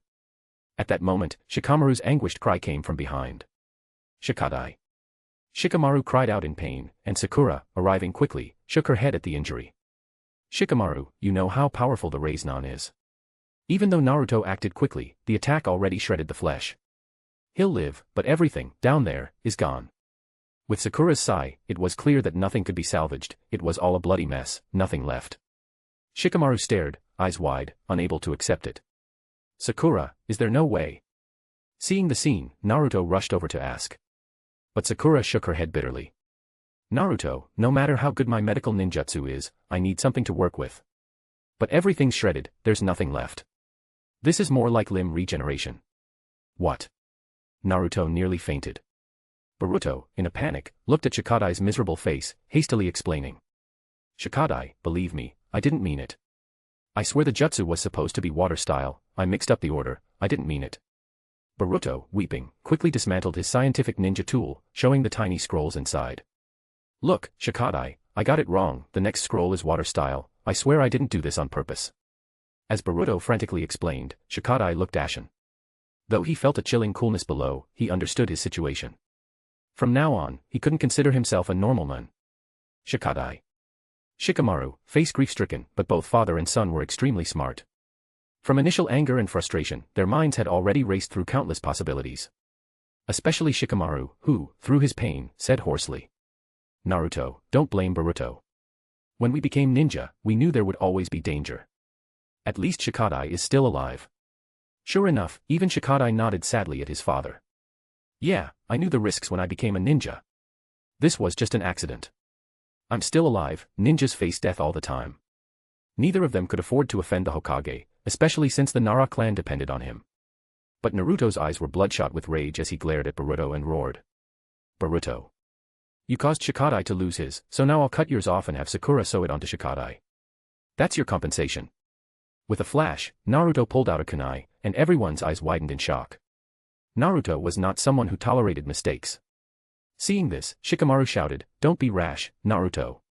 Sakura's face changed as she cried, "Naruto, stop. That's not something you can just reattach, Shikadai's nerves are all destroyed." But who was Naruto?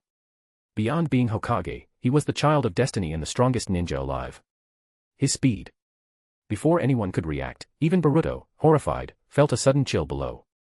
Blood spurted, and he screamed in agony. Oh. Don't be rash. Shikamaru yelled, even more shocked. Naruto, you're too impulsive. Shikadai's gone, so what? I can still have another son with someone else, but you, Naruto. That one sentence pulled Naruto back to reality. He remembered, he, too, had lost that ability. Naruto's face turned ugly. But for the sake of his justice, he declared, I will never allow someone who attacks a comrade to be a Konoha ninja. Ah. Boruto screamed in pain, staring at the blood and flesh on the floor, his eyes filling with unprecedented hatred. P.S. LMAO, what the fuck is happening?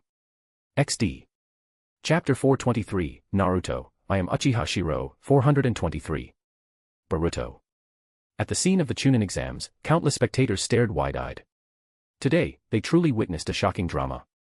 The child of destiny in the ninja world, the seventh Hokage of Konoha, actually crippled his son in front of everyone.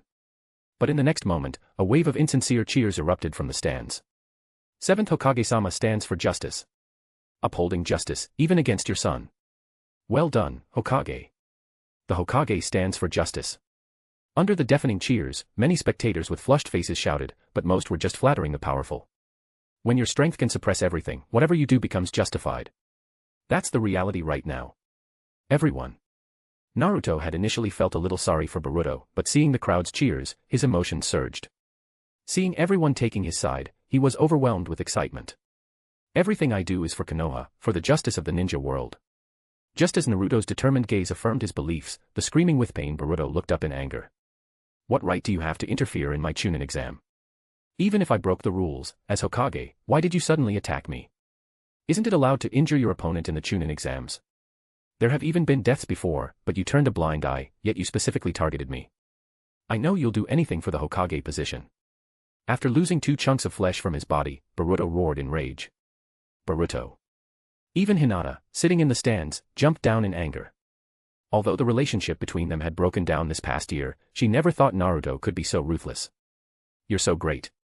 So noble. Pushing Hinata aside, Boruto glared at Naruto, his eyes bloodshot with anger. He ripped off the forehead protector from his head. You're the Hokage, you make the rules anyway. Don't bother just disqualifying me from the Chunin exam, just take away my status as a ninja altogether. I, Boruto Uzumaki, quit being a Konoha ninja. In his rage, Boruto tossed the forehead protector to the ground and stomped on it. If Naruto had felt some guilt when Boruto first lashed out, seeing Boruto insult the Konoha forehead protector enraged him instantly. Boruto. The Konoha forehead protector is a ninja's honor. Shut up. Why can't I? I already said I quit being a ninja. Do you think you're so selfless and great? Looking at Naruto's righteous, furious expression, Boruto felt even more anger and found it utterly ironic. What have you done in secret? Why don't you tell everyone?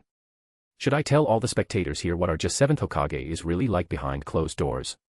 As Boruto roared in anger, the big screen broadcasted everything, and countless Konoha spectators stared in shock. Naruto was flustered. A major scandal. This was a huge scandal. Boruto. At this moment, Kakashi suddenly appeared in the arena, immediately putting a stop to the farce. All unrelated personnel, leave the arena immediately. Kakashi's cold voice echoed as he took over as referee to end this farce. Naruto, resume the Chunin exam. Shikamaru also lowered his voice, trying to calm Naruto and end the drama quickly. But just then, a sudden piercing sound split the sky, making Naruto's face change drastically. Not good. With the sudden sound and Naruto's warning, Kakashi's eyes widened as he finally saw the two figures appear in the sky. Who are you? In an instant, the 5 Kage and Konoha's elite Jonin all tensed up, looking up at the figures in the sky. Two figures, one thin, one fat, appeared, both radiating terrifying chakra. In the crowd, Uchiha Shirou, hidden among the spectators, grinned as he saw this scene. This stagnant world is about to see a new transformation. Meanwhile, on the Chunin exam battle platform, Naruto's face changed drastically the moment he recognized the two figures, and he shouted. Hurry! All Konoha ninja, evacuate the civilians, we're under attack. These two figures matched the intelligence Sasuke had provided exactly, two Otsutsuki. The enemies had come so quickly. At the same time, the other 4 Kage also recognized the two and were stunned. Not good. They're as strong as Kagaya Otsutsuki. In the sky, the two figures looked down calmly, with the thin Otsutsuki Momoshiki wearing a mocking smile. Kin's Hiki, I seem to sense some interesting chakra. Momoshiki looked down at Naruto, his Byakugan easily seeing the Nine-Tails chakra inside Naruto. Who are you? The Chunin exam venue was in chaos, and many Konoha ninjas glared at the sky. Many ninjas who had fought in the 4th Great Ninja War recognized the faces and turned pale with fear. How is this possible? Kagaya Otsutsuki. No. But she was sealed by the Hokage. With a thunderous crash, the two figures landed in the middle of the exam arena. Kin's Hiki Otsutsuki, tall and burly, glared coldly, his pale skin and gray-white long hair, no eyebrows, a hard horn pointing up on his head. His eyes were Byakugan, dressed in white with one side of his face covered, over 2 meters tall with a huge frame. What is your purpose? Naruto glared in fury at the burly Kin's Hiki.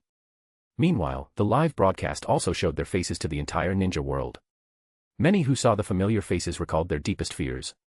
The other figure, thin, with pale skin and gray-white long hair, no eyebrows, 2 round dots on his forehead, and 2 forward-curving rabbit-like horns. His eyes were also Byakugan, and each palm had a red Rinnegan, with a black glove on his left hand. Naruto questioned in shock, and even the Sage of 6 Paths in his body looked stunned. Naruto, be careful. They're from Mother's clan, and their obvious goal is the Nine-Tails within you. Their appearances resembled Kagaya Otsutsuki too much. Naruto, prepare for battle. The Sage of 6 Paths looked grim, panicked, and fearful as he watched the two Otsutsuki appear. Where was his mother now? Where was Kagaya Otsutsuki? Mortals. Looking at the chaotic exam venue, Momoshiki smiled mockingly. As his pawn, Kin's Hiki stepped forward. Everyone, get out of the way. Feeling the terrifying power as Kin's Hiki stepped forward, Naruto quickly warned everyone. Kin's Hiki raised his right hand, 5 fingers spread, flames of chakra appearing at his fingertips, and then slammed his palm down. Hammer strike. In an instant, terrifying power swept out, the ground shook, and the entire arena began to collapse. Quick, protect everyone's evacuation. Damn it. Who are you? Why have you come to our world? What do you want? Naruto roared, feeling as if he'd returned to the 4th Great Ninja War. With his angry roar, golden chakra surged as Naruto entered his golden Kurama mode. After Momoshiki's overwhelming attack silenced the chaos, he looked down with a contemptuous smile. Let me introduce myself. I am Momoshiki Otsutsuki, and this is Kin's Hiki Otsutsuki. You lower creatures, what Kagaya failed to complete 1,000 years ago, we are here to finish. Momoshiki's eyes were cold, looking at ants. Their purpose was laid bare, and Naruto burned with anger. You bastards. I, Naruto Uzumaki, will never let you destroy the ninja world's peace. Knowing they were here to finish what Kagaya started, Naruto was furious. Suddenly, a flash of lightning streaked behind the exam arena. Lightning. A bolt of lightning, aimed at Momoshiki. Seeing this, Naruto shouted in excitement, Sasuke. Well done. From the moment they knew the Otsutsuki were coming, Naruto and Sasuke had formulated a battle plan. Sasuke had been hiding in the shadows, waiting for the right moment. No one expected the enemy to arrive so quickly. As Sasuke launched his sneak attack, the other village Kage also unleashed their jutsu. Ants. The lightning flashed, but just as Naruto and the others smiled in hope, it was instantly dispelled, leaving everyone shocked. Especially Sasuke, his eyes wide in disbelief. How is this possible? The lightning vanished, or rather, had been absorbed. Momoshiki, still sneering, blocked the attack with his palm, revealing the red Rinnegan in his hand, which instantly devoured Sasuke's Chidori. A red Rinnegan. Seeing the bloody red Rinnegan in Momoshiki's palm, Sasuke was stunned.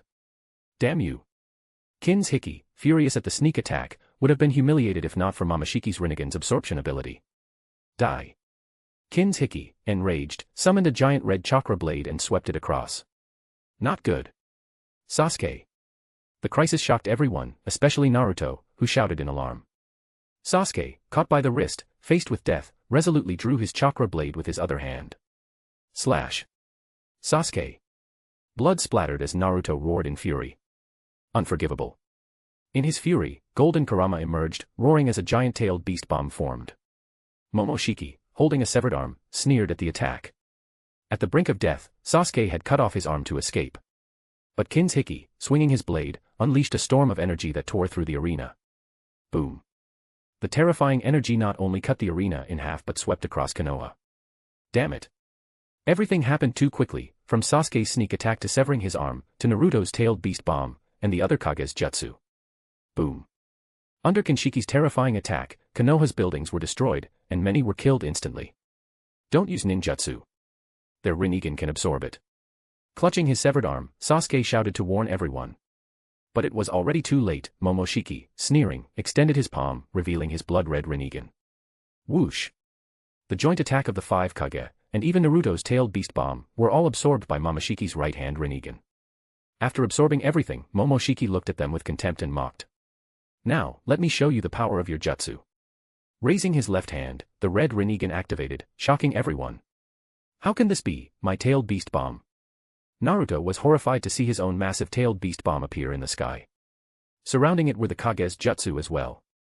Naruto, his Rinnegan can absorb our ninjutsu and release it back at us, even stronger, Gaara, ever calm, quickly deduced. But it was already too late. Momoshiki's palms each held a red Rinnegan. The right Rinnegan could absorb all ninjutsu and chakra, recover his power, and even seal an opponent's actions and chakra from afar with black rods. The left Rinnegan could amplify the absorbed jutsu and counterattack. Hidden among the ruins, Shirou watched greedily. What a great ability. But soon, it'll be mine. Don't underestimate Momoshiki's Rinnegan. Absorbing and reflecting jutsu with amplified power is a terrifying skill. Review = bonus chapter. Chapter 424, Naruto, I am Uchiha Shirou, 424. Everyone, run. As a massive tailed beast bomb appeared in the sky above the Chunin exam site, Konoha descended into chaos. Naruto's pupils were filled with terror. If that bomb exploded over Konoha, it would be catastrophic. Its destructive power would surpass even Pain's almighty push. Naruto, we have to stop this tailed beast bomb.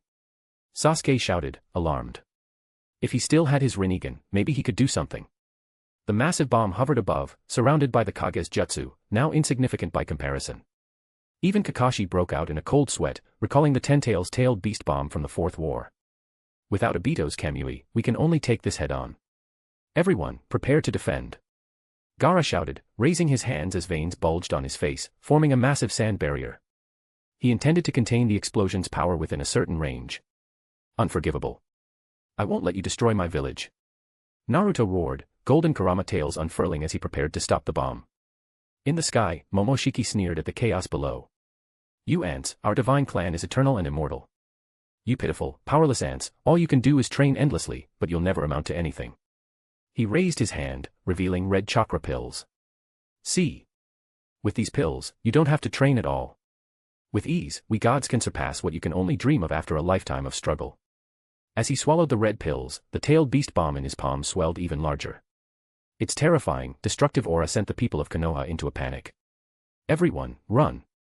Sasuke, everyone cover me. In this critical moment, Naruto roared as he unleashed the Golden Kurama mode. Let's go. Darui shouted.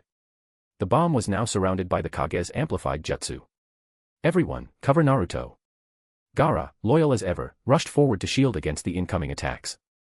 The exam arena rumbled with chaos. Taking advantage of the distraction, Naruto transformed into a massive golden fox, roaring as he unleashed 2 supersized Rasen Shuriken. 6 paths, super-tailed beast Rasen Shuriken. Ants, your struggle is pointless. Momoshiki sneered as he hurled the massive bomb downward. With earth-shattering force, the bomb plummeted like a meteor. I will not let anyone destroy my home.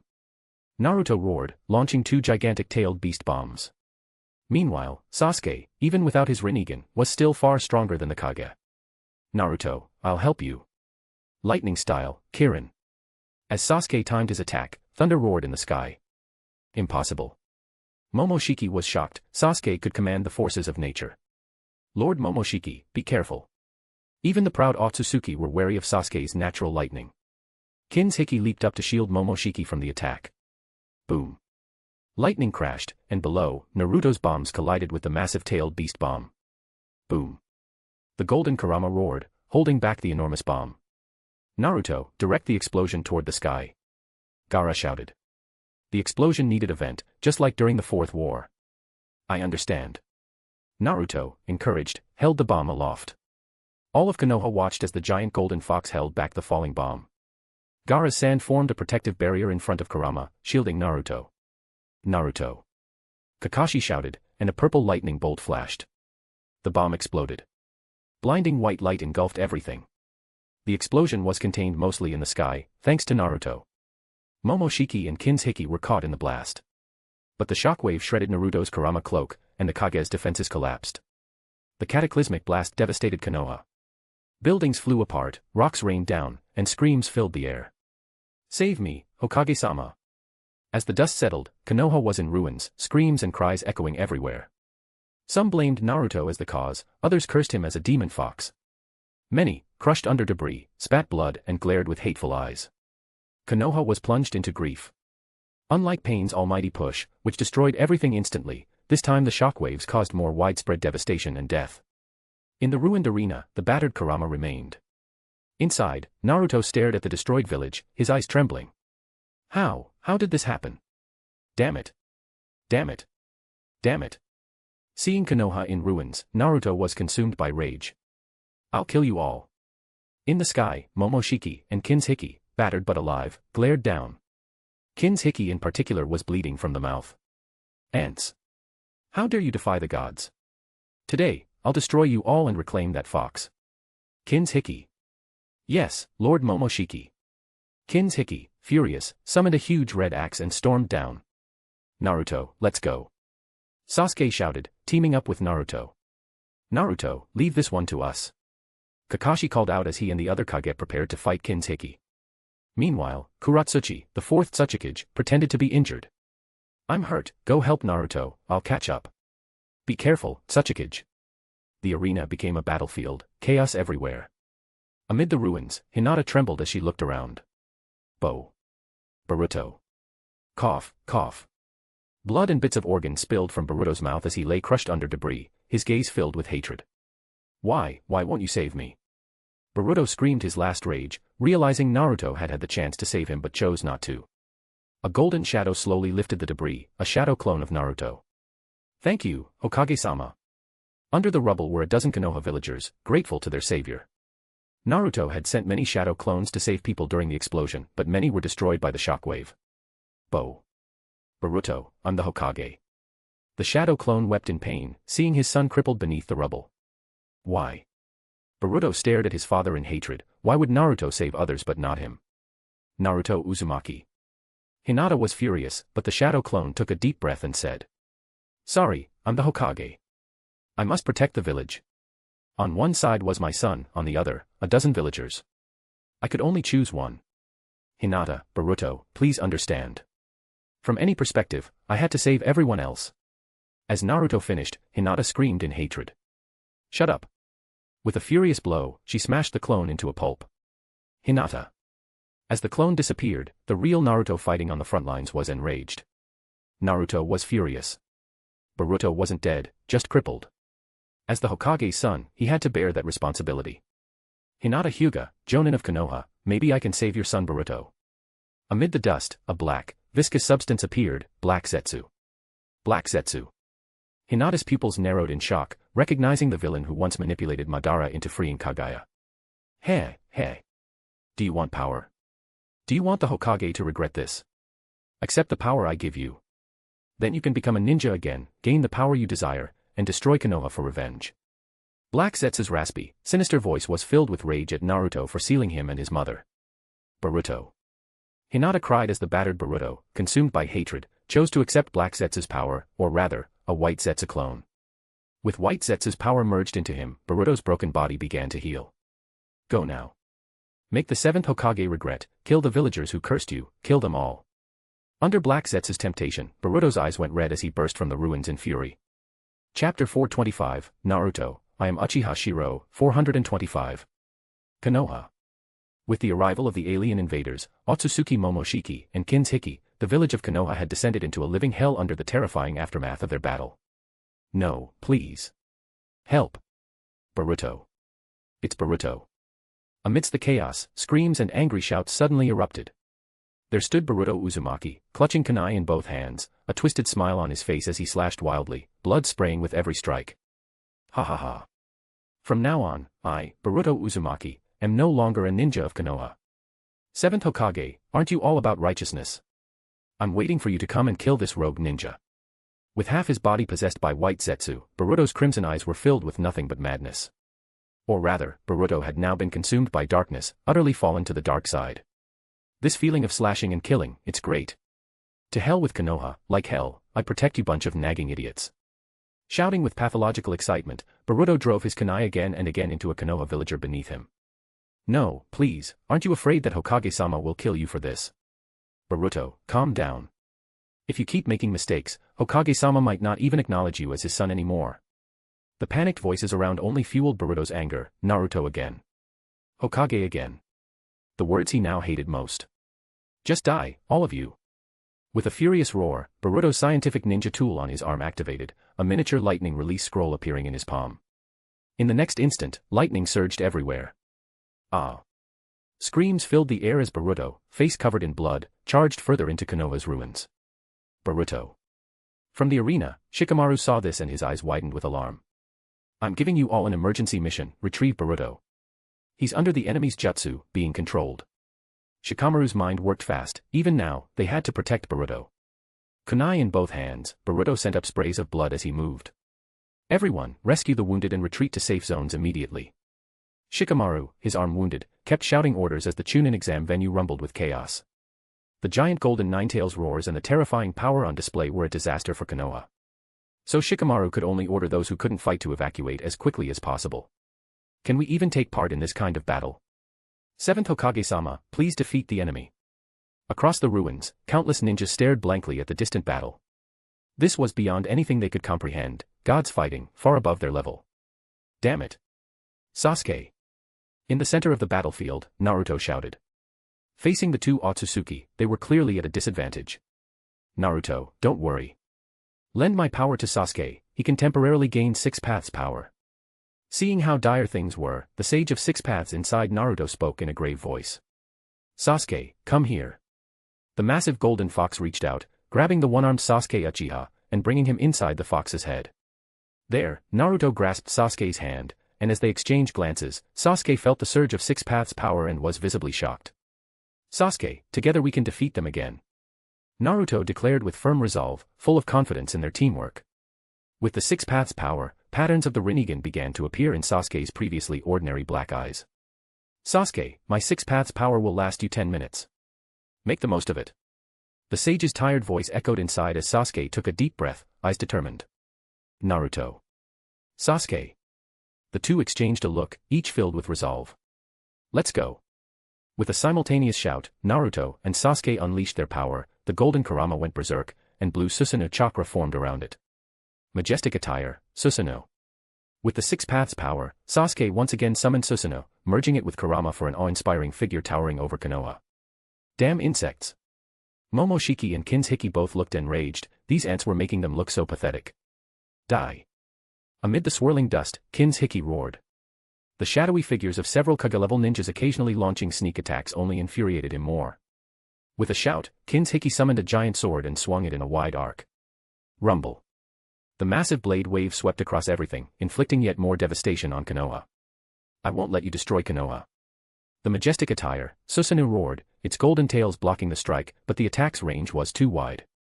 The overwhelming force swept across half the village, causing even greater casualties and further enraging Naruto.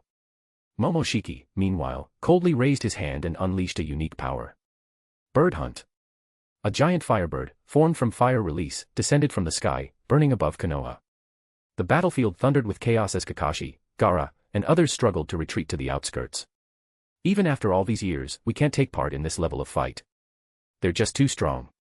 Meanwhile, among the ruins, Shirou watched the battle, especially as countless Konoha ninjas desperately tried to evacuate, and he smiled. This rotten world, under the 7th Hokage's leadership, has completely degenerated. As Shirou shook his head in disappointment, Black Zetsu next to him looked excited. Father, we must make Naruto regret what he's done. Shirou nodded calmly, forming hand seals. In the distance, 2 coffins rose from the earth. Forbidden Jutsu, Edo Tensei. With a rumble, the coffin lids fell open, revealing the figures within. What the? From one coffin stepped a red-haired man with Rinnegan, Nagato, who looked around dazed at Konoha and the distant battle. That's the Nine Tails over there. And the Nara clan. From the other coffin emerged Kakuzu of the Akatsuki. Black Zetsu grinned hoarsely. Father, time was short, I could only find Nagato and Kakuzu's bodies. No matter. I mainly wanted to see Nagato this time. Shirou smiled, then pointed Kakuzu toward the distant Shikamaru. Kakuzu, you can go after your old enemy now. As the Edo Tensei bindings loosened, Kakuzu, who'd lived nearly a century, quickly analyzed the situation. He knew he was being used, but seeing the one who killed him, the Nine-Tails Jinchuriki, was out of reach, and Kakashi was too strong. But the wounded Shikamaru Nara in the distance became his prey. Heh, understood. With a rasping laugh, Kakuzu strode straight toward Shikamaru. Are you new enemies? I advise you to give up, Naruto. Nagato looked calm, clearly already talked down by Naruto in the past. But Shirou only smiled mockingly and taunted. Nagato, the one who once destroyed Konoha, now you switch sides after just a few words. What of your doctrine, to make the ninja world feel pain? Was that all a joke? And didn't you and Konan entrust Naruto with taking care of the hidden rain village after your death? At this, Shirou's lips curled into a sneer as, under a bad premonition, Nagato was drawn into a Genjutsu world by Mangekyo Sharingan. Within the illusion, Nagato saw the world's development and Naruto becoming 7th Hokage. But as he reached the rain village, Nagato was shocked. How can this be? After all these years? Impossible. The rain village was in ruins, still bearing the scars of the battle, or perhaps worse than ever. Nagato, father hasn't lied to you. You don't have anything worth lying about anymore. At the same time, Black Zetsu appeared, his raspy, mocking laughter narrating the tale of Naruto, the so-called child of destiny. The so-called savior you placed your hopes on is just another cycle in the ninja world. He hasn't remembered your village in all these years, do you think he ever will? And when Naruto eventually dies of old age, the ninja world will return to chaos, just like after Hashirama's death, war, and hell, all over again. With Shirou's Mangekyo, Nagato's innermost desires were amplified. Konoha. Naruto. Suddenly, an angry roar echoed from Konoha as Nagato shot skyward, his Rinnegan blazing with hatred. Why? Why did you promise me back then only to break your word? In that case, I'll make Konoha feel my pain. Nagato flew toward the heavens, clearly ready to repeat the devastation he once brought to Konoha. Meanwhile, among the chaos, Shikamaru Nara clutched his broken arm in fear. Kakuzu. No way, there are even more enemies. Kakuzu's green eyes locked onto Shikamaru, his feet planted on Shikamaru's son. Heh, little Nara brat, this is a ninja's fate. You killed me once, but now I get my revenge. What you did to me in Haiden, I'll repay in full. No. Don't. Shikamaru shouted in terror as Kakuzu, eyes cruel, unleashed his jutsu. Watching the chaos, Shirou stood atop the Hokage rock, his gaze calm. Momoshiki and Kin's Hiki, is this all the power you have? Just then, a black dot appeared in the sky, catching many people's attention. Who's that? It's Akatsuki. Damn it, Akatsuki. I thought Akatsuki was wiped out. Nagato. Someone recognized the familiar cloak, even Kakashi and others knew who that shadow was. Even Naruto, fighting in the distance, shouted in shock, Nagato, what are you doing? High above the sunlit sky, Nagato glared furiously at Naruto. Naruto. You promised to look after the rain village. Is this what you call taking care of it, after all these years? Nagato. Seeing Nagato's rage, Naruto felt a deep sense of dread and hurriedly shouted. Nagato, let me explain, I haven't had time these years. Enough. 1 year, I could understand. 2 years, I could believe it. 3, even 5 years, I could endure. But for over a decade. You, the strongest ninja in the world, 7th Hokage of Konoha, just what was so important that you could forget for so many years. You never cared about your promise to us weaklings. Nagato glared at the golden fox in the distance, roaring with hatred. You only care about your ninja way. Even now, you feel no shame, rather, you think forgetting is justified. Now it's time for you to feel my pain. Nagato, don't. As Nagato spread his arms under the blazing sun, Naruto's pupils shrank with terror, he knew what was coming. At the same time, Kakashi and countless Konoha ninjas showed expressions of horror. Under the sun, the black figure spread his arms wide, about to unleash a super jutsu that all feared. In the sky, Nagato spread his arms, a vengeful smile on his face, then roared and unleashed the jutsu he had once used to devastate Konoha. Almighty Push. Chapter 426, Naruto, I am Uchiha Shirou, 426. Under the scorching sun of Konoha, after more than a decade, countless leaf shinobi stared in terror at the shadow cast beneath the blazing sun. Sealed away memories of fear resurfaced, making the faces of many in Konoha fill with horror. Shouts erupted everywhere. Run! I will make you feel my pain. Feel my pain. Such familiar words. But this time, as the furious roar echoed above Konoha once again, everyone's faces showed only fear. At this very moment, Naruto Uzumaki, the only one with the power to change things, could only watch, his eyes wide in anguish, he was being restrained. Almighty Push. With a thunderous shout from Nagato high in the heavens, a terrifying force of repulsion suddenly swept forth. In the next instant, the ground of Konoha trembled. Houses collapsed in the blink of an eye, and the earth's surface was laid bare in the village's center. That terrifying repulsive force, like a hurricane, swept violently in all directions. In a flash, countless buildings in Konoha were flung to the outskirts like garbage, while a massive crater appeared in the heart of the village. No.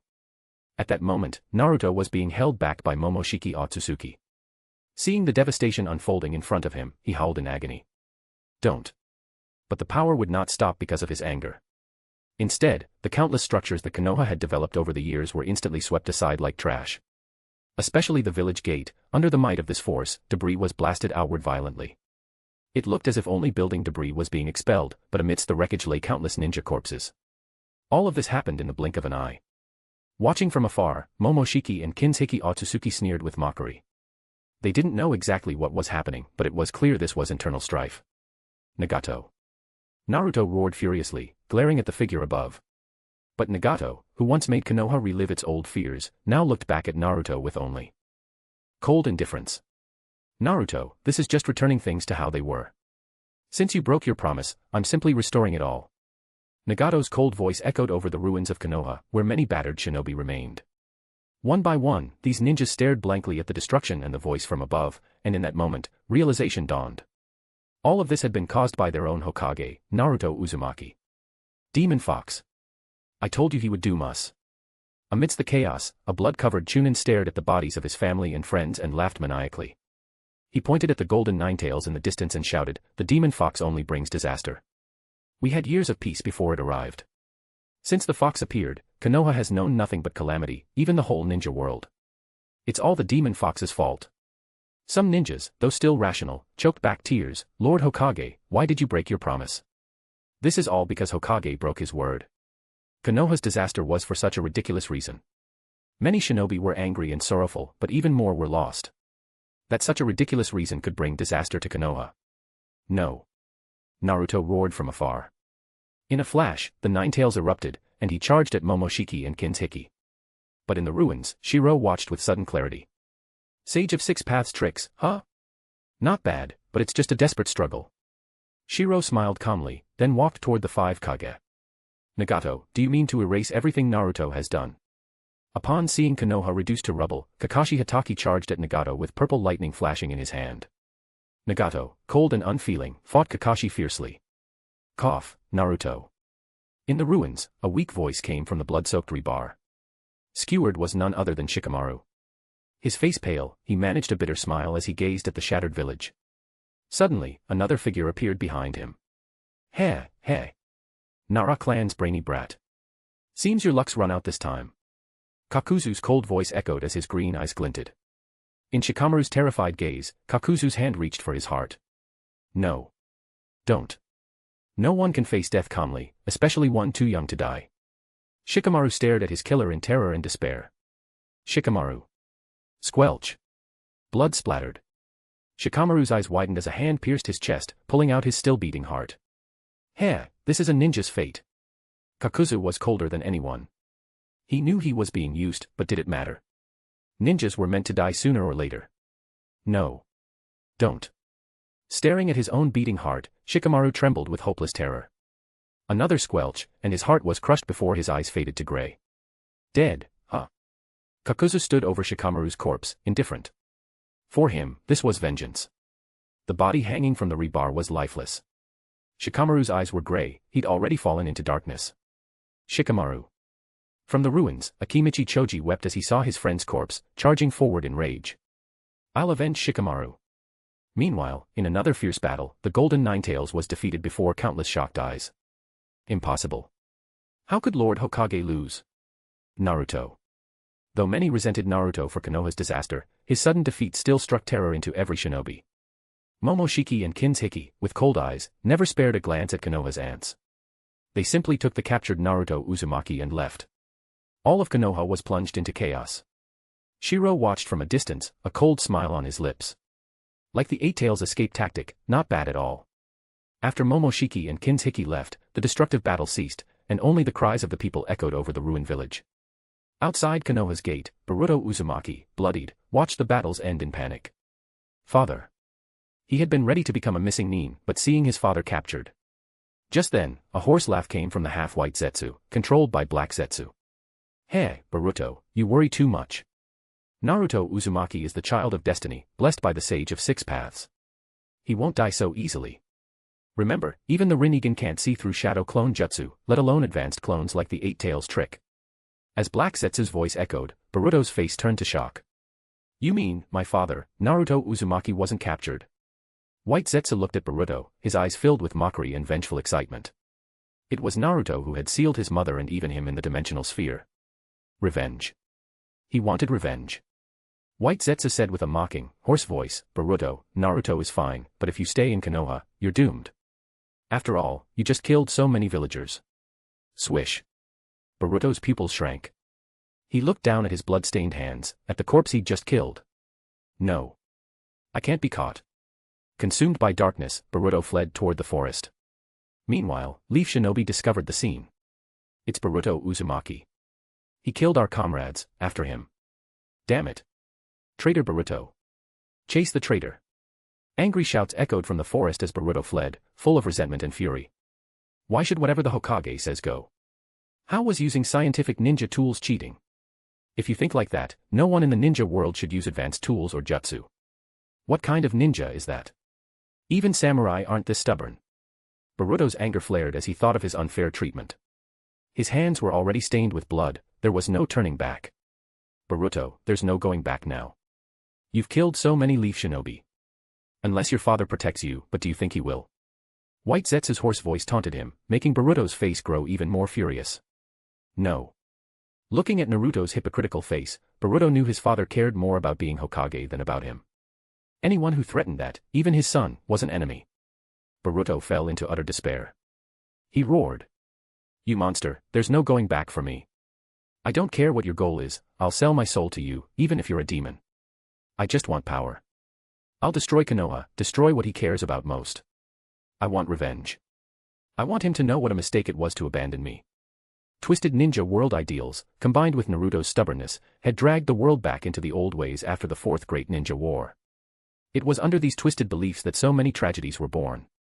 Boruto was one of them. Out of love turned to hate, he wanted revenge, he wanted to see Naruto's tears of regret.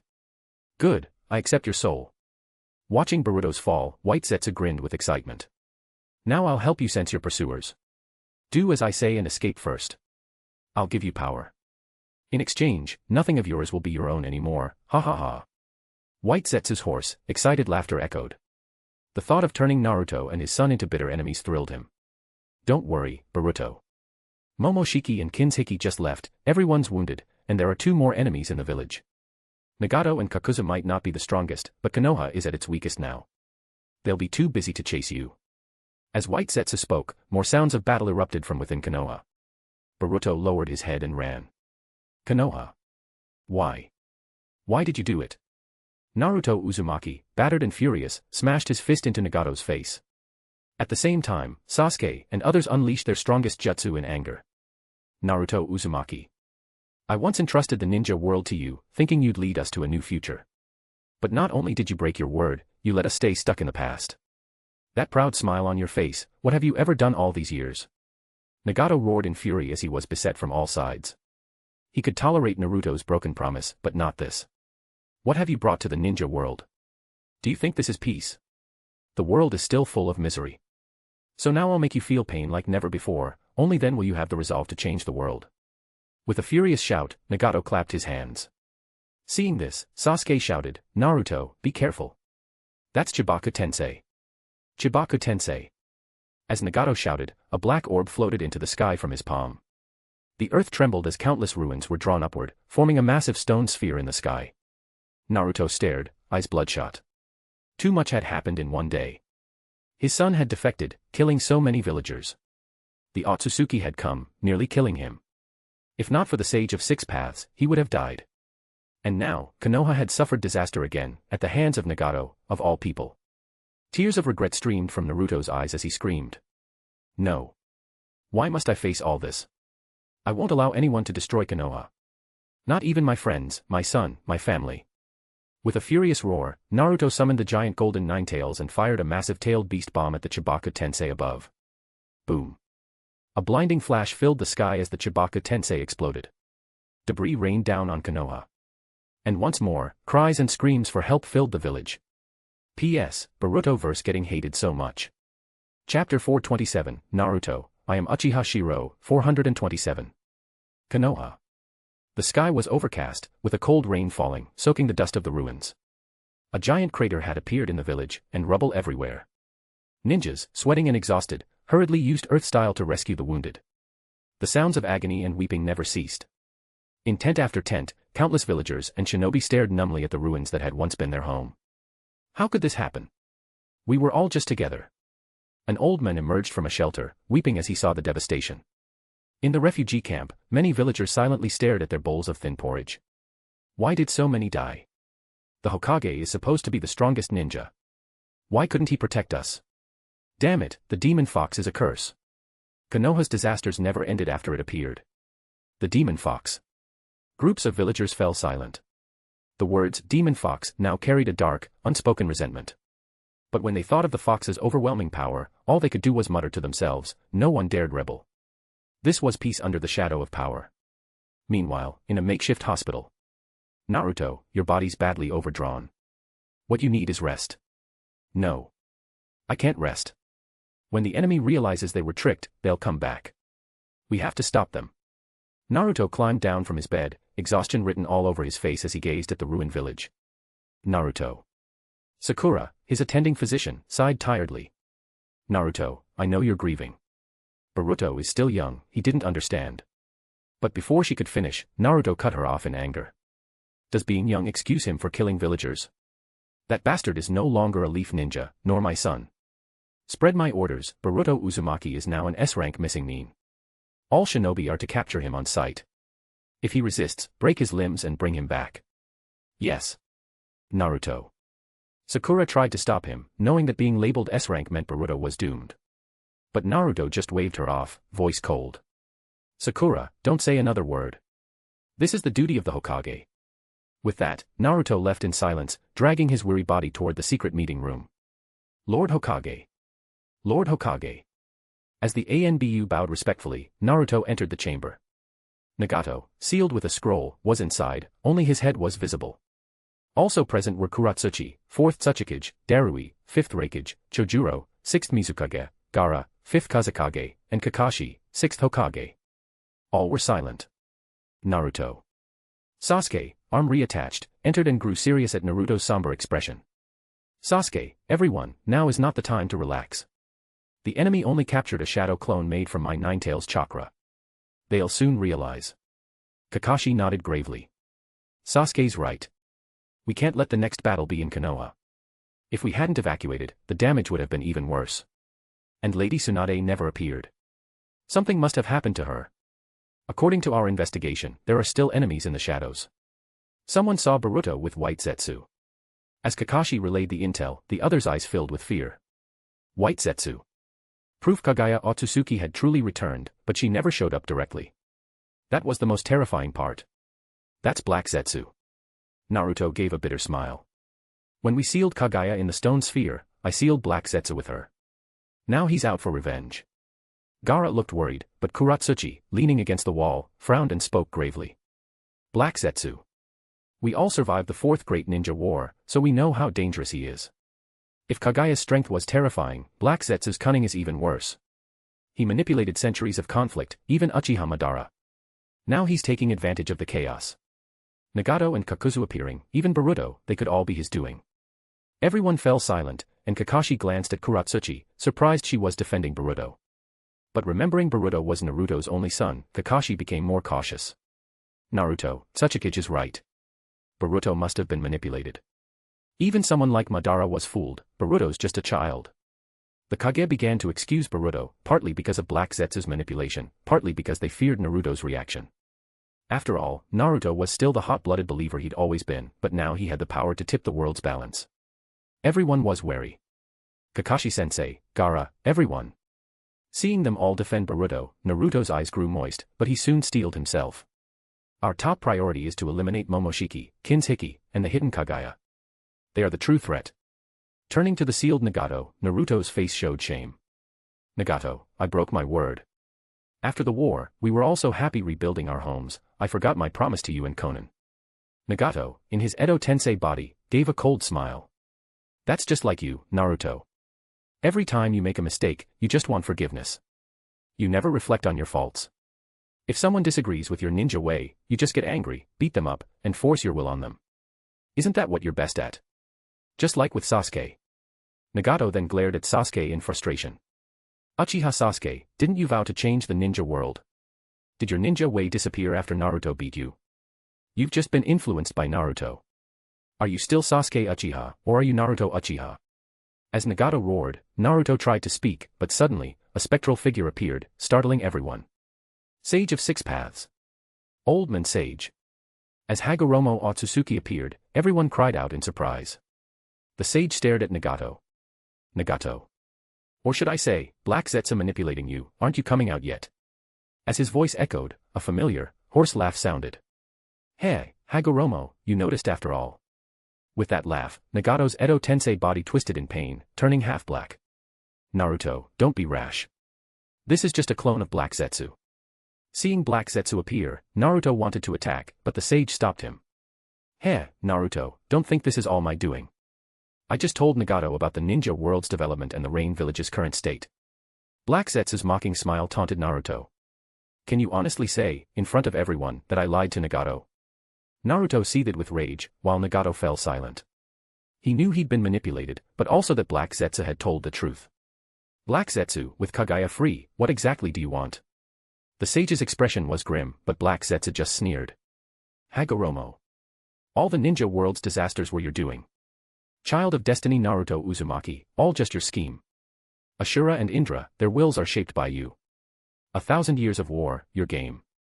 Shut up. Don't talk about the sage like that. Naruto shouted, but the sage simply shook his head. You'll never understand me. Black Zetsu mocked, Hagoromo, you're just worried about mother. Well, she's the princess of the Otsutsuki clan. As long as she's here, this planet is safe, it's her private territory. But because of your so-called peace, she lost all hope in this world and left. Black Zetsu laughed maniacally. He would spin a massive lie, plunging the world into fear. He wanted Naruto and the sage to be abandoned by all. What? Everyone paled in shock. As ninjas, their minds raced. The sage snorted, stop trying to mislead them. Didn't Mother create the White Zetsu army to fight the Otsutsuki threat? Black Zetsu sneered, idiot. Mother, as an Otsutsuki princess, only rebelled because she refused to follow her clan's plans. Otherwise, there would have been centuries of peace.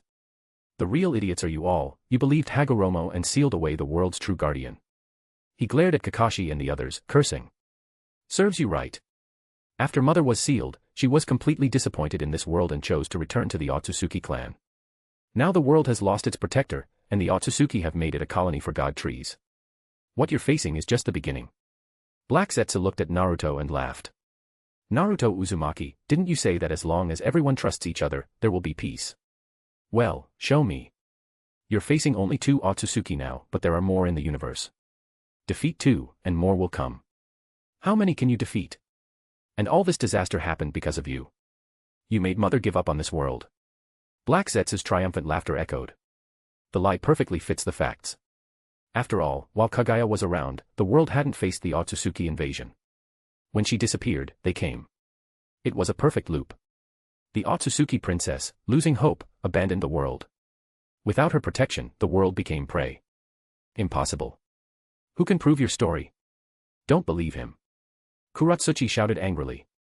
Black Zetsu just laughed. Do I need you to believe it? I just want you to feel endless regret. When you realize that defeating one Otsutsuki only brings more, you'll live in remorse for everything you did. I'll be watching. The sage's face darkened as he stared Black Zetsu down, trying to spot the trick. But his mind buzzed. Could it all be true? The Otsutsuki invasion, an endless disaster. The sage trembled. Had everything he'd done for 1,000 years been a joke? Naruto.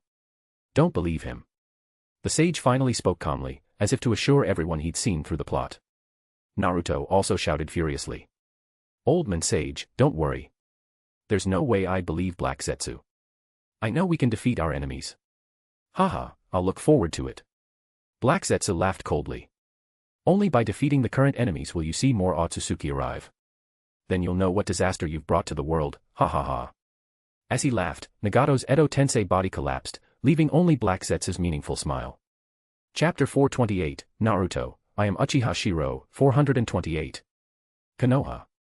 After suffering another Ultra Shinra Tensei after so many years, this time no Nagato was sacrificing himself to save the people. Under the gloomy sky, with a steady drizzle falling, the air was filled with mournful cries. Konoha had suffered heavy losses this time.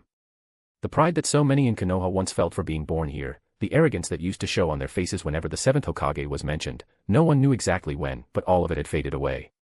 Hokage. What is a Hokage? In the hearts of Konoha's people, a Hokage is someone who can protect them. If you can't protect everyone, then why haven't you given up your life trying? As long as you sacrifice yourself, the people will still remember you as a good Hokage. In this sorrowful atmosphere, the villagers looked again at the Hokage rock. The once passionate gleam in their eyes had become calm and subdued. The ruined village began its reconstruction. Everywhere, the sounds of rebuilding were hollow and grim, there was none of the gratitude or hope that usually comes after surviving a great calamity. Inside the temporary Hokage office, built quickly using Yamato's wood release. Sitting together were Kuratsuchi, the 4th Tsuchikage, Gaara, the 5th Kazekage, Darui, the 5th Raikage, Chojuro, the 6th Mizukage, Kakashi Hatake, the 6th Hokage, and Naruto Uzumaki, the 7th Hokage and the strongest recognized shinobi in the world. 6 of the most powerful and high-ranking shinobi in the world gathered, yet their grave expressions could not be hidden. 7th Hokage, the incident of Konoha being attacked by the Otsutsuki can no longer be concealed. Our Cloud Village has suffered terrible losses, even Lord 4th Raikage. The 5th Raikage, Darui, spoke first, his face dark and hoarse as he relayed the current situation in the Shinobi world. With Konoha openly attacked and even the village destroyed, the news swept through the world like a hurricane. Now, everyone in the Shinobi world knew there were even more powerful enemies, enemies that even the strongest, the 7th Hokage, could not defeat. Darui's voice was full of frustration. Konoha might be badly damaged, but as long as either Naruto Uzumaki or Sasuke Uchiha remained, Konoha would always be the strongest. But Cloud Village didn't have that kind of reassurance. Kuratsuchi, though secretly gloating a little, kept her tone serious. It's not just about Cloud and Konoha anymore, it concerns the entire shinobi world. According to Black Zetsu's information, if it's true, then we're looking at not just these 2 Otsutsuki, but an endless stream of powerful enemies in the future. Kuratsuchi spoke gravely, but Gaara shook his head and replied. We can't let this news spread. If it does, the entire world will fall into chaos. Besides, we don't even know if Black Zetsu was telling the truth. We can't let ourselves be frightened. Gaara is right. The ever-calm Kakashi nodded, sneaking a glance at Naruto. Naruto, these enemies aren't something ordinary shinobi can handle anymore. With all 5 Kage gathered, our only option is to work together to defeat them. We can't lose confidence because of Black Zetsu's words. Everyone. As the strongest of them all, Naruto Uzumaki slowly stood up, raising his head to show his determined gaze to the group. This is a life-or-death moment for the entire shinobi world. I don't care if it's Kin's Hiki, Jin's Hiki, or whoever, they can come as many as they want. What matters is that we protect our homes and our villages. We've all seen what happens if we let the battles take place in the villages. Both Cloud and Konoha have suffered a disaster. Naruto paused, then slammed his hand on the table with a firm voice. Everyone, I can sense where my clone is. Let's move the battlefield and team up to eliminate the enemies. Inside the temporary office, the 5 Kage discussed with heavy hearts. Meanwhile, inside Konoha, the people's morale was crumbling. Why is it that just because he's the Hokage's son, he can go around killing people? Is declaring him a missing nin enough? Exactly. What's the Hokage even doing, not protecting anyone? Under the weight of grief, the darker sides of human nature showed themselves in the village. What is this village now, anyway? It's just the Hokage's private home, he does whatever he wants. Shut up. Don't talk nonsense. Among the ruins and rebuilding, people's faces were more lost and downcast than ever. In short, the people were scattered and hard to lead. They'd been through destruction before, by Nagato, the leader of Akatsuki. This time, it was the same, even though he'd been revived by Edo Tensei. Angry voices openly questioned the leadership. Everyone now knew, it was their own Hokage who had forgotten a promise, neglecting the Rain Village for over a decade. That made Nagato angry enough to unleash another Ultra Shinra Tensei on Konoha. And then there were the 2 powerful enemies from the Chunin exams, members of the Otsutsuki clan, who nearly killed their Hokage. Black Zetsu had also spread the news through his white Zetsu clones. Naruto and the other Kage wanted to keep things quiet to avoid panic, but it was too late. Black Zetsu had already broadcast everything to the Shinobi World. With the impact of the 4th Great Ninja War still fresh, and all these new threats, the aura of invincibility around Naruto Uzumaki, the 7th Hokage, had been shattered. Add to that the Boruto incident and his reputation was in steep decline. Now, even the commoners of Konoha were doubting Naruto. In a battered tent, 5 orphans huddled together for warmth. I heard the enemies this time were the same Otsutsuki clan from the 4th Great Ninja War, the ones who tried to destroy the world. Humph, I don't care about destruction. All I know is, if the world ends, even the Hokage will die with us nobodies. A civilian, full of hatred, spoke through gritted teeth. For ordinary people, the end of the world meant nothing, they just wanted to live peacefully with their families. If the world was doomed, maybe those high and mighty ninja would die with them. Katsukawa, I know your family. Don't say it. My brother was a ninja, he was killed by the Hokage's son, Boruto Uzumaki. The rest of my family died during the Ultra Shinra Tensei. I even lost an arm. This one-armed civilian shouted in despair. The Hokage promised to protect the village, what does he count for now? If he just lost a fight, we could accept that. But the Akatsuki's Nagato was the one who destroyed Konoha again, and we wouldn't have suffered if our own Hokage hadn't broken his promise. And why can the Hokage's son just kill people and get away with it? Shouting and arguing filled the tent. Scenes like this were common in Konoha under the gloomy skies. After all, the losses this time were simply too great. Lord Hokage, bad news. Word has spread that the 2 enemies you fought are Otsutsuki and that after the 4th Ninja War, the god who protected the world, Kaguya, was so disappointed she left us, turning the world into. As the Kage were discussing in the Hokage office, a ninja burst in with news that made Naruto's face fall and the other Kage's expressions darken. Damn it. Everyone in the office looked grim at this news. Naruto slammed his fist on the table in anger, while Kakashi, though frowning, kept his composure. Only Black Zetsu would use such tactics for revenge. But what matters now is that we defeat the enemy and restore the world's confidence. Naruto. Outside the Hokage building, Sasuke appeared, and his injuries healed. Though his arm had been reattached, with the loss of his Uchiha bloodline, Sasuke could sense his changes, his recovery and stamina weren't what they used to be. Sasuke, are you healed? Yes. Naruto, there's no time to lose.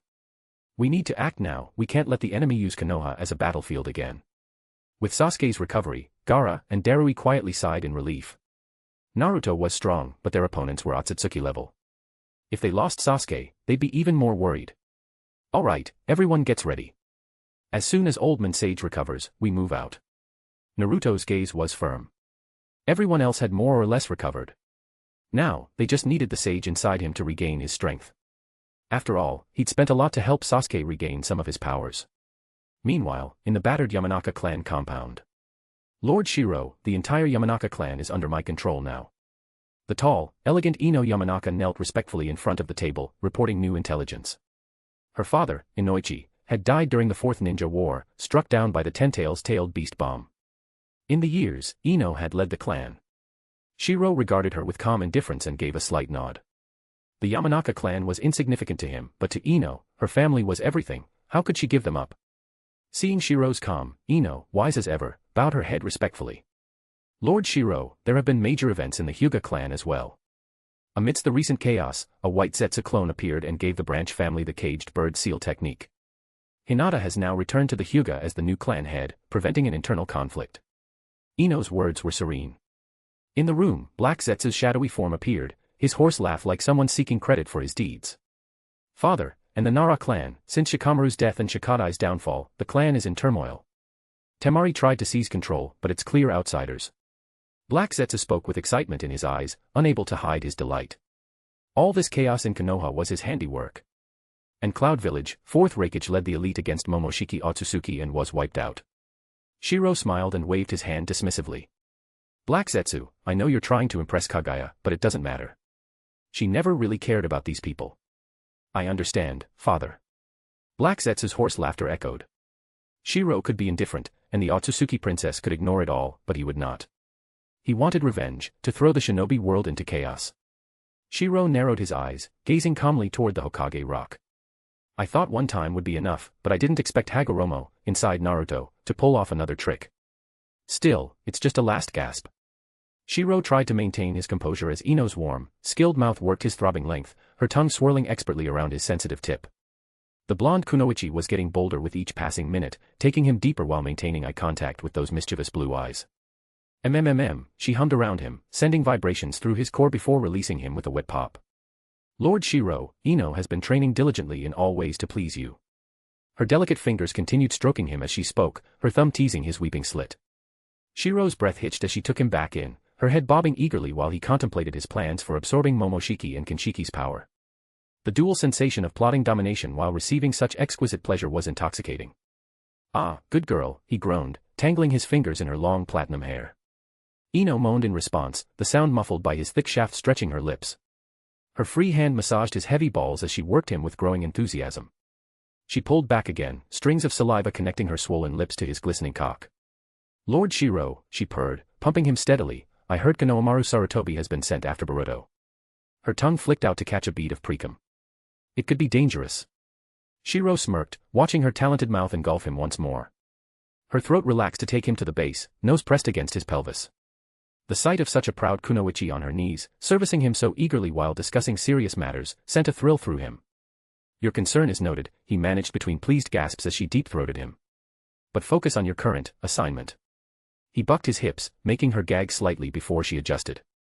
Ino's eyes sparkled with determination as she doubled her efforts, one hand sneaking between her legs as she pleasured him. Her moans of arousal vibrated deliciously around his length. Ino sensed his approaching climax and looked up with hungry eyes, silently begging for his release. Shirou's grip tightened in Ino's hair as his pleasure peaked. Swallow it all, he commanded hoarsely, flooding her eager mouth with hot spurts of cum. Ino moaned in delight, gulping down every drop while maintaining eye contact, her tongue catching any that tried to escape. Without warning, he yanked her up and practically threw her onto his massive bed. Her clothes stood no chance against his raw strength as he tore them away, exposing her perfect body. Ah, she cried out as his hot mouth latched onto her sensitive nipple, sucking and biting while his fingers plunged into her dripping core. Lord Shirou. Yes. Ino arched her back, grinding against his skilled fingers as he marked her neck with passionate bites.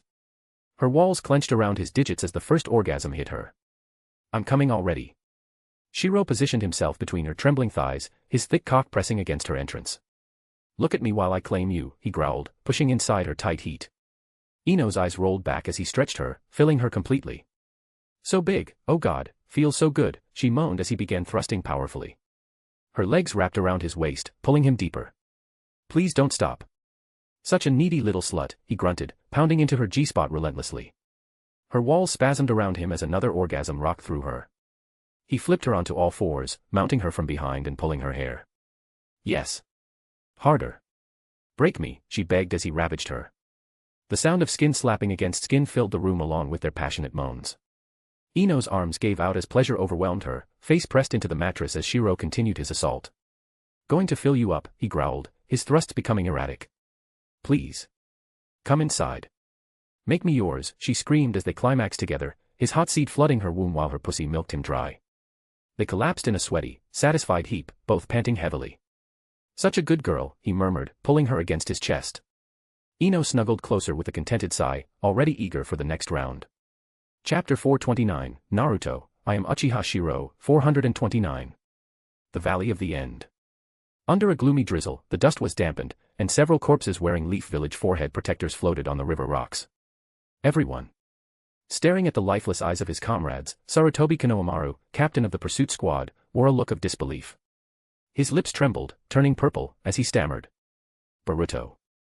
How could you become like this? Blood spattered everywhere. At this moment, Konohamaru knelt on the ground, exhausted, gazing at the distant figure. Boruto, you have to trust Lord Hokage. Black Zetsu has always been manipulating you. Dragging his broken, weary body, Konohamaru rasped hoarsely, while across from him, the disheveled Boruto glared back with a dark, furious, and struggling expression. At this moment, Black Zetsu slowly emerged at the side, sneering in a hoarse voice. Manipulate. Do I even need to manipulate? So-called manipulation is merely the eruption of darkness in people's hearts. I just provided a bit of power at the right time.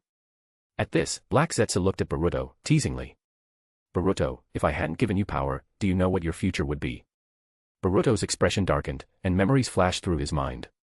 He had been stripped of his Chunin exam qualification, and even his father, Uzumaki Naruto, had crippled his lower body. He knew, given his father Naruto's upright character, he would probably have to atone to the Nara clan for the rest of his life, just to maintain his father's reputation as the selfless seventh Hokage. Black Zetsu, seeing Boruto's reaction, smirked playfully. Boruto, looks like you realize your future. Your selfless father, the seventh Hokage, Naruto Uzumaki, is the so-called child of the destiny of the ninja world. But I gave you the power to defy fate. Though you're still weak now, don't you want revenge? Remember, your father is the strongest in the ninja world, the ruler of the leaf, yet he gave it all up for a hollow reputation. Black Zetsu, grinning even more seductively, watched Boruto sink deeper into darkness, growing more excited by the prospect of revenge against Naruto. Just thinking about that idiot Naruto, who sealed away his mother, made him want to make Naruto and all those who helped seal her pay a heavy price. Do you know what those in power used to do? Black Zetsu looked at Boruto, then pointed mockingly at Konohamaru in the distance.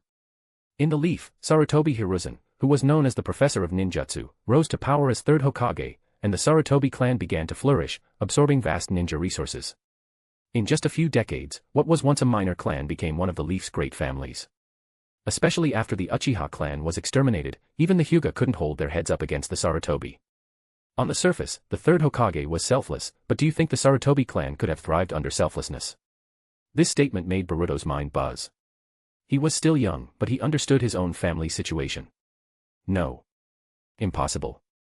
With selflessness, they couldn't have thrived. Boruto's face contorted with struggle. Thinking about surviving on instant noodles every day at home, he brimmed with anger. Why, when both served the leaf, could the so-called selfless third Hokage's family enjoy everything, but he, the son of the seventh Hokage, had only an empty title and instant noodles at home every day, not even a special ninja teacher? LOL, what the heck is this?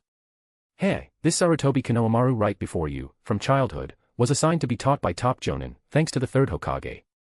Did you ever receive that treatment? He grew up rich, never worrying about ninjutsu or money. Did you? He even sneaked into women's bathhouses as a kid, and no one dared say a word. Did you? Each sentence dimmed Boruto's eyes, and Black Zetsu seized the moment to mock. You had none of that. Because of a slip during the Chunin exam, you now have to pay for the seventh Hokage's hypocrisy, but the third never did that. When Konoha's hero, White Fang, died, the third never made anyone pay. When the fourth died, neither. Even Sarutobi Asuma left to join the daimyo's court, and nobody cared. And you? Black Zetsu's raspy smile widened as he slowly merged with Boruto, forming a half-black, half-white face. You've suffered injustice, and now you've killed so many leaf ninjas. Is there any turning back for you? In the ninja world, it's always the strong who rule. As long as you become strong enough, untouchable in the leaf, you'll be king. Then, like Sasuke, you can swagger back. So what if you kill a few dozen leaf ninjas? Uchiha Sasuke even killed a candidate for Hokage and nobody dared say anything. When you return, you can do whatever you want. Under Black Zetsu's temptation, Boruto's mind flashed with images, making his expression ever more twisted. Think about it. Back in the leaf, you can punish anyone you dislike. You can even form a new research team. If the seventh Hokage could get his arm fixed, why can't you fix your lower half? Enough. With a furious roar, Boruto gripped his kunai and charged toward Konohamaru in the drizzle, his eyes shining red. Boruto, it's me, brother Konohamaru. You can't believe Black Zetsu's lies. Watching Boruto, Konohamaru weakly pleaded, but Boruto, enraged, stomped Konohamaru to the ground. He ground his foot into Konohamaru's cheek, shouting. What do you know? You had everything from birth. We're both Hokage's descendants, so why do I have nothing? You lived in luxury, I only had instant noodles. You had a personal Jonin teacher, I had nothing. Even after the third's death, you still enjoyed what I envied most, but I had nothing. It's not fair. Not fair. Consumed by jealous rage, Boruto plunged his kunai downward, drawing a scream from Konohamaru. Boruto. Konohamaru's lower body was a bloody mess, and Boruto, still furious, kept swinging his kunai. I'll make you feel my pain. I'll see if you can forgive me. I cut off your lower half, and I'll cripple your legs and arms, so you'll never be a ninja again. I'm already the Leaf's most wanted traitor. I've got nothing left to lose. Under the rain, Konohamaru screamed in agony, his eyes bloodshot, a black flash passing through his pupils. Boruto, you beast. No wonder brother Naruto abandoned you. No wonder you became this freak. So what if I'm crippled? At least I've had women, have you? Driven to collapse by pain and Black Zetsu's manipulation, Konohamaru cursed wildly. The Leaf belongs to the Sarutobi. We can do whatever we want. You're nothing, Boruto. The Sarutobi will still rule the Leaf. We're above all, we're the true saviors. I'll destroy you. The Valley of the End echoed with screams, and Black Zetsu watched gleefully, his revenge just beginning. Boruto, I'll give you power. I have Konoha's forbidden jutsu, Danzo's research, all of it. Nearby is an abandoned root lab, let's go. I'll fuse you with wood-release cells, and then you'll have Kage-level power and can take revenge. Under the rain, tempted by Black Zetsu, Boruto coldly picked up a scratched forehead protector and put it on. From now on, I, Boruto Uzumaki, will be the greatest rogue ninja in Konoha's history. Go tell Naruto, I will destroy everything he wants to protect. Boruto, falling into darkness, emanated chilling chakra that startled the animals nearby. He would destroy everything Naruto protected, everything he loved. Konoha. Lord Hokage, bad news. The Konohamaru pursuit squad suffered heavy casualties, even Jonin Konohamaru was brutally. Konohamaru had been rescued, but he was in a pitiful state, all his limbs tendons severed, he could never be a ninja again. Especially the bloody scene below his waist, it was revenge. Seeing Naruto, his brother figure, Konohamaru's eyes filled with tears. Big brother Naruto. I failed the mission. Boruto has been completely corrupted by Black Zetsu. He killed the squad. I even heard Black Zetsu is taking Boruto to Danzo's abandoned lab. Black Zetsu wants revenge on Konoha, on you, for sealing them away. He's led Boruto into darkness, grooming him just like Danzo did. Just as Naruto was leaving the Hokage office for the battlefield, he heard the news. His face filled with anger and tears. Boruto. How could he? Seeing Konohamaru's broken body, Naruto became completely enraged, his eyes blood-red. Boruto Uzumaki is now an S-class dangerous rogue ninja. When I return, I will personally capture the criminal and make him atone to the Nara and Konohamaru. Sasuke, at his side, could only sigh, this was a tough situation. Naruto, you can see Boruto was corrupted by Black Zetsu. For now, let's deal with the Otsutsuki Momoshiki and Kinshiki. We'll save Boruto after. It was Kakashi who calmly pinned all of Boruto's crimes on Black Zetsu in front of everyone. That's right, Naruto, we should go now. Otherwise, if the enemy notices, they may come to Konoha again. Gaara also spoke gravely, the Otsutsuki was the key, not Boruto. After everyone's persuasion, Naruto managed to restrain his anger and nodded heavily. Save Konohamaru with everything we've got. We'll be back. Yes. Let's go. With Naruto's determined gaze, the 7th Hokage looked back at Konoha, then led the 5 Kage to the battlefield. Their figures vanished into the distance. A dark sky. A towering divine tree. Naruto's clone was tied to the tree, screaming in agony. Ah. As his golden nine-tails chakra was being drained, Otsutsuki Momoshiki seemed to sense something and frowned. In the next instant, under Momoshiki's furious gaze, Naruto's clone vanished with a poof, leaving only a fox tail behind. Lord Momoshiki. Otsutsuki Kinshiki, seeing this, also became furious. They'd been tricked. Momoshiki, staring at the fox tail, laughed in rage. Good. Using such tricks, very good. The mortals of this world have angered me. Just then, Momoshiki sensed something and looked up, many figures appeared in the sky. Naruto, the enemy has found us. Sasuke, relying on Six Paths power and his Rinnegan, saw Momoshiki notice them and shout to warn the others. Naruto transformed into his golden mode and roared. Everyone. Attack together. We can't let these two bastards destroy our village. The other Kage also bellowed. After all, these two had threatened the 5 Kage's rule by attacking first Cloud and now Leaf. 5th Reikage Darui, 5th Kazekage Gaara, 4th Tsuchikage Kuratsuchi, 6th Mizukage Chojuro, and 6th Hokage Kakashi all shouted in unison. Kakashi, always calm, commanded. Sasuke, you and Naruto take on Momoshiki. The big guy, Kin's-hiki, the 5 of us will hold him off. Okay. Kakashi-sensei, be careful. In battle, Naruto was decisive, giving a sharp command. Facing the enemies, Momoshiki grinned demonically. Hey, interesting. Saves me the trouble of finding you. Kin's-hiki, go play with them. Yes. Kin's-hiki roared, and huge red axes appeared in his hands as he charged the enemy. Chapter 430, Naruto, I am Uchiha Shirou, 430. Let's go. At Kakashi's command, Darui, Gaara, Kuratsuchi, and Chojuro followed. Bunch of ants. Kin's-hiki, seeing the enemy, roared, conjuring 2 giant red axes and charging at the 5 Kage. These red chakra weapons were Kinshiki's specialty. He could create all sorts of weapons from chakra, inherited from his ancestors. Boom. The 5 Kage joined forces, battling Kin's-hiki fiercely, while Momoshiki faced his powerful foes. Naruto and Sasuke, fighting together in perfect coordination, had Momoshiki on his heels. Naruto, I have 6 paths power now, let's finish this in one go. Sasuke, with both hands holding chakra blades, his Rinnegan spinning, was far stronger than before. Naruto, in golden mode, shouted. Sasuke, let's beat him together. The battlefield rumbled like thunder, this was a godlike fight. Momoshiki, furious, howled as Naruto and Sasuke's teamwork left him no chance to absorb ninjutsu and counterattack. You ants dare challenge a god? I'll never forgive you. The battlefield shook, while in the Kagaya's dimension, Shirou watched through a space vortex. Kagaya, after eating the god tree's fruit, your power should surpass theirs. Honestly, Momoshiki and Kin's-hiki were terrifying, but compared to Kagaya, they were nothing. In the 4th Ninja War, Kagaya crushed Naruto and Sasuke. If not for plot armor, she would have won even by attrition or picking them off. No one in the ninja world could defeat her, only seal her. But now, the 2 Otsutsuki, especially Kin's-hiki, were being held off by the 5 Kage. In the manga, Kin's-hiki was beset by a few Kage, burst out with injuries, and was covered in blood, lowering the Otsutsuki's prestige. Kagaya nodded calmly at Shirou's remark. Yes, they've probably come to scout, not because they're overly strong. But they're not weak, either. If Momoshiki absorbs Kin's-hiki, his strength may rival my old self, but as the main branch of the Otsutsuki, they're no match. Kagaya spoke with pride about the difference between the main and branch families. Shirou realized. So that's why they're so easily hurt, and their healing and bodies are so much weaker than yours. He now understood why Kagaya was absurdly powerful. Even after the tentails was removed, she could only be sealed, not killed.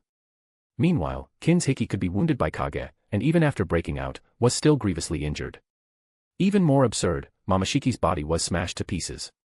In the 4th war, Kagaya was titled Princess of the Otsutsuki. Later, Boruto's manga introduced more Otsutsuki, making her seem like a lesser member, but the difference was obvious: one could only be sealed, and the others could be killed.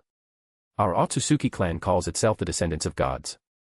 The main family has nearly eternal life and an incredibly strong body. This is the difference with the branch family.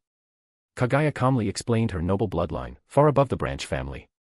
They seek out planets in the universe to plant god trees and eat chakra fruit, hoping to raise their bloodline to the main family's level. Shirou now saw clearly why Momoshiki, Kin's-hiki, and Ishiki could be hurt and even destroyed, while Kagaya was immortal, only sealable. They fear and crave the main branch's blood, so they want to use me as a sacrifice. That way, the main branch will vanish forever. Kagaya's calm words could not hide the sorrow in her eyes. She was the only one left. I see, so even if Momoshiki's power rivals yours, his bloodline and body can't compare. Shirou nodded, now everything made sense. If they could kill Momoshiki, they should be able to kill Kagaya, but they couldn't, she could only be sealed. So, Kagaya, what do you think we should do next? Kagaya was silent for a moment, then looked out, her white eyes calm. The Otsutsuki clan is no longer the gods they once were. Soon, if Kin's-hiki loses, Momoshiki will devour him. I should stay hidden. She glanced subtly at Black Zetsu behind her. Black Zetsu's plan was good. He spread the rumor that I left the planet. Even if it's false, the Otsutsuki may believe it, or think I fled into space. Shirou smiled hearing this, while Black Zetsu nodded solemnly. Mother's plan is good. This way, the Otsutsuki will keep searching for her in space. Even if they suspect, their forces will be distracted. And based on her intel, it took them 1,000 years to notice she was missing. With Momoshiki and Kin's-hiki gone, we can buy at least another century. Indeed, Black Zetsu was an arch schemer, quickly analyzing how to stall the Otsutsuki. Kagaya, after her betrayal, wasn't discovered for 1,000 years. If that's the case, then we can't let anyone else have this chakra fruit. Shirou smiled, now understanding Kagaya's plan. Since that's the case, I'll set my sights on Kinshiki and Momoshiki. Meanwhile, the outside battle raged on. You bastards. Kinshiki, massive and raging, swung a huge red sword. He'd been wounded by a bunch of ants, his body covered in blood. Everyone, be careful, this guy is terrifying. Kakashi, panting, dodged and warned the others. The other Kage shouted, nerves taut, dodging and weaving. Truth be told, Kinshiki was an embarrassment to the Otsutsuki name, being held off by a few Kage. Momoshiki, not far away, was even worse off. Sasuke. Naruto. Naruto and Sasuke, in perfect sync, used majestic attire, Susanoo to unleash a massive slash, pulverizing the earth. Momoshiki, stunned and furious, spat blood amid the rubble, glaring at his blood in disbelief and rage. Unforgivable. From his lofty debut to being beaten by ants, this fall from a grace-filled Momoshiki with boundless fury. Lowly creatures. Naruto, hearing this insult, grew even angrier. You bastard, I'll show you what us lowly creatures can do. Inside, Six-Path Sage Mode Naruto, though exhausted, secretly relaxed, seeing Momoshiki and Kinshiki in such disarray. Looks like not all Otsutsuki are as ridiculous as Mother. Originally, Sage of Six Paths planned to have Naruto and Sasuke seal the enemy, but now it seemed unnecessary, they could defeat him outright. Naruto, don't give him a chance. Sasuke shouted, reminding Naruto to finish the job. Majestic attire, Susanoo raised its blade again, unleashing a cataclysmic force. Kinshiki. For the first time, Momoshiki felt the fear of death, roaring in anger and terror. He saw all ninjas as lower beings, and even called Kagaya a disgrace, yet here he was, nearly dying to them. Kinshiki, beset by the Kage, saw Momoshiki's desperate roar and gasped, Lord Momoshiki. He saw Momoshiki's plight, roared in anger, and channeled chakra into his fingers, forming flames. Everyone, watch out. Kakashi warned. Gaara, Kuratsuchi, and Darui quickly used defensive ninjutsu. Kinshiki slammed his palm into the ground, unleashing a devastating shockwave that made the earth collapse. Lord Momoshiki, I'm coming. Kinshiki, desperate to protect his master, launched himself like a cannonball, surrounded by red chakra weapons. With terrifying force, the weapons slammed into majestic attire, Susanoo. Kinshiki stood before Momoshiki, unleashed his full power, and swung a massive blade. The shockwave shattered the landscape, Susanoo's blade was destroyed, and even Susanoo itself was smashed, revealing the golden nine tails inside. Such power. Inside Kurama, Naruto, and Sasuke were shocked. I was forced to this by a bunch of lower beings. Momoshiki, gasping behind Kinshiki, glared with murderous intent. Kinshiki, breathing heavily, said, please, Lord Momoshiki, use all of my chakra. Just like when my guardians entrusted their power to me, don't hesitate. His words laid bare the cruel reality of the Otsutsuki clan. Watching from the Kagaya's dimension, Shirou narrowed his eyes. It's coming. But these two are a disgrace to the Otsutsuki name, how can they look down on Kagaya with this level of power? Kagaya, in the war, faced the whole ninja world alone and still dominated. If not for plot armor, she would have crushed them all. But these two nearly got destroyed. Momoshiki, crazed, howled, you lower beings, I'll make you regret it. He extended his right hand, Rinnegan in his palm unleashing a mysterious force. With a sinister grin, a massive suction force appeared in his palm. Kinshiki, surrendering, showed an expression of pain. His screams echoed through the sky, only he knew the agony of becoming a chakra fruit. Before everyone's eyes, Kinshiki, screaming in agony, turned into a blood-red chakra fruit. How is this possible? What is that? Naruto and the other Kage were shocked, while Momoshiki, gripping the fruit, burst into crazed laughter. You lower beings have truly angered me. Now prepare to die. Just as Momoshiki laughed maniacally and bit into the fruit, a sudden change occurred. Chapter 431, Naruto, I am Uchiha Shirou, 431. How can this be? He turned into a chakra fruit. The sudden turn of events on the battlefield left countless people in shock and fear. Especially the Six-Path Sage, Otsutsuki Hagoromo, inside Naruto, who stared in horror at what had happened. If Kinshiki could be turned into a chakra fruit, did that mean even he, the Sage of Six Paths, was just prey to be harvested? Now, holding the chakra fruit in his hand, Otsutsuki Momoshiki let out a sinister laugh. Momoshiki wasn't stupid, he kept talking big, but he moved quickly, knowing that only by eating the chakra fruit would it truly become his power. With a twisted grin, Momoshiki raised the fruit and opened his mouth to take an excited bite. Crunch. As broken pieces of rock scattered, the sudden change shocked everyone, including Naruto and Sasuke in the distance. Impossible. The so-called red chakra fruit in Momoshiki's hand was nothing but a fist-sized rock, he'd taken a bite out of a stone. Who did this? The taste of dry stone in his mouth enraged Momoshiki, and there was a trace of fear in his eyes. Without the chakra fruit, how could he defeat his enemies? It looked like these people might be able to beat him senseless, and if one of them got the fruit, he'd lose for sure. Dojutsu, Ameno Dojikura. In the distance, Shirou's figure slowly appeared, a smile playing on his lips as he looked at the red chakra fruit in his hand. The Rinnegan is useful. When everyone saw Uchiha Shirou appear, they gasped in shock. Naruto even blurted out. That's Sasuke's Rinnegan technique. Ameno Dojikura, the ability to instantly swap the position of anything his eyes locked onto. What?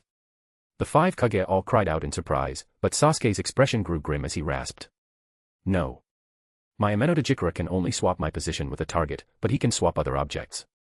Sasuke stared intently at the newcomer, and in the distance, Momoshiki, seeing only a stone in his hand, was beside himself with fury. Damn it. When Naruto recognized who had used the eye technique, his pupils shrank, and he shouted in shock and anger. It's you.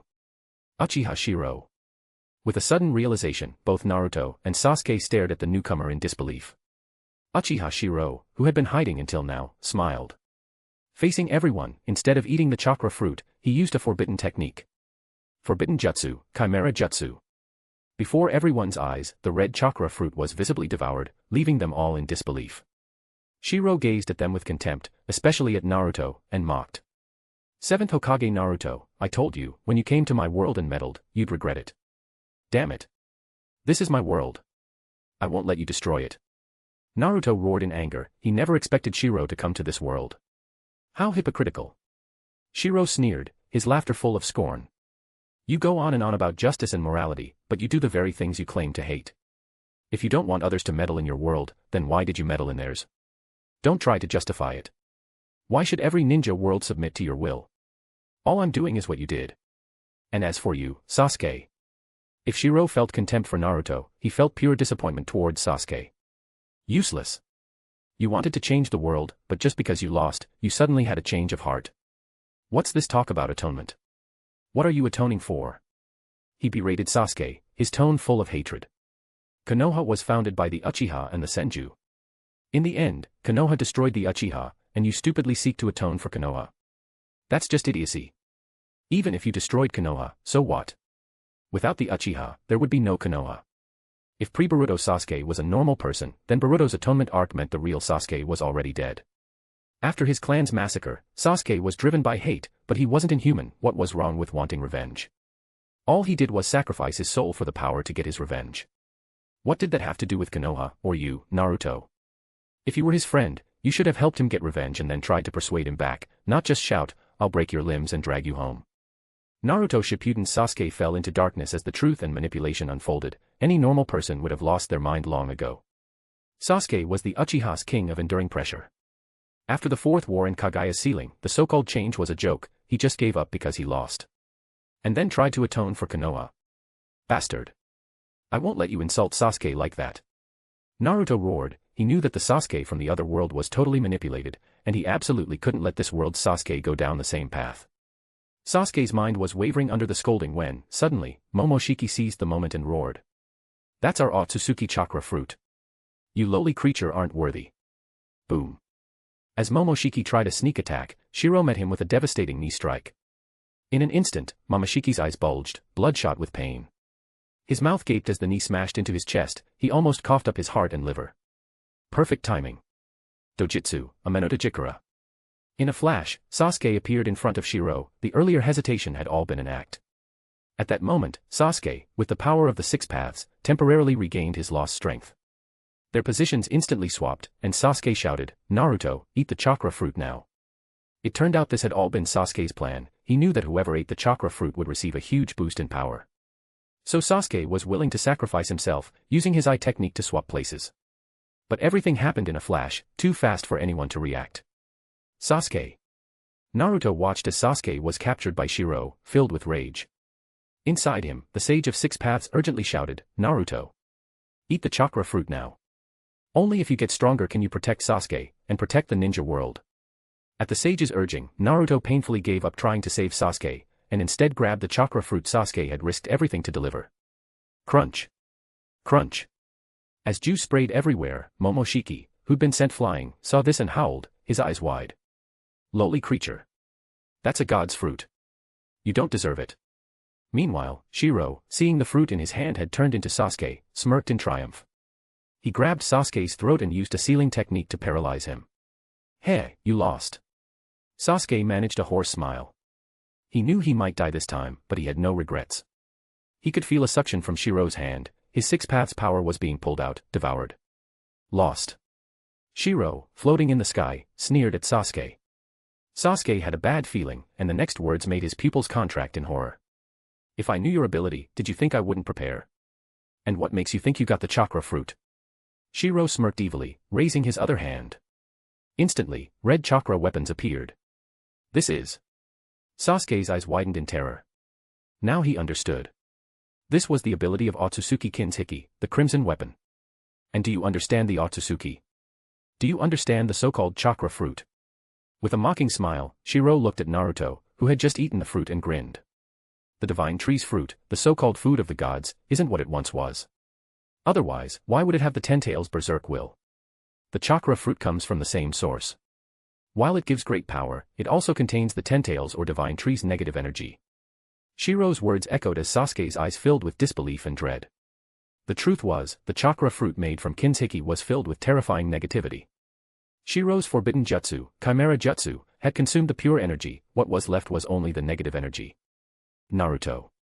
Sure enough, as Shirou smirked, Naruto's eyes turned blood red, his skin darkened, and his body began to transform, not into a tailed beast, but into something demonic. Momoshiki, crawling out of the rubble, saw Naruto and began mocking him. You lowly creatures. That's a god's fruit. You ants aren't worthy, this is your punishment. The chakra fruit's pure energy had been devoured by Sho, what Naruto ate was just the dregs. Naruto, hold on to yourself. Inside, even the Sage of Six Paths panicked. He hadn't expected the chakra fruit to be a disaster for them. In the original story, after Momoshiki ate the fruit, though he gained power, he lost his composure, his mind was affected. And with the Ten Tails will, that berserk, destructive energy would easily drive someone mad. Sure enough. Shut up, you old fool. Naruto's hoarse voice echoed across the sky, shocking Sasuke, Kakashi, and the other Kage. Naruto's form had changed, dark red skin, fanged teeth, a demonic figure. His eyes were wild with violence as he looked at everyone. Hey. Power. I can feel it. None of you can stop me. And let Sasuke go. With a final roar, Naruto unleashed a terrifying blast of energy that blew apart the storm clouds above. The fruit's negative energy had amplified all of Naruto's darkest impulses, but his determination remained. When he saw Shirou choking Sasuke, Naruto went berserk, launching himself at terrifying speed. Shirou just sneered. Stronger, sure, but it's just brute force, you beast. Limbo, border jail. As Naruto charged, Shirou's Rinnegan spun, and 4 shadow clones appeared and attacked. Boom. Even Naruto couldn't handle 4 at once, he was smashed into the ground, the earth shattering. That's Uchiha Madara's Rinnegan ability. Sasuke, weak and powerless, gasped in shock. His 6 paths power had been drained, he was now just an ordinary ninja. Shirou, looking bored, tossed Sasuke aside and spoke coldly. From now on, as the Uchiha clan leader, I revoke your surname. And you all. He glanced at Kakashi, Gaara, Darui, and the others, making their faces change dramatically. Shirou gazed at them coldly.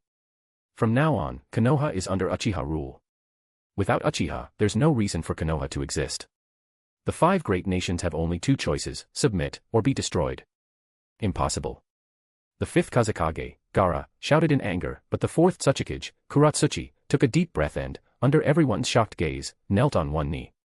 Tsuchikage Kuratsuchi, on behalf of the Rock Ninja, pledges allegiance to Lord Shirou. Kuratsuchi's submission shocked the other Kage, who looked at her with questioning eyes. She looked at them calmly and said, what choice do we have? In the end, we're just ripping off the mask. We're replacing Naruto with Lord Uchiha Shirou, that's all. Her words bluntly exposed the reality, making the other Kage flush with shame. Since the 4th war ended, it was only because of someone like Naruto that the 5 great nations maintained peace. The other villages had all become cautious, worried about offending Konoha. Chapter 432, Naruto, I am Uchiha Shirou, 432. Kuratsuchi, you.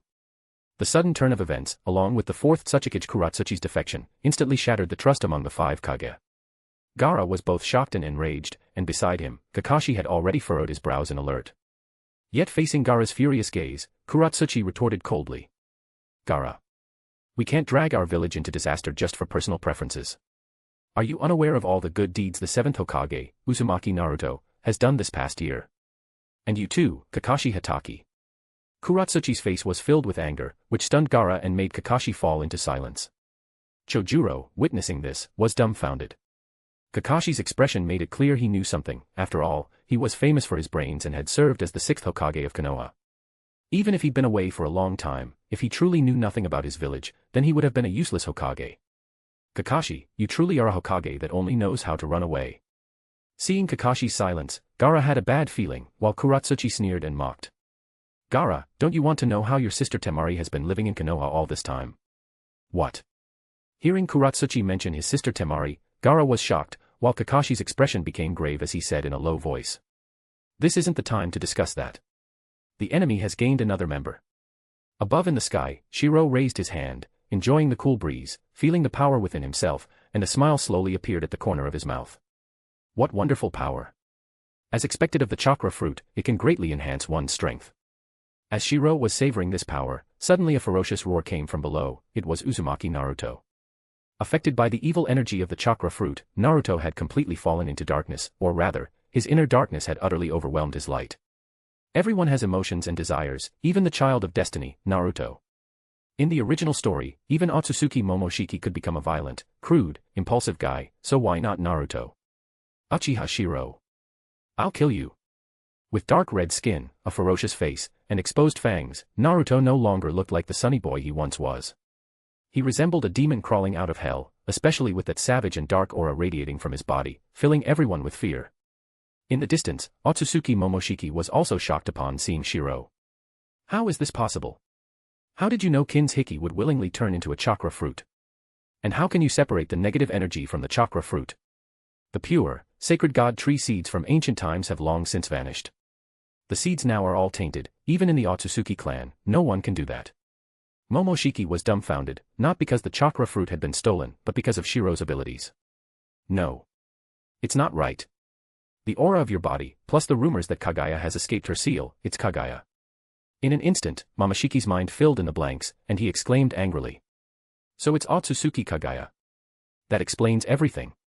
As the princess of the Otsutsuki main family, Kagaya always knew the true use of the god tree, right? She told you, didn't she? Now, in Momoshiki's mind, everything was Kagaya's doing. The game should end now. Shirou smiled at Momoshiki as if he were a delicious meal. I'll kill you, Uchiha Shirou. You heard Sasuke. From Naruto's perspective, he saw Sasuke, stripped of all power, falling from the sky and crashing hard into the ground. Naruto's eyes turned blood red, and he roared, charging forward in a frenzy. Naruto, don't be reckless. The Sage of Six Paths inside him tried to restrain him, but a bolt of lightning greeted Naruto instead. Their powers collided, both greatly enhanced, especially Shirou, who now wielded the purest power of the chakra fruit. Naruto, on the other hand, had changed in both appearance and temper, becoming irritable and aggressive due to the negative energy. Too slow, too slow. Naruto, you've gotten even more impulsive. As the two fought, Momoshiki, filled with anger and greed, tried to seize the moment to defeat Shirou and obtain the Otsutsuki clan's greatest secret. Suddenly, space began to open up. When the space tunnel appeared and a pure white-haired, saintly figure stepped onto the battlefield, all the Kage's expressions changed, especially Kakashi, who looked terrified. Otsutsuki Kagaya. The pressure Kagaya had put on the ninja world during the Fourth War was overwhelming. She was a god who once suppressed the whole world alone. As for Momoshiki, at least in Kakashi's eyes, he could get tired, bleed, and even die. But none of that applied to Kagaya. Kagaya, you traitor. Seeing her, Momoshiki shouted in rage and charged. But Kagaya calmly walked out of the rift, spreading her arms and unleashing a terrifying attack. 80 Gods Vacuum Attack. It's been 1,000 years, and you've finally come. But I no longer fear you. Though Kagaya had lost the tailed beasts and her power had dropped, she was still on par with Momoshiki. Meanwhile, Naruto, locked in a fierce battle with Shirou, let out a cry of pain. Naruto. Under the worried gaze of Kakashi and the others, Shirou unleashed a bolt of lightning that sent Naruto flying, but the real pain was inside Naruto. Naruto. You're already under the influence of this negative energy. Let me take control of your body. So long as we live, there's still hope for the ninja world. Don't be impulsive. The Sage of Six Paths, borrowing Kurama's power, temporarily took control of Naruto's body. So it's you, Otsutsuki Hagoromo, you bastard. Seeing Naruto's change and those familiar eyes, Shirou sneered. But just as he prepared to attack, the Sage of Six Paths, controlling Naruto, suddenly turned and fled in front of everyone. He even used Momoshiki as a shield during his escape. "You lowly creature, how dare you!" Momoshiki was furious, never expecting to be attacked by a mere lesser being. The Sage of Six Paths, using Naruto's body, grabbed Momoshiki and hurled him at Shirou.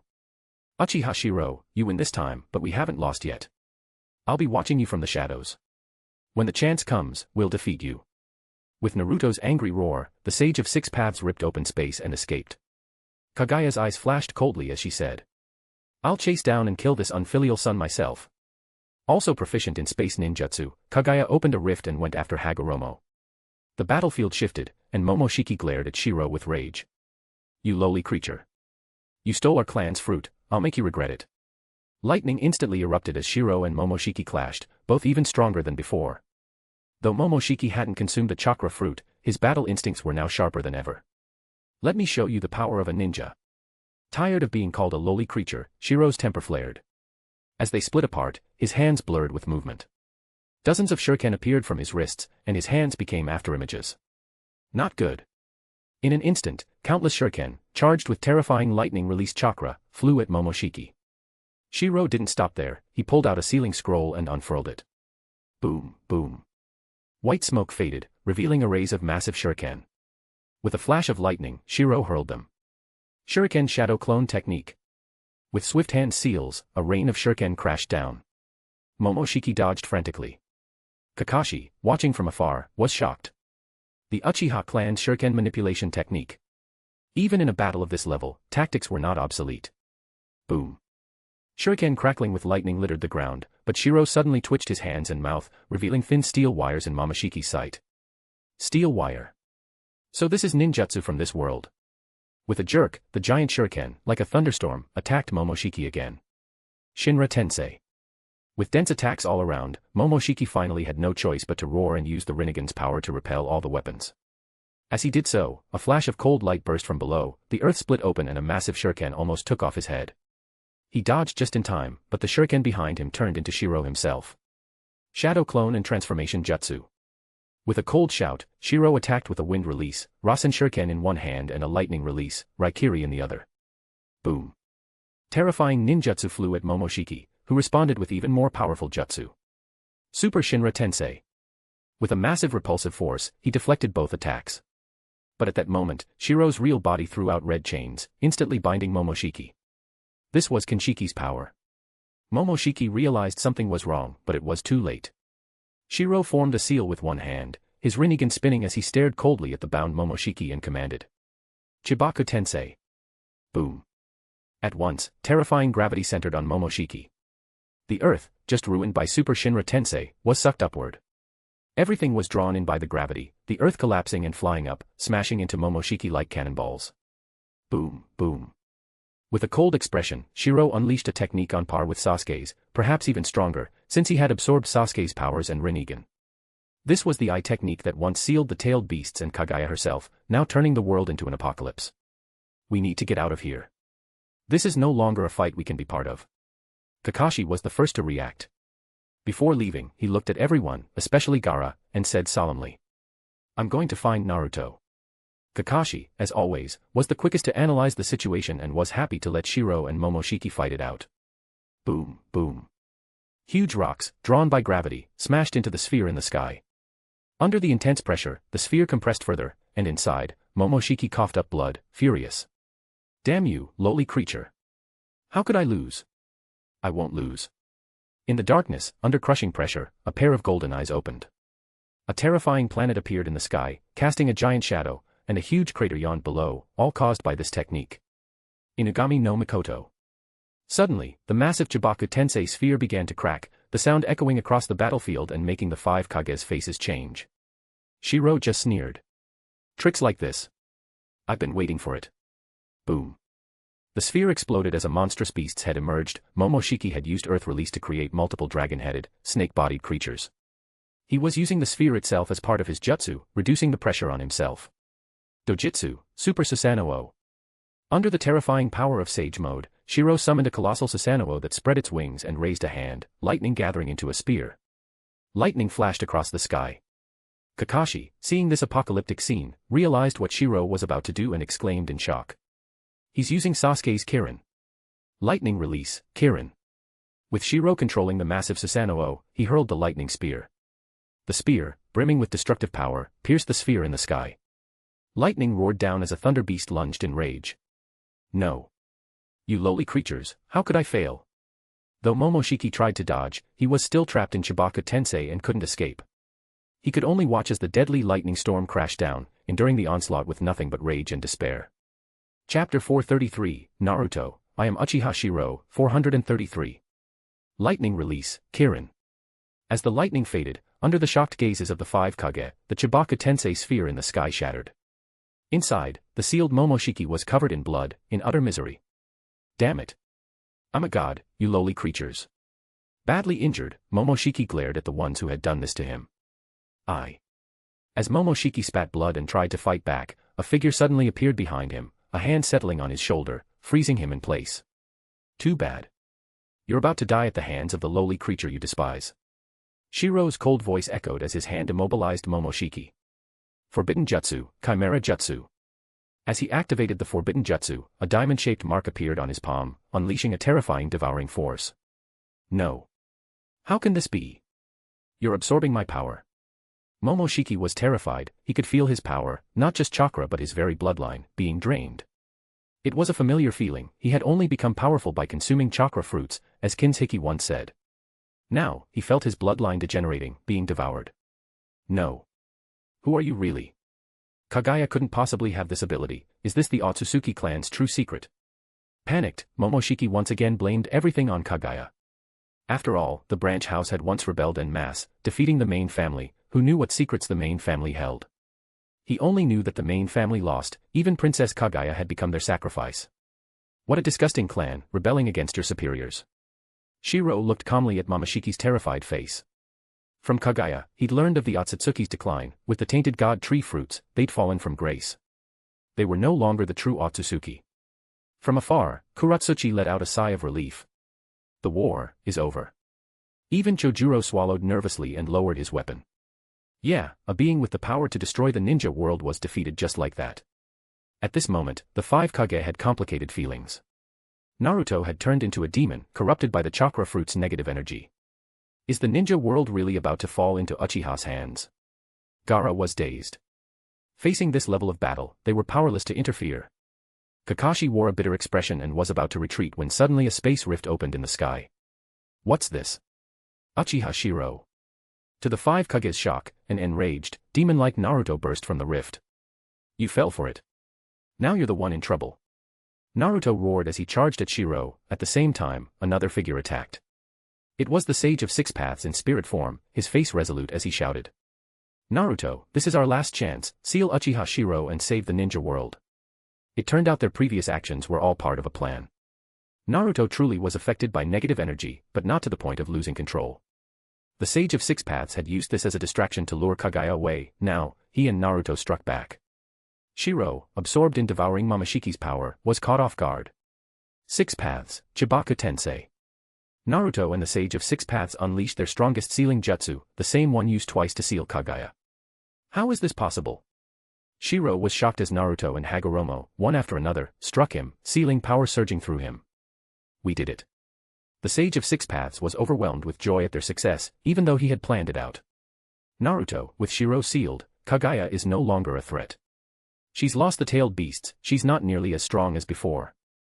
At this moment, Naruto looked hideous, like a demon after consuming the chakra fruit. His skin was dark red, his features distorted, with fangs in his mouth, a true demon. Elder Six Paths. Naruto rasped, holding back his violent urges. Kaguya. Just then, a space rift opened and Kaguya appeared. The 5 Kage gasped, and Naruto and Hagoromo saw her too. But seeing Shirou sealed, Kaguya was shocked. Husband. Countless meteors gathered, burying Shirou deeper in the seal. Yet beneath the surface, Shirou's eyes held a mocking glint. A seal. This is just the beginning. Covered by meteors, the outside world couldn't see inside, but Momoshiki could. Horrified, he stared at Shirou. You did this on purpose. Momoshiki was in despair, he couldn't believe Shirou had deliberately fallen into the trap. Shirou continued to devour his power, leaving Momoshiki even weaker. If you don't escape now, it'll be too late. Once the seal is complete, not even space-time ninjutsu can get you out. At first, Momoshiki was shocked by the sealing jutsu, then overjoyed. If Shirou escaped, he, Momoshiki, could survive. With his near-infinite life, what was a seal? But Shirou showed no sign of stopping his devouring, panicking Momoshiki. Escape. Don't worry, you've got a bit of power left. Once I finish, I'll leave. Then no one will know there's only a worthless corpse inside this huge seal. With a mocking smile, Shirou watched as Momoshiki rapidly aged. Once drained, he would lose his immortality. What are you planning? With your brains, you should guess. Shirou's taunt drove Momoshiki mad. You're wary of Otsutsuki Ishiki. Ishiki, who had once descended to Earth with Kaguya to make her a sacrifice, only to be betrayed. Shirou smiled, seeing Momoshiki figure it out. That's right. Ishiki is hiding in this world. Kaguya and I don't like being watched. So, why not use Naruto as bait to draw him out? Shirou's real concern wasn't Ishiki's power, but Naruto, or rather, pushing Naruto to the edge, since this world's Naruto had one more trump card, Baryon mode. It was Kurama's ultimate technique. By fusing Naruto's and Kurama's chakra to create new energy, it unleashed massive power at the cost of Kurama's life. Sage of Six Paths, or rather, Hagoromo. This was your plan, wasn't it? Shirou sneered. Even in the Fourth War, Naruto and the tailed beasts hadn't used this move, he guessed it hadn't existed yet. It must have been developed later, after learning more about the Otsutsuki. To Hagoromo, who created the tailed beasts, this was the ultimate weapon. Hiding in the shadows, using Naruto as a pawn, Baryon mode is probably your trump card. Shirou laughed coldly. In Boruto, Baryon mode was insanely strong, but at the cost of Kurama's life. It was like a new version of the Eight Gates. Ishiki could easily defeat Naruto at first, but once Naruto used Baryon mode, everything changed, just like the Eight Gates. Momoshiki, you'll sleep here forever. Watching Momoshiki age and despair, Shirou's devouring and the seal's crushing force reduced his flesh to a pulp. No. I can't die. Momoshiki, desperate, could only watch as his body was crushed. Stripped of his bloodline, he was now just an ordinary man, unable to withstand the Chibaka Tensei's crushing force, he exploded into a mass of flesh. At the last second, Shirou's cold eyes spun as he opened a black space rift and vanished. Ishiki, or rather, Jigen, and Hagoromo, you're not the only ones hiding in the shadows. Shirou left with a mocking smile. To the outside world, it seemed that Naruto and the Sage of Six Paths had sealed Shirou, with Kaguya arriving just after. Mother. Having sealed Shirou, Hagoromo turned to his mother, wary. But before Kaguya could speak, Black Zetsu slipped from her sleeve, glaring at Hagoromo. Kihihi, Hagoromo, you think you've won? The Otsutsuki have already descended on this world. Ha ha ha, they're watching you all, especially you, Naruto. Black Zetsu laughed menacingly, but Kaguya coldly waved her hand, opening a giant space rift. Naruto, don't be impulsive. If we enter the origin ball space, we'll be at a disadvantage. Naruto wanted to chase after them, but Hagoromo quickly stopped him. Kaguya coldly watched her son. Hagoromo, disaster has already arrived. With Momoshiki and Kinshiki dead, more Otsutsuki will descend. You'll bear the consequences of this disaster yourself. As Kaguya prepared to leave, Kuratsuchi suddenly stepped forward and declared. Goddess Kaguya, I, Kuratsuchi, in the name of the land of earth, pledge my allegiance to you, the rabbit goddess. I only ask that you not abandon your people. Kuratsuchi, you. The other Kage were shocked, they didn't know why Kuratsuchi was doing this. But she just replied coldly. With so many disasters, and 1,000 years of war caused by the Sage of Six Paths, now there are even stronger enemies. If we lose, what will happen to the ninja world? Only Kaguya's pocket dimension is our fallback, it's my duty as Tsuchikage to protect my village. With resolute eyes, Kuratsuchi appeared to be sacrificing herself for her village, aligning with Kaguya. And besides, with all the things Konoha has done in recent years, especially that dirty Hokage Naruto, I'd rather trust Lady Kaguya. She cast a cold glance at Berserk Naruto, making Chojuro and Darui exchange looks. In recent years, ninja world peace and Konoha's prosperity, how did it happen? The ninja world is only so big, and resources are limited. Don't talk to me about peace. Kuratsuchi's sneer made the Mizukage, Reikage, and Kazekage fall silent.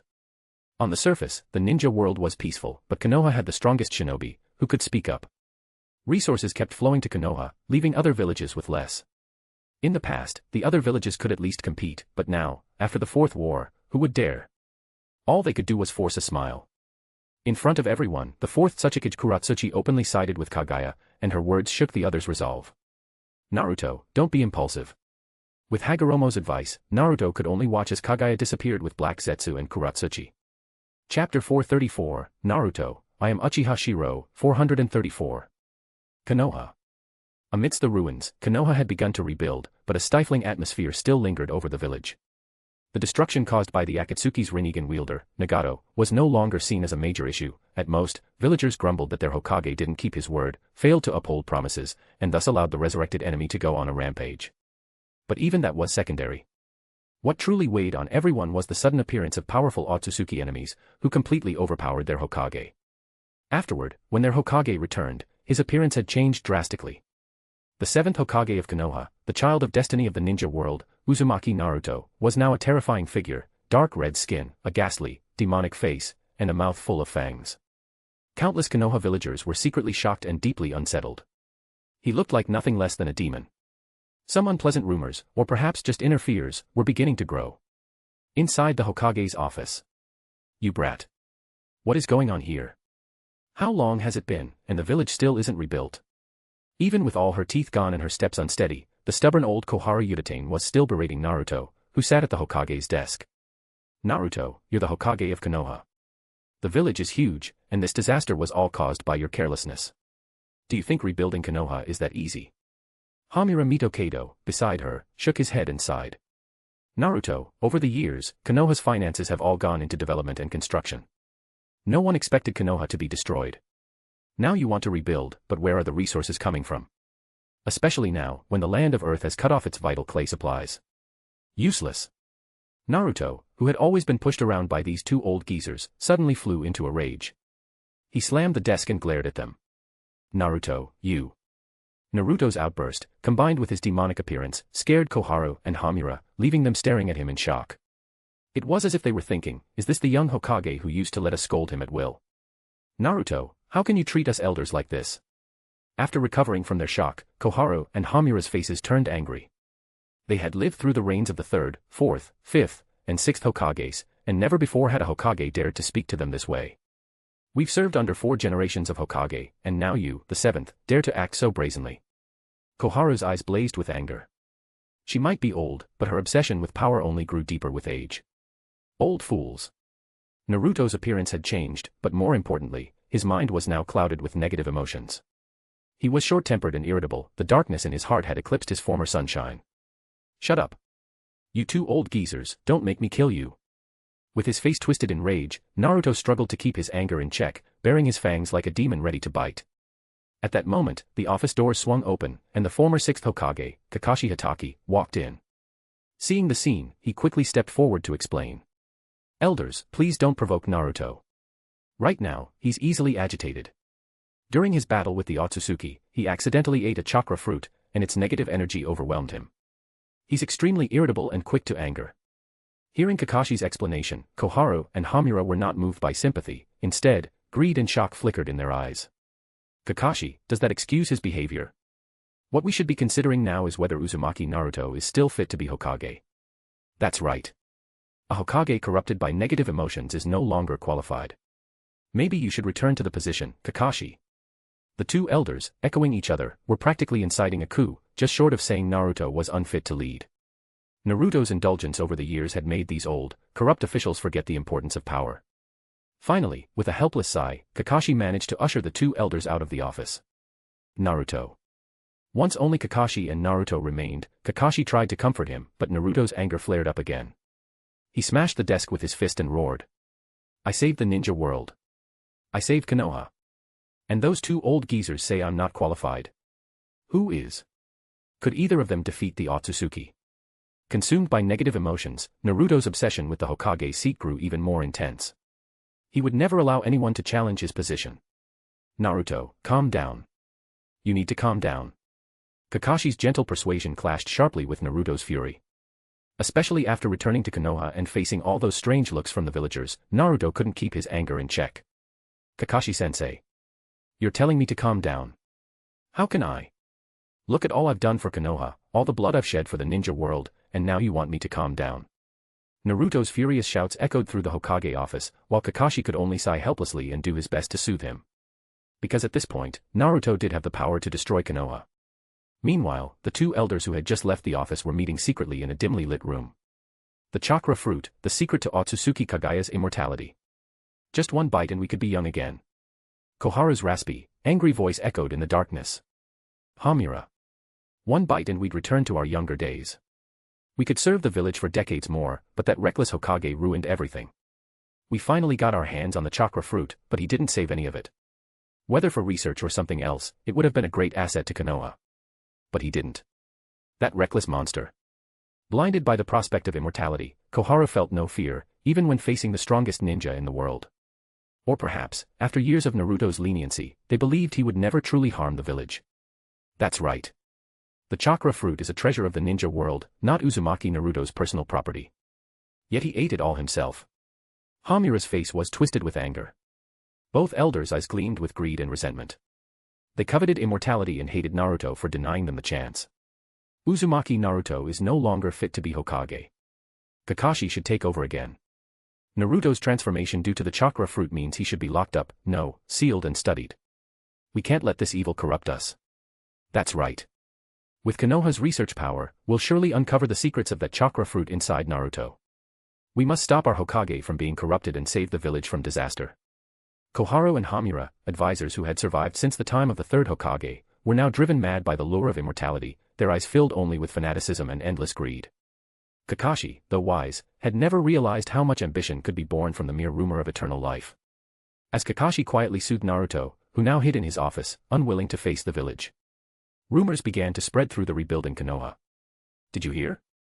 The seventh Hokage is a disaster. He could have protected the village, but he was too obsessed with the chakra fruit. No way. Lord Hokage would never do that. I don't believe it. What's a chakra fruit, anyway? Well, you don't know.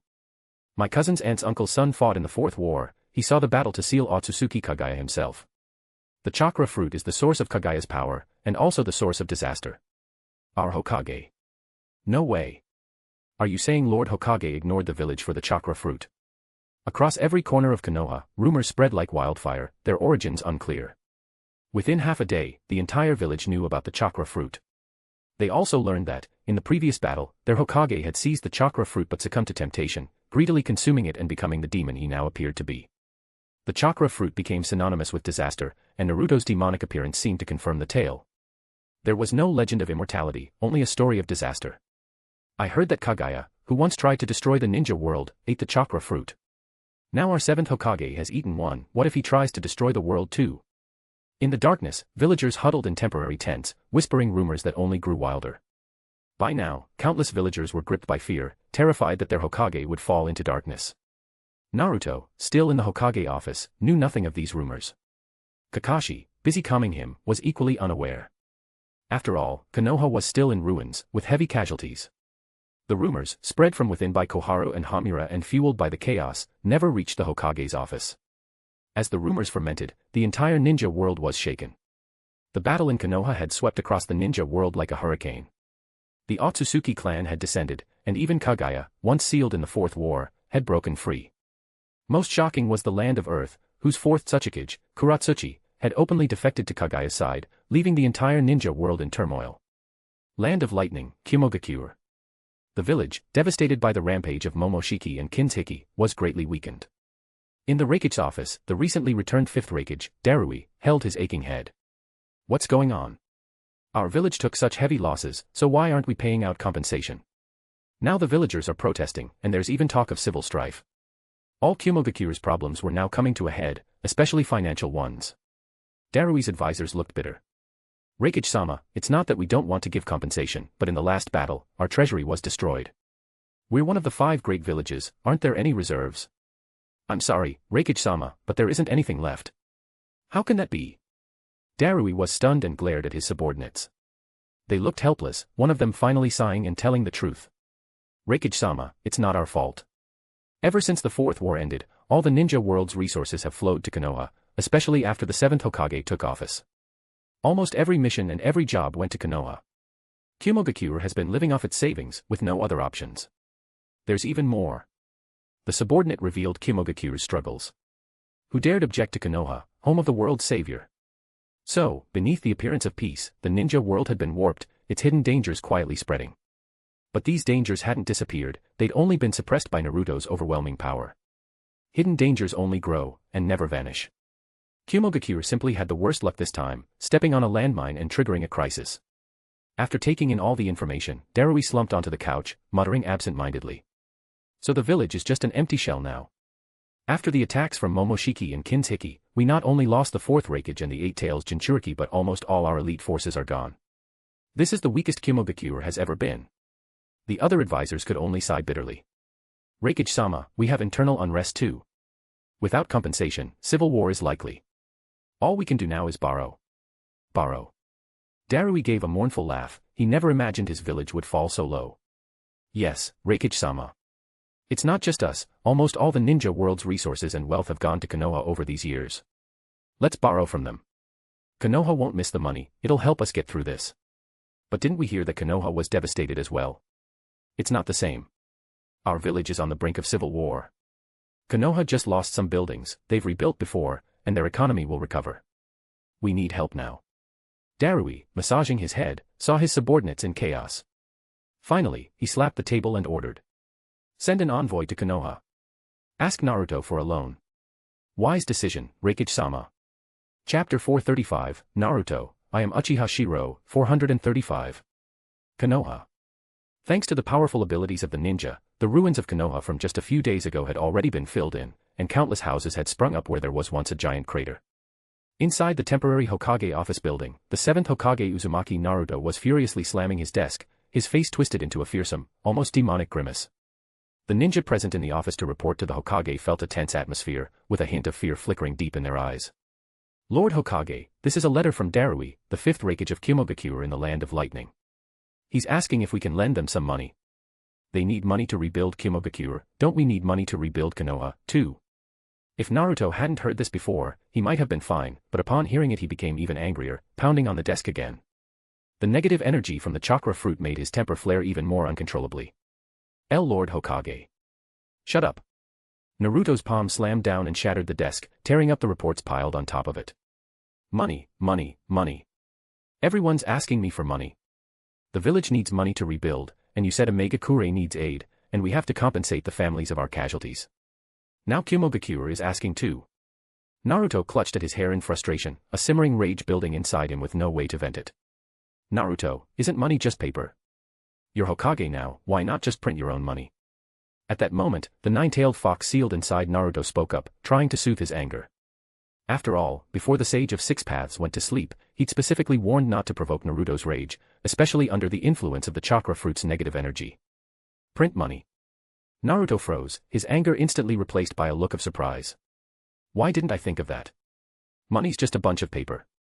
We can print as much as we need. Naruto's fury vanished as quickly as it came. He grabbed a stack of documents and burst out laughing.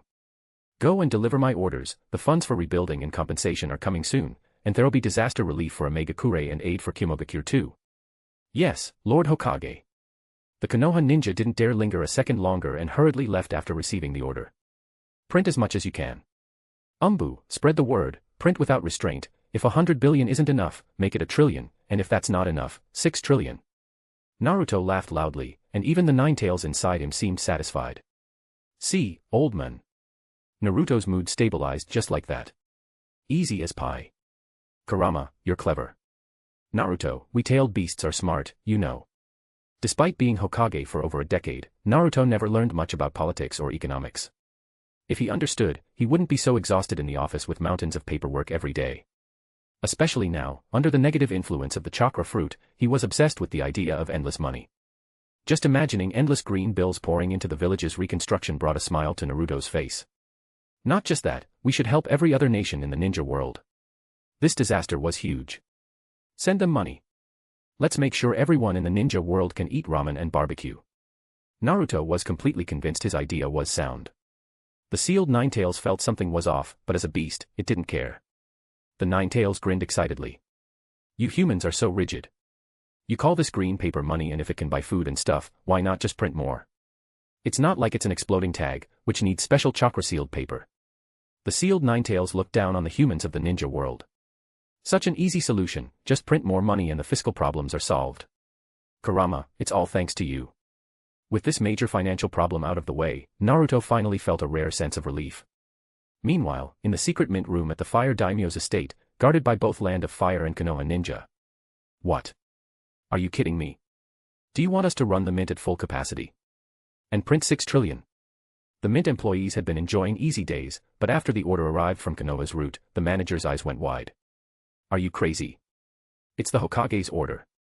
The root ninja was cold and emotionless. The 7th Hokage's order. Hearing it was Naruto's direct order, the mint manager dared not say another word. Despite Naruto's usual friendliness, everyone knew his power after the 4th Great Ninja War. He could destroy the ninja world if he wanted. So the Fire Daimyo always kept a low profile, letting Konoha make all the decisions. Is there a problem? The root ninja's cold voice made the manager's face flush red. Under that icy stare, he nervously swallowed. The fat manager turned away and shouted into the loudspeaker. All employees, start all machines immediately. Switch all presses to the highest denominations, print. Print as much as you can. No one goes home until we've printed 6 trillion. The normally relaxed employees at the mint stared in disbelief. All machines running, and 6 trillion to print. Insane. But after another angry shout from their boss, the machines began to roar to life. The root ninja, all leftovers from Danzo's era, might have mellowed a bit over the years. But they'd grown up learning to kill, taking pride in being tools. They didn't care about such things. The green, high-denomination bills began to pour out of the mint in endless waves. Sir. Seeing every machine running, the manager hesitated. He wasn't worried about the machines, as long as the money hadn't left the plant, it was fine. But now he was anxious. Sir, what are we going to do with so much money? He kept his deeper concerns to himself, knowing these ninjas weren't to be trifled with. Print this much money and the ninja world is bound to descend into chaos. But the root ninja only gave him a cold glance, making the manager break into a cold sweat and hurriedly say. Sir, I'll personally supervise everything and make sure the 6 trillion is printed as quickly as possible. Wiping the sweat from his brow, the manager rushed away from the terrifying ninja. The root ninja watched the machines until he was sure they were all running, then said in a low voice to his subordinate. By order of the Hokage, all this money is to be used for village and ninja world reconstruction. Once printed, it will be delivered immediately to its destinations. Special times call for special measures. No need for the daimyo's approval, this order comes directly from the daimyo himself. Understood. 800 billion for Kimogakure, 500 billion for Omegakure, Konoha needs. The root ninja's cold voice echoed. This time, the 7th Hokage was being extremely generous. Not only Kimogakure, but even his close ally Sunagakure got a share. After all, they were his staunchest allies. He gave Sunagakure a whole trillion to help their village environment. Nearly every ninja village received some money. No one expected the Hokage to be so generous. When the villages first saw the stacks of green bills, they were stunned, then overjoyed. As soon as the freshly printed money, still reeking of ink, arrived, the root ninja efficiently carried out the Hokage's orders. From relaying the order to firing up the mints to delivering the cash, the ninja's efficiency was unmatched in the world. Sunagakure. What? Naruto's giving us a trillion. In the Kazekage's office, the red-haired 5th Kazekage Gaara was dumbfounded. He wasn't clueless, a trillion is no small amount. The root ninja before him nodded calmly. This is a direct order from the Hokage. The full trillion has already been delivered. Gaara frowned, thinking deeply. Could Naruto be trying to draw attention across the ninja world, to unite everyone and prevent outside interference? Or maybe, there's a deeper strategy here. Gaara nodded to himself. Since Naruto was doing this, he must have his reasons. He waved his hand decisively. Spread the word, Sunagakure will distribute the money as Naruto suggested. Tell the finance department to start buying fruit and meat, we should reward everyone in the village. Yes, Lord Kazekage. Clearly, Gaara understood only a little. He'd been raised as a weapon of war, then had to take over as Kazekage when no one else could. His siblings Kankuro and Temari were just supporting him. Gaara was, at heart, a pure ninja. A trillion, he knew it was a lot, but the exact issues were beyond him. But deep down, he trusted Naruto, his comrade would never harm him. So the money was spent freely and quickly. Kimogakure. Lord Raikage. The Hokage has lent us 800 billion, and says we don't even have to pay it back. When the messenger delivered the news, 5th Raikage Darui's troubled face broke into a look of joy. How much? 800 billion, Lord Raikage. All of it's outside, escorted by Konoha's root ninja. The messenger looked proud, expecting praise. Darui burst out laughing. That's Naruto for you. I knew he wouldn't abandon us. You're a hero, let's reward you later, but right now, rebuilding the village comes first. He waved his hand grandly. Spend all 800 billion rebuilding the village. Buy resources, lots of them. We lost so many elite ninjas, train new ones as fast as possible. Don't worry about the money. Strength for Kumogakure is worth more than cash. Yes. Long live Lord Raikage. Long live. After recent devastation, Kumogakure finally erupted in cheers. 800 billion. Enough to rebuild the village twice over. Darui was flush with cash and ready to spend. Omega-kure wasn't originally involved, but after the Akatsuki's Nagato reappeared and unleashed a Super Shinra Tensei, Naruto's promise came to the fore. Even though Konoha suffered greatly, Naruto, for the sake of ninja world peace, set aside his grudge. This time, he included Omega-kure. If the ninja world was getting money, everyone would get a share. Naruto ordered Root to start handing out cash, skipping the elders and Jonin council, making the order directly from the Hokage's office. Root acted instantly. Omega-kure. Oh my god, the Hokage still remembers us in Omega-kure. Long live the Hokage. Long live. After the Fourth War, Omega-kure had been shunned for producing the Akatsuki. With the Akatsuki gone, the village was divided into factions. When Konoha's money arrived, everyone's eyes went green with envy. This is mine. Shut up. The Hokage gave it to me. Enough. The Hokage wouldn't want us to fight, he's always loved peace. One faction tried to avoid civil war by invoking Naruto's peaceful ideals. Sure enough, the tension eased. Though everyone still coveted the money, they wanted to avoid conflict for the sake of peace. In the end, the factions started negotiating how to split the money. Most villages immediately started buying supplies with their new wealth, while others put it in reserve, or let their leaders skim some off the top. No one realized Konoha was giving money to almost every village. No one would have guessed the 7th Hokage Naruto would hand out cash to the entire ninja world. And printed 6 trillion of it. Chapter 436, Naruto, I am Uchiha Shirou, 436. The Land of Earth, Iwagakure. What? Naruto printed 6 trillion. Hearing the news, even Shirou was stunned, though, on reflection, this was exactly the sort of thing Naruto would do. If he didn't have someone helping him, Naruto's impulsiveness would certainly lead him to do something like this. Yes, father. I didn't expect it either. At first, when Konoha gave out money to the other villages, everyone just quietly started buying supplies, not showing off. That's when I noticed something was off. After investigating, I found out that prices across the ninja world are rising. Everyone thinks it's just a temporary supply issue caused by Konoha's rebuilding. Black Zetsu spoke hoarsely, but couldn't hide his excitement. After centuries of scheming behind the scenes, his perspective was far above Naruto's. He could see the ninja world on the verge of a volcanic eruption. Is Naruto crazy? Doesn't anyone in Konoha realize what's happening? In the office, 4th Tsuchikage Kuratsuchi was shocked. If this kept up, the whole ninja world's currency system would collapse, leading to disaster and chaos. Konoha. Black Zetsu grinned sarcastically. Konoha's busy rebuilding. Everyone is run ragged. The 7th Hokage thinks he's being clever, never caring about printing 6 trillion. He thinks he's a savior and ordered Root to carry it out. Konoha as a whole doesn't even realize what's happening. Kakashi's busy with reconstruction and spends his time calming Naruto down. I'd love to see what happens when this disaster explodes. Shirou shook his head with a smile, while Kuratsuchi frowned, her voice serious. The ninja world is about to be thrown into turmoil. The currency system will collapse. Iwagakure needs to stockpile as many strategic resources as possible. Yes, before the crisis hits and the other villages notice, we need to exchange this paper for supplies. Otherwise, it'll be worthless. Even Black Zetsu nodded, showing how big this crisis would be. Now, with money everywhere, the ninja world was frantically buying, but many were also storing the cash away for emergencies. Father, that's not all. Konoha is repeating the old White Fang incident. Black Zetsu was still excited, describing Konoha's current situation.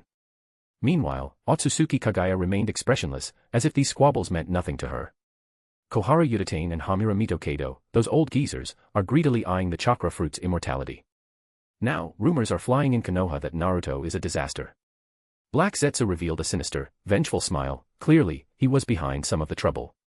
Father, even if I wanted to, I couldn't push things too far. Naruto is still in the village. I can only stir things up a bit in the Land of Fire. The real movers are those 2 old geezers. Shirou narrowed his eyes, smiling toward Konoha. Human greed is endless, just like me. Who wouldn't want immortality? The ninja world is getting lively. First a currency crisis, now internal unrest in Konoha. I wonder what the so-called strongest Hokage will do when he realizes his rashness caused all this. Shirou smiled. The negative energy only brought out Naruto's inner darkness, making him irritable. If Naruto knew even a little about inflation and money, he'd never do something so foolish. The chakra fruit only made him impulsive, not stupid. Konoha. Busy with reconstruction, Kakashi was exhausted, but his former Hokage instinct sensed something was wrong. Lord Kakashi, prices are rising in the land of fire. All the villages are buying up supplies. We need those supplies for Konoha's rebuilding. What do these small villages need them for? Exactly. They're just trying to make a quick buck. At least Kimogakure has a reason, they suffered too. But what about the rest? The department heads of Konoha shouted in anger. Kakashi sighed, gathering up their lists. Everyone, rebuilding Konoha is our top priority.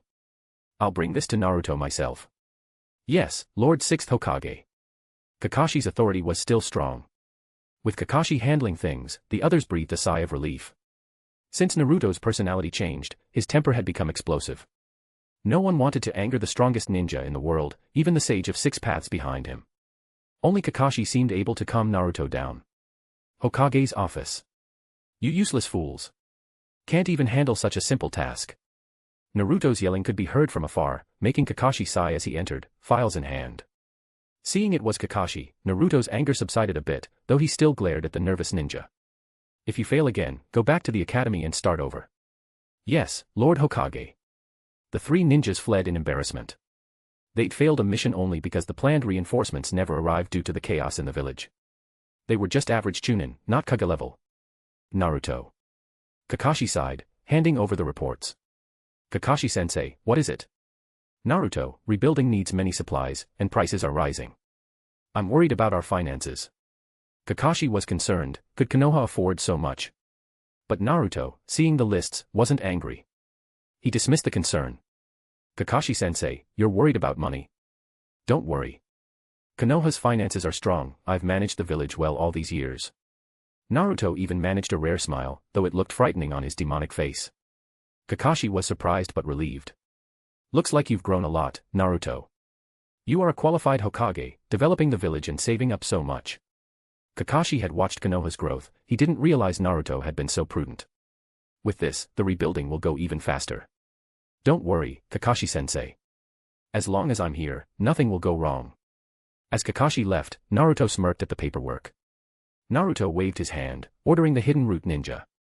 Go to the daimyo's mint and print another 6 trillion. Yes. The root's crisp reply made Naruto relax. If we need something, just buy it. Why bother with all this accounting and paperwork? In Naruto's mind, money was no longer a problem. Especially since the mint was under the daimyo's control, why hesitate? Print as much as needed. No. With so many casualties and losses, compensation must be doubled. Naruto frowned, then began writing new orders. Double all compensation for Konoha's dead and wounded. Every villager gets 1 million, every meritorious ninja 3 million. Naruto was throwing money around like it was nothing. Naruto, does Konoha have so much money? Kurama, the Nine Tails, looked doubtful. Naruto just grinned. Kurama, you don't get it. Printing money is just turning worthless paper into bills that can buy things. Spend a little on paper and print trillions. Kurama felt something was off, but couldn't put his finger on it. Naruto remained oblivious to the looming disaster. What?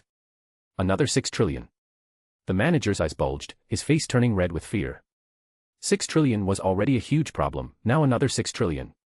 This was going to end in disaster. Sir, this is going to cause problems. The last 6 trillion was already too much. If we act now, maybe there's still time. The manager was drenched in sweat. He didn't know exactly what would happen, but he knew that when the bubble burst, he'd take the fall. But the root ninja's voice was cold.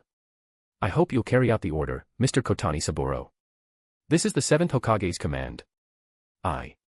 Saburo looked miserable. The machines had been running non-stop, almost smoking. Another 6 trillion. If this kept up, the paper would be worth more than the money. But facing the cold stare, Saburo gritted his teeth and yelled. Fine. I'll print it. What's 6 trillion, anyway? Everyone, full speed. The 7th Hokage wants another 6 trillion, print as hard as you can. Saburo was determined, he'd print the money and then run before disaster hit. He'd quit as soon as the job was done. 6 trillion. He'd heard that during the Fourth War, the Akatsuki used 6 trillion explosive tags against Obito, thanks to their Kekkei Genkai. Now, Konoha was about to print 12 trillion in total. Chapter 437, Naruto, I am Uchiha Shirou, 437. Konoha. Elders, there have been a lot of rumors circulating in the village lately. The village just went through a calamity and we're at a critical stage of reconstruction. Kakashi was already overwhelmed with the struggles of rebuilding Konoha, and now rumors in the village were getting worse and worse. Others might not notice, but Kakashi wasn't just a ninja who knew how to kill. Today, acting as the 6th Hokage, Kakashi summoned the 2 elders, Koharu Uchiha and Hamura Mitokado, for a talk. 6th Hokage, what exactly do you mean by this? Before Kakashi could finish his heartfelt plea, Koharu slammed the table and shouted, her anger flaring up even before Hamura could react. Kakashi, everyone is busy with the village's reconstruction. Do you think we don't know about these rumors? What can we even do about them? Uzumaki Naruto sits in the Hokage office now, not us, and not you either, Kakashi. As Hokage, he can't even handle these things properly. Are you sure everything being said in the village is just rumors? Koharu snapped, and Hamura chimed in gruffly. Kakashi, no one can control what people say in the village. What matters is that Naruto's recent behavior has been sorely disappointing. Because of his negligence, he broke his promise, and that's why this disaster struck the village. And setting that aside, lately our 7th Hokage has been getting more and more irritable, even arguing and yelling at civilians in public. How many times has that happened? Are we making that up too? With both elders questioning him, Kakashi's face grew more and more grim. Finally, his face darkened as he replied in a low voice. Elders, don't forget, it was Naruto who saved the entire ninja world, and he's a hero who saved this village too. And 6th Hokage Kakashi, you shouldn't forget, saving the ninja world wasn't a one-man job. It was the will of fire. And now look at what's become of the village. Maybe you should consider who failed to protect it. Koharu was old now, and though she raged for a bit, she was left gasping for breath. After all these years, it was a wonder she wasn't dead yet. Finally, Kakashi stared deeply at the 2 elders and said heavily. Fine. Let's leave this for now. What we need to focus on is rebuilding Konoha. Once Naruto recovers, I'll try to calm him down and send him to Mount Maiboku to let off some steam. Naruto's temper has caused many conflicts in the village recently. After his outbursts, the villagers could only grumble behind his back, not daring to speak up in front of him. But when they saw Naruto's terrifying face, they shrank away, unwilling to act, yet the more he just raged without actually hurting anyone, the more they felt emboldened to complain, and the grumbling grew. After one last look at the elders, Kakashi rose to leave, pausing to warn them. You two should be well aware, Naruto has been corrupted by the negative energy of the chakra fruit. Don't provoke him further, or there won't be a soul in Konoha, or the whole ninja world, who can stop him. After this warning, he left. The room was quiet for a long time before the angry sound of fists slamming the table echoed out. What does Kakashi mean by that? Without us, would he even be Hokage? Without us protecting Konoha all these years, would the village be at peace now? Koharu slammed the table in a rage, and Hamura's face was equally dark. If they were a few decades younger, they might not have lost their way like this. But just a few minutes of shouting left them both breathless, and they could feel their bodies falling apart. It was as if they could die any day now. This fear only made their greed worse. Heh, looks like you two have lost everything. A hoarse voice echoed, and both elders' faces changed drastically. A white Zetsu figure slowly rose out of the wooden floor like a sprouting plant, a strange smile on his face. You two elders of Konoha, seems your bodies are already this frail. Watching the 2 old people gasping like broken bellows, White Zetsu grinned. You're Kagaya's subordinate, Zetsu. Koharu's face twisted as she spoke in a raspy voice, but White Zetsu just smiled dismissively at their nervousness. No need to worry. To be honest, killing you two in your current state wouldn't even be worth the effort. You seem terrified of death, and about those rumors recently. With White Zetsu's eerie smile, Koharu and Hamura's faces became even uglier. What exactly do you want? Though they both had a vague idea, faced with this temptation, they tried to cling to their last bit of restraint but couldn't help themselves from asking. Hey, do we need to play games? Don't you want to know the secret to why I haven't aged in 1,000 years?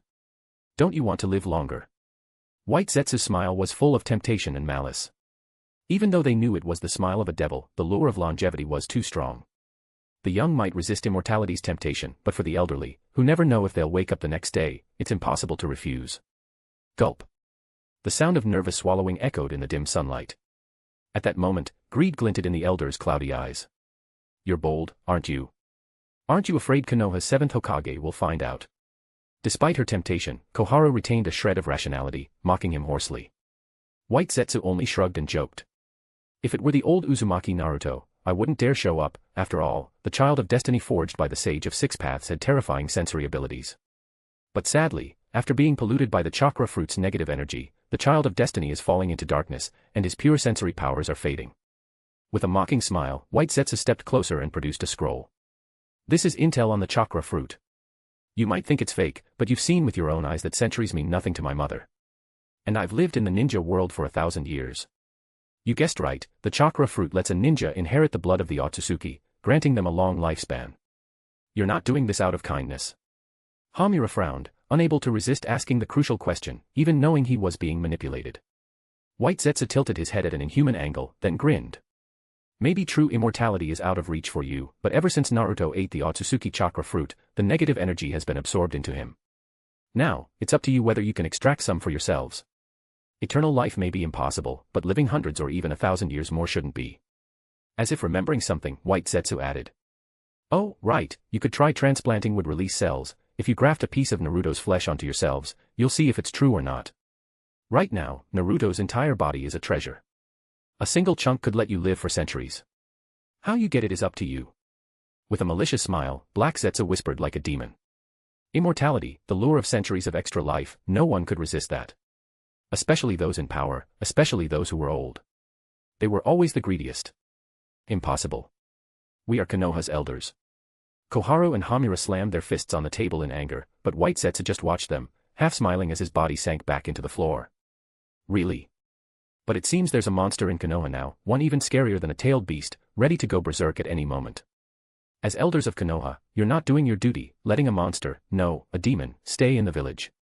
As his voice faded, the words he left behind made both elders' faces change. Monster. Demon. They looked at each other, and deep in their clouded eyes, only greed remained. Hamura. Koharu. Again they exchanged glances, their madness growing. Konoha still needs us. We can't let the unstable Naruto stay in the village. Maybe this is the enemy's scheme, but there's no denying it, Naruto is already corrupted. If he loses control, the disaster will be worse than the Nine Tails ever was. No wonder people say women are the most ruthless. Koharu now wore a face of righteous indignation, as if all of this was for Konoha. That's right. Everything we do is for Konoha. We're protecting Naruto, not harming him. Let Naruto leave a piece of flesh for us to study, then send him to Mount Myaboku to stabilize him. In perfect harmony, the two elders now looked nothing like the greedy fools from before. They wore an air of noble sacrifice, ready to work for Konoha for another century. Full of energy. Not a trace of old age left. Their vigor and determination now surpassed even the young. How could this happen? Kakashi had just left the elder's place, worried and planning to warn Naruto and have the ANBU keep watch. But as he walked through the village, he saw villagers everywhere spending money. The Hokage gave us money. Fruit is so expensive. Didn't it cost only 800 yesterday? How is it 2,000 today? 2,000 is expensive. I think so too, but didn't the Hokage just give you all that money? On the street, Kakashi looked bewildered. How had Konoha changed so much in just a few days? Though the rebuilt village wasn't what it once was, houses were up and the streets were bustling. Something's wrong. Ever cautious and sharp, Kakashi immediately sensed a problem. He frowned at the cash in the villagers' hands and couldn't help but step up to ask. You're saying the Hokage gave out money? The 7th Hokage gave us money as compensation. Yeah, but why did the Hokage give out so little? Both my parents died in the disaster, but my neighbor's family is fine, yet we all got the same amount. With discontented voices rising, and seeing stacks of green bills in every hand, Kakashi's eyes widened in shock. This is bad. In that instant, Kakashi realized where the problem lay. He rushed to the Hokage office. I've been so focused on rebuilding that I didn't think about the finances. Naruto just said we had enough money, but why do the villagers have so much? Naruto. What did you do in just a few days while I was looking after Sasuke? Kakashi's face turned pale, cold sweat pouring down. Hokage office. With a bang, the office door burst open. Naruto was just about to get angry, but when he saw Kakashi, his rage lessened a bit. Oh, it's Kakashi-sensei. Naruto, tell me, how much money does the village have? And why do the villagers have so much cash? Kakashi was frantic, staring at Naruto, hoping he was wrong. But seeing Kakashi's nervous face, Naruto smiled proudly and pounded his chest. Kakashi-sensei, I'm the 7th Hokage. What's wrong with giving the villagers some money? Naruto, for the village's rebuilding and the villagers' compensation. Does Konoha have that much? We do. Of course we do, Kakashi-sensei, you're underestimating me. How much money does Konoha have? Kakashi could already sense disaster looming, his eyes boring into Naruto. Naruto grinned even wider. Not much, less than 1 trillion left in the treasury now, but it's okay, I'll just print another 6 trillion. How much? Kakashi's eyes bulged in shock. Less than 1 trillion. Naruto scratched his head awkwardly, seeing the frustration in Kakashi's face. Kakashi-sensei, I know I messed up. Don't worry, I'll order another trillion printed right away. Print more. At that moment, Kakashi felt his blood rushing to his head, face turning red, and stared in disbelief at Naruto. His worst fears had come true. Was money something you could just print as much as you wanted? Chapter 438, Naruto, I am Uchiha Shirou, 438. Inside the Hokage's office. What? Print another trillion. Kakashi's eyes bulged in disbelief as he stared at the nonchalant Naruto before him. Naruto had grown up, but at this moment, as the 7th Hokage sitting at his desk, there was a glimpse of the same impulsive, naive Naruto from years past. It was as if Naruto hadn't matured at all over these years. Oblivious, Naruto flashed a devilish grin. Yes, Kakashi-sensei. The village needed rebuilding, and then Darui from the Hidden Cloud sent envoys to borrow money. All our funds over the years went into reconstruction, so where would we get so much money? So, I just ordered the printing department to make more money. Now, Konoha isn't short on cash at all. Naruto's ignorance made Kakashi see stars, he nearly fainted. Naruto, you even lent money to the Hidden Cloud. Naruto printing money on his own was already outrageous, but lending it out, unthinkable. Kakashi was stunned. If it had just been private printing, there might still be a chance to fix things. Naruto, be honest. How did you do all this? How much did you print? How much did you lend to the Hidden Cloud? How much is still left in the village, or rather, how much has already been spent? Kakashi fired off questions as rapidly as a machine gun. Kakashi-sensei. Sensing Naruto's displeasure, Kakashi was startled and remembered Naruto's current status. He mustn't anger Naruto, he had to keep him calm. Naruto, just explain everything clearly. Kakashi took a deep breath to steady himself, speaking as gently as possible while contemplating silently. Naruto was unreliable, but as Hokage, after all these years, he ought to have some sense of restraint. But Naruto's next words made Kakashi's blood pressure spike and left him speechless. Kakashi-sensei, you're too nervous. The village is tense, but it's just printing money. I first ordered 6 trillion, then another 6 trillion. It wasn't just the Hidden Cloud, everyone got some. Previously, in the Hidden Rain, every ninja village in the Shinobi World got a share. This way, everyone will trust and understand each other. Naruto spoke of printing over 1 trillion as if it were nothing, oblivious to the fact that Kakashi's mind was buzzing at his words. You gave money not just to the cloud, but to every village in the Shinobi World. For free. Kakashi nearly fainted, staring at Naruto in disbelief. He never imagined Naruto would cause such a disaster. Hurry. Stop all this now. Stop the minting, and recover any money already given to the other villages, get back whatever you can, even from within our village. Before Kakashi could finish, a masked ANBU appeared in the office. Reporting to the 7th and 6th Hokage, right now, every ninja village, Rain, Land of Heaven, and more, is all expressing their gratitude.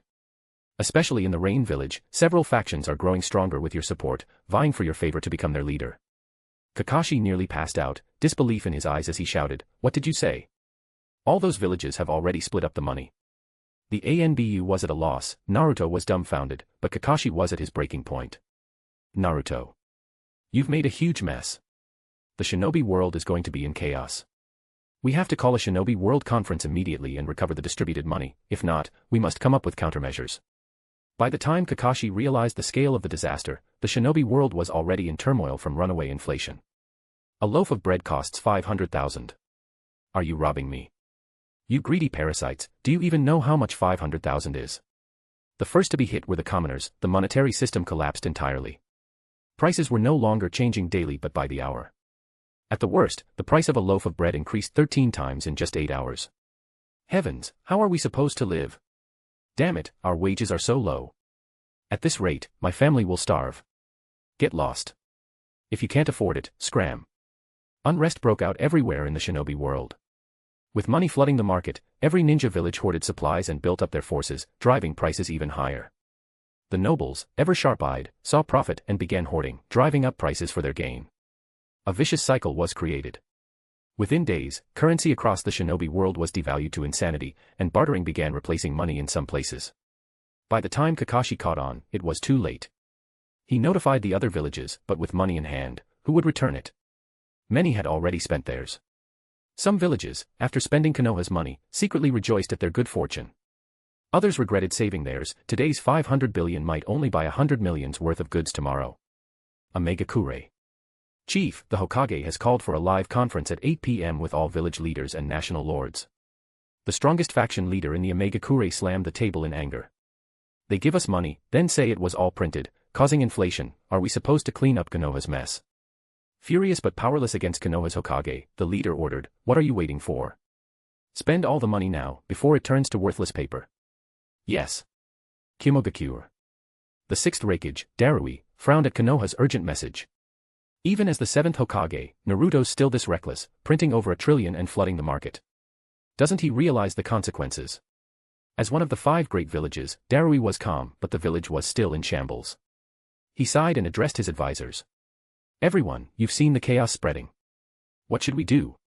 The Hidden Clouds elites grumbled in frustration. Raikage-sama, we already spent all the money, but prices skyrocketed and blew our budget. Konoha was reckless. If they had no money, they should have said so instead of causing this mess. What do we do now, Raikage-sama? We've already spent half, we can't just stop. Darui shook his head helplessly. The money was already spent, and projects had begun. It was impossible to just halt everything now. A calm Kumo ninja scowled, then spoke gravely. Raikage-sama, this is no longer just Konoha's problem, it's the entire shinobi world. The money caused chaos.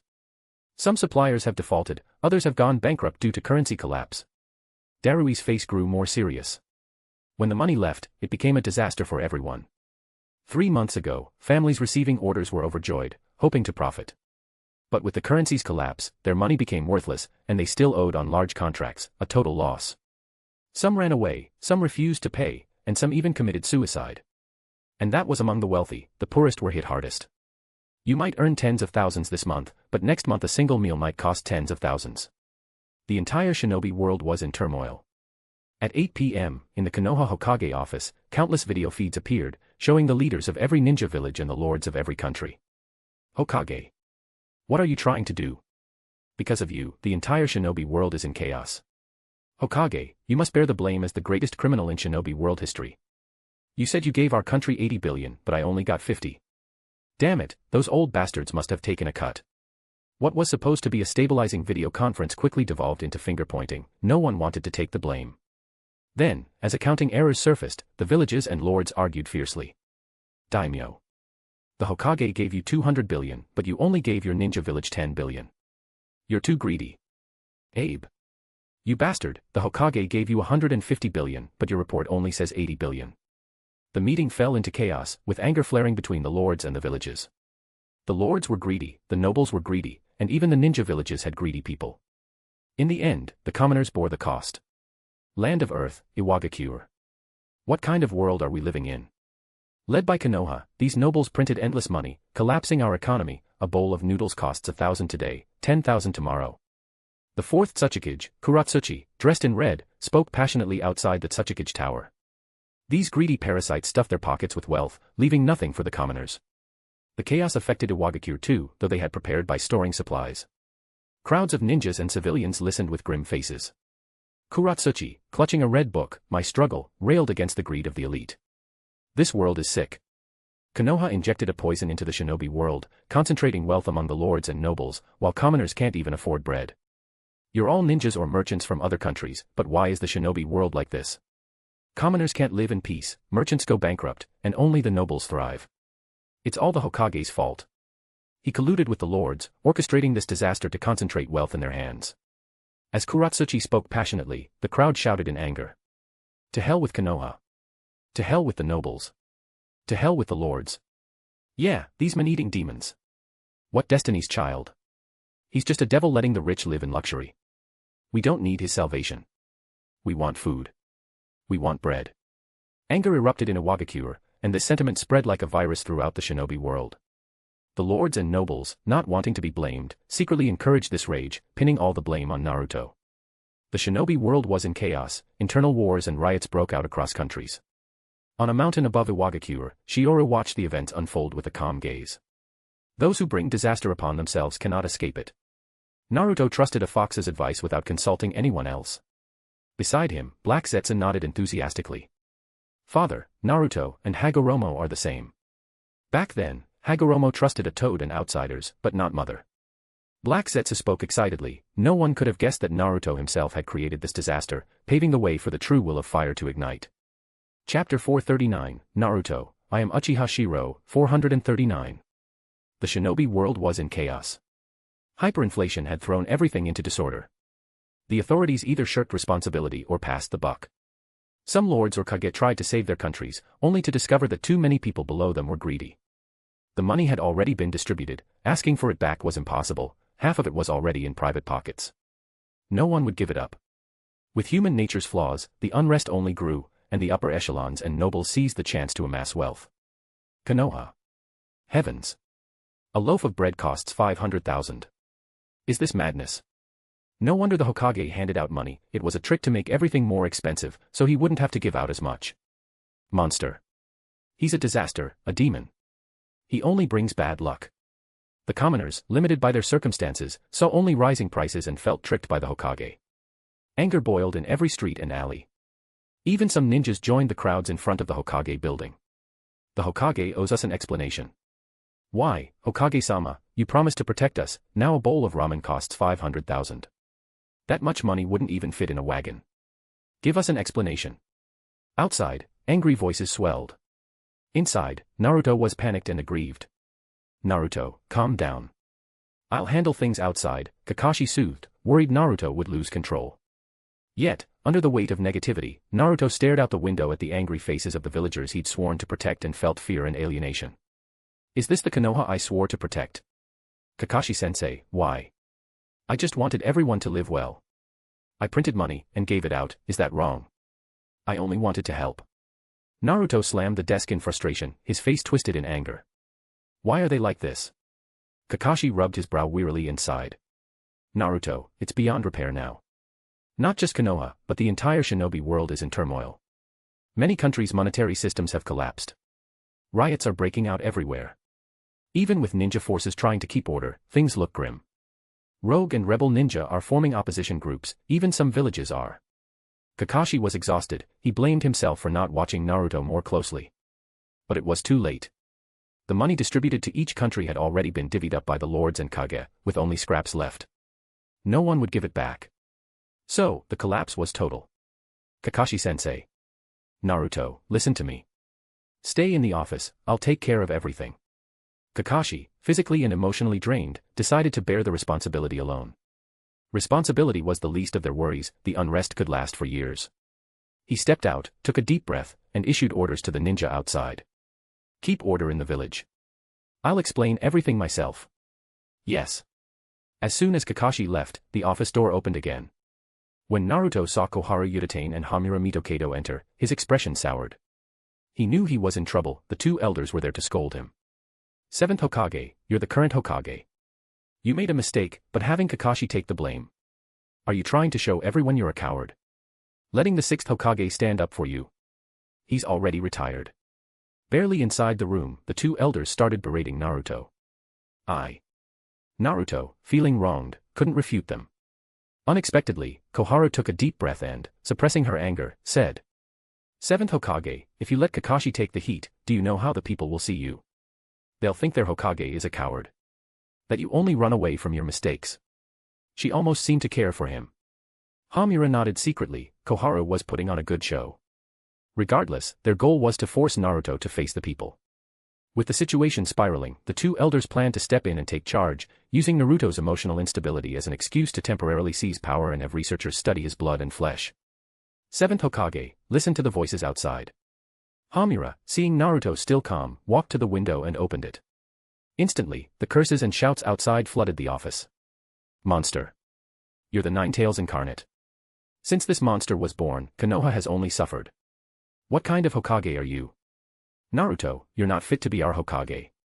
We want an 8th Hokage. Hearing this, and seeing the mood intensify, both elders smiled. They had planted people in the crowd to stir things up. Hearing the villagers say he was unfit, Naruto finally snapped. I made the mistake, I'll take the responsibility. Kakashi-sensei doesn't need to bear it for me. As Naruto stormed out, the two elders exchanged triumphant glances. Naive boy. To them, Naruto was just a powerful ninja, but completely unfit for politics. Outside the Hokage building, the crowd surged. Kakashi, exhausted, was preparing to speak when a golden-haired figure appeared. Naruto. Kakashi was shocked to see him there. Despite his emotional state, Naruto's resilient nature showed as he stepped forward. Kakashi-sensei, this is my mistake. Let me handle it. But as he appeared, many in the crowd recoiled in fear. See. He's a demon. Someone shouted, and panic spread. Naruto's appearance had changed, red skin, ferocious features, fangs, like a demon. Koharu and Hamura also stepped out. Kakashi, you were once Hokage. When did the Hokage become so cowardly, afraid to face the villagers? Koharu said coldly. Kakashi was speechless. Naruto forced a stiff smile at the crowd, unaware of how terrifying it looked. Everyone, this is all my fault. My intention was only to help everyone live better lives. I gave out money so you could eat. But villagers began yelling. Hokage. You printed over 1 trillion, but how much did we get? How much did you give the other villages? Yeah. We suffered, but you gave other villages our money. Now a bowl of ramen is 50,000. Even a dog would do a better job as Hokage. Step down. You're a demon in disguise. You killed our families. Since you appeared, Konoha has only suffered. Give me back my parents. Step down. We want a new Hokage. With the crowd whipped up, the anger escalated, and the scene spun out of control. Naruto's eyes reddened with fury. Overthrow the demon Hokage. Overthrow the demon Hokage. The people of Konoha had become too spoiled, forgetting the power Naruto possessed. As things got out of hand, Kakashi tried desperately to calm the crowd. Koharu sneered. Let Kakashi take over. Yes, we welcome the 6th Hokage. Kakashi-sama, we support you. Remove this monster. This was blatant incitement against Naruto. If it had been any other Hokage, it would have been considered treason. Everyone, please, Naruto did everything for the village. Kakashi exhausted himself trying to explain. But the elders, Koharu and Hamura, had no intention of letting things calm down. Hamura stepped forward, sighing. The villagers are revolting. The only option is for Kakashi to take charge for now. Koharu, feigning concern, turned to Naruto. Naruto, you see how angry everyone is. If this continues, there'll be chaos. Why not resign for now? Don't worry, the 3rd Hokage did it too. You'll be needed again later. The two elders believed they'd succeeded. Even Kakashi was focused solely on calming the crowd. But nobody noticed Naruto's bloodshot, furious eyes. I lived my whole life for you all. Now you want to throw me away. Suddenly, someone threw a rotten cabbage leaf. An old woman screamed. You monster, you should have been drowned at birth. The sight of the angry woman overlapped with memories of his childhood, cold, hateful villagers throwing stones and garbage at him. It was all happening again, even after becoming Hokage. Step down.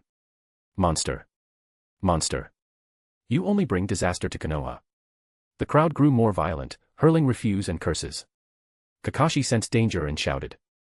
Ninja, move out. Stop the riot. He glared at the two elders. He finally realized there were agitators in the crowd. Naruto. Trying to calm Naruto, Kakashi was shocked by Naruto's furious gaze. Naruto, you. Kakashi stared in disbelief as Naruto, overwhelmed by the crowd's ugly words, snapped and shouted. Kakashi-sensei. I just wanted to help them. What did I do wrong? I gave them food and money, and they turn on me. Naruto roared, red-eyed with rage. I gave you food, and you betrayed me. Filthy wretches. Naruto cursed, shocking Kakashi. Koharu and Hamura exchanged satisfied looks. Naruto had shown his ugly side in public and was now unfit to be Hokage. Their plan had succeeded.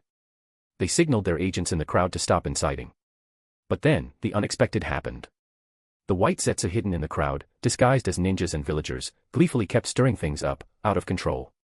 Oh no. This is bad. Kakashi broke out in a cold sweat. Naruto's eyes were growing more and more frenzied, losing all reason. Stop. Stop. Even the elders panicked. It was out of their control.